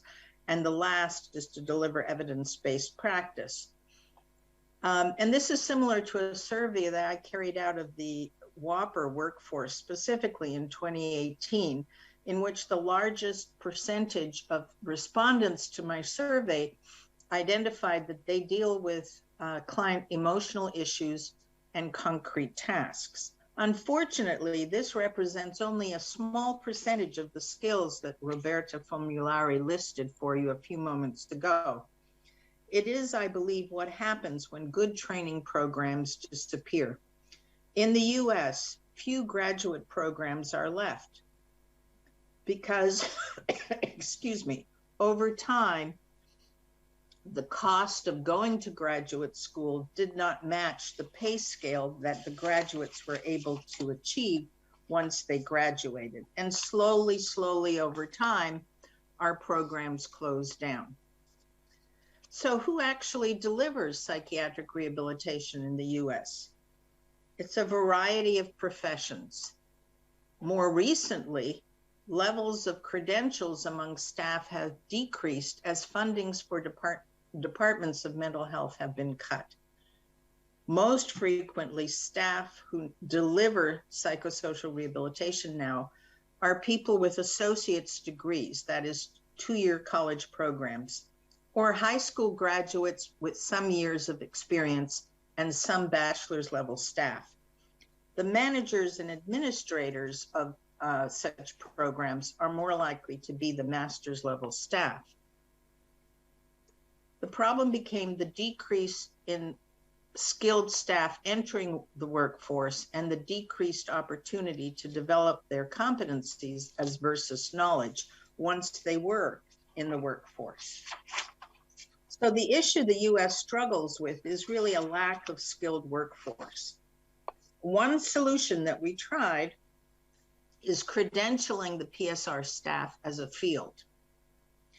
In the US, credentials for any discipline, and I'm sure this is true in other countries, have to be upgraded with ongoing education by discipline. So my primary training is as a clinical psychologist, and to keep my license, I need 20 hours of training every 2 years with an exam. And many of you, I'm sure, are looking for CMEs at this conference to do similarly. So what are the pros or the positives of credentialing as a field from our experience? It created more clarity about the standards for knowledge, needed attitudes, and skills to deliver recovery-oriented psychosocial rehabilitation. It created a new, discretely identified cross-disciplinary group of workers, psychiatric rehabilitation professionals, and there are some of the organizations that develop those standards, and a specialization within the peer supporter network, and that's the organization that developed that. And it drove, the credentialing drove the demand for ongoing learning. What were some of the negatives of having credentialing? It was hard to sustain over time since most workers have an allegiance to their primary discipline. Primary discipline meaning that they came from the schools of social work or psychology. The status issues Dr. Ranconi has already mentioned. PSR was always a stepchild of other disciplines. She called it very charmingly the Cinderella of the mental health field. It was true in the United States as well. The recognition and payment issues. In the US, who pays for services determines how fields are maintained. Insurance companies pay for our mental health services, and insurance companies demand credentials but pay less for psychiatric rehabilitation professionals than for other disciplines. The other is that credentialing takes time. It takes 2 years of practice, plus practice experience rather, plus references, plus an exam. However, we know that unless staff have a specialty focus, it is too difficult for them to deliver psychosocial rehabilitation while delivering other services. So it's very alarming that of the estimated 125 to 150,000 psychosocial rehabilitation staff currently in the US, there are currently only about 8,000 who are credentialed, a little over 6% of the existing workforce.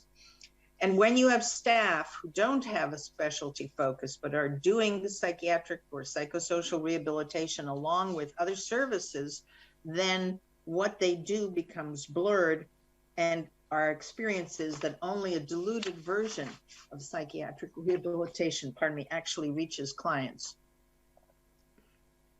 Another problem, excuse me, is the lack of competency-based training.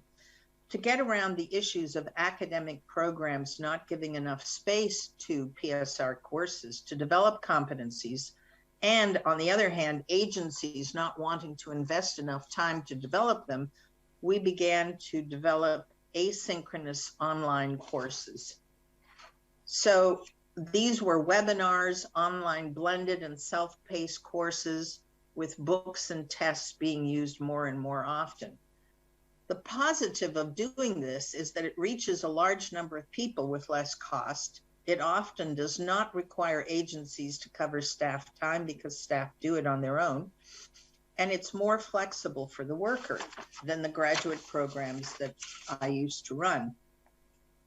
The deficit of this, of course, is that typically more than 80% of people who register for online courses do not complete online training, especially self-paced ones. Online training depends on local bandwidth and technology specification, and online training has been found to more easily transmit knowledge than competencies.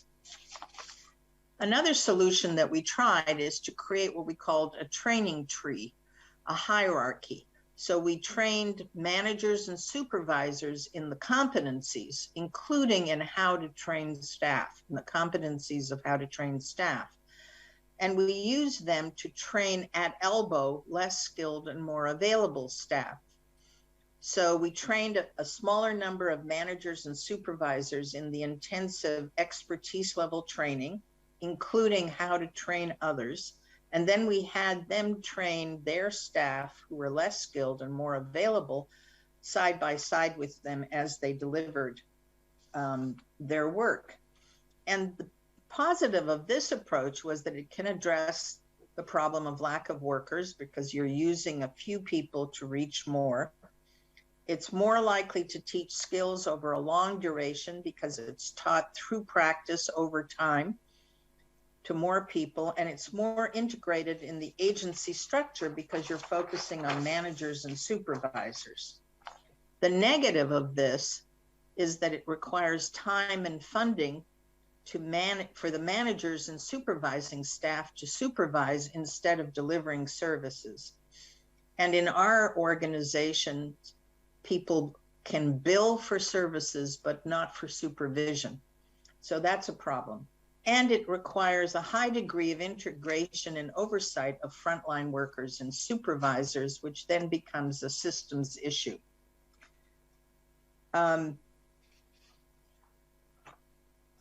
Let's see. A few minutes left here. Another solution that we've tried is to create an organizational learning culture.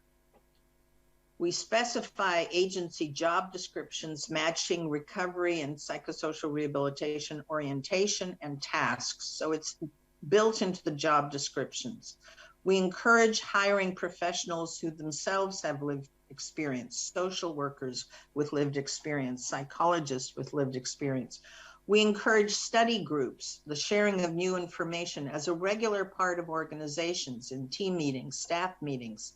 We create agencies and local libraries of resources, and we encourage personnel to join online communities of practice. I chair one of those online communities of practice. We know that organizations that have a culture of learning adopt new practices more easily. If job descriptions require psychiatric rehabilitation tasks, it's more likely that people want to learn how to do it. If we hire people with lived experience among the professionals, as well as for peer support, it increases the likelihood of an investment in adopting a recovery-oriented psychiatric rehabilitation service delivery. A recent study during the pandemic showed that when there was role clarity and perception of organizational support, fewer workers resigned, fewer workers left the organization. So trained supervisors that provide at-elbow feedback and support can be part of that shift. So to summarize, this is the study that I was referring to, sorry.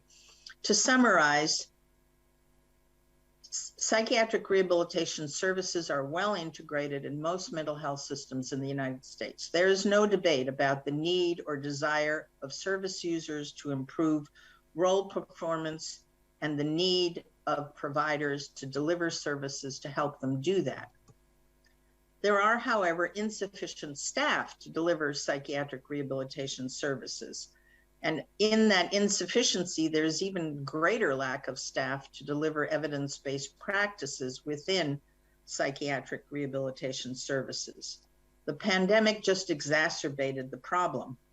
The solutions we've tried for increasing staff skills have included credentialing in this field, regardless of basic discipline, increasing access to competency-based training through online training of trainers in in-service settings, developing organizational components to structure the practice, shoring up provider delivery, like procedures, record keeping, practice reviews, etc.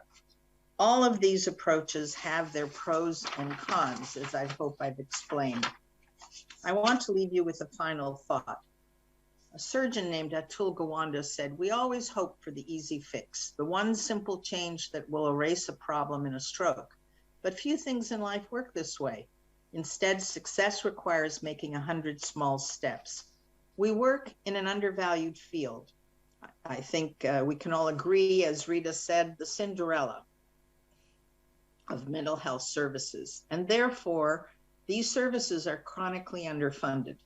Training to work effectively in those systems is often seen as an extra that we can transfer to the next unit, from academic setting to the service setting to the practitioner's private time and effort. However, we do want services that are effective. We want the easy fix, 2-hour workshops to produce expertise. And few things in life work this way. We need an array of solutions and ways of doing things, 100 small steps, if we are to have staff skilled enough to deliver services that are effective enough to reach valued roles in society. In short, the kind of services that we would be willing to have our mothers or brothers use. Thank you for your attention.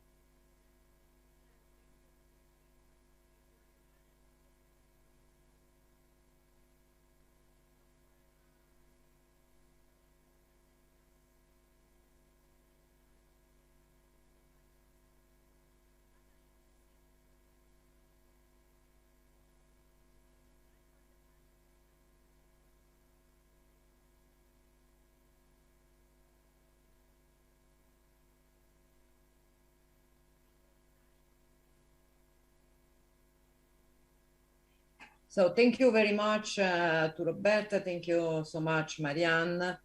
I don't think we have a question, but I think that I can ask you a couple of questions. Well, first of all, I should like to ask to Marianne Farkas, since she said that we need 100 steps, how many steps do you think we already done in psychiatric and psychosocial rehabilitation? Really very, very good presentation, your advantage and a disadvantage of every solution you propose. I really appreciate your presentation, but really I should like to know this figure, how many steps we already done? on your opinion? You mean how much hope should we have? I know, you know, I am an optimistic girl. Yes, so am I. So am I. We get further Yes. with optimism than pessimism. I was giving you the pros and cons of things we have already tried. And I think the reality is there are positives and there are drawbacks of each. That doesn't mean we shouldn't use them. It means that we need to use a comprehensive array in order to make a dent. I mean, as I said, the truth is those services exist. They are well integrated into the mental health system. So they need workers. And then we need academic programs, we need in-service programs, we need online programs, we need organizational learning cultures. We need a vast array of those approaches because no one solution by itself can make the impact we want to make. In my opinion, I don't know, Roberta might have a different perspective. For sure, I think she has, because I think she agrees with me that as for nurse, I think we have to give a greater dignity to this kind of role, you know, and no more Cinderella. Well, we are really, you know, I think that's the best, the best conclusion, no more Cinderella. Because it can be, you know, it can be an open field in which everyone, without any specificity, without any training most of the time. Because in Italy too, we got a problem that if you want to have, we say the accreditation of mental health service, you have to have certain kind of staff, you know, certain specific figures. Professional roles, you know, and in this year, so many people have tried, you know, from different curricula, also from human science curriculum, just to jump, I would say, in this kind of stuff without any competencies, because, you know, you was perfectly right, very long. It takes so long, you know, to implement evidence-based models, but we have to systematize all this kind of knowledge in some way, you know. You have to produce a professional role, inspiring intervention, good intervention, because otherwise I think that research will never be able to be translated into clinical practice, because it's very difficult. I understand there are so many problems, and training is just a little problem compared to the other one that you, in your previous lecture, you listed. But I think, you know, that we must be a little bit more severe, not severe, more I say assertive in defining that people working in psychiatric rehabilitation has to be properly trained to do it. Oh, that Rita, remember that Cinderella became the queen of the land. Yes, yes. We have still to wait, you say. That is the end of that story. So yes, I know, but you know, we have to find. We have still to find the prince anyway. Yes, much better. We have to try to see where is going to look for Cinderella. Because, you know, yes. What do you think, Roberta? Do you agree with me? Yes. Roberta has problems with the connection, so perhaps she can't listen us and she can't reply because she has got a poor connection. And anyway, so can I say something? Yes, you have to. You have to. I have to. We are waiting for. No. That's why I invited you. Our experience here is that the Prince Charming, if we want to continue this metaphor, were the families and service users. Yes. When they understood what was possible, what they could get, they started to advocate and demand better services that had, when they understood they could go back to work, they could go to school, they could live an independent life, then they started to pressure service delivery staff to achieve that. And that is part of what created the need for training of trainers, in-service training, etc. So mobilizing service users and family members has been very effective. The family members did a report card once a year of all the states in comparison to each other by their outcomes. And I can tell you that every state commissioner went to that report card to see where their state was in the ranking. Yes, it's true. So we're just to wait. We have to hope that clients, caregiver, will have a stronger position in our society in order to ask for good services. That's right. That's perhaps the only. That's a true solution. That's a true solution because the stakeholder, the true stakeholder, they have for sure to require better care, more integrated care. So I think that we are going to close because there is the last presentation, the last lecture in the Congress, starting, perhaps they already started with Tammy Benton on track one. I thank so much Roberta Famulari and Mariam Farkas. I really appreciate that you both enthusiastically you accepted my invitation. It's 20 years now that I'm the president of this degree course. I'm really involved. I'm involved on an academic point of view, but also on a more social point of view, in order to try to do I could say I did half a step in order to do the 100 steps that perhaps will give us. Too modest. No, well, half a step would be if I remember all the problem that you were listening today. I think the half a step is an ambitious. No. It's an ambitious Can position. I just say this one thing, Rita, because you've said it now several times, and I don't want to leave you with a misconception. When I listed all those things, my message is, if we really want the 100 steps, we have to think comprehensively. That's all. Not that it's so many problems we can't do anything, but we have to think in a comprehensive way.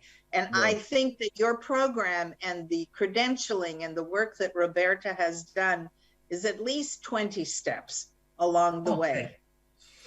Well done, Roberta. Well done. Well, thank you again. Bye. Thank you. Thanks for the attention of all participants. Thank you. Yes. Thank you. Thank you very much. Mariam. Thank you, Rita. Grazie, Thank you, Rita, so much. Hello. Grazie, Mariam. Your Italian is perfect. Ciao, grazie. Ciao. Ciao tutti. Ciao.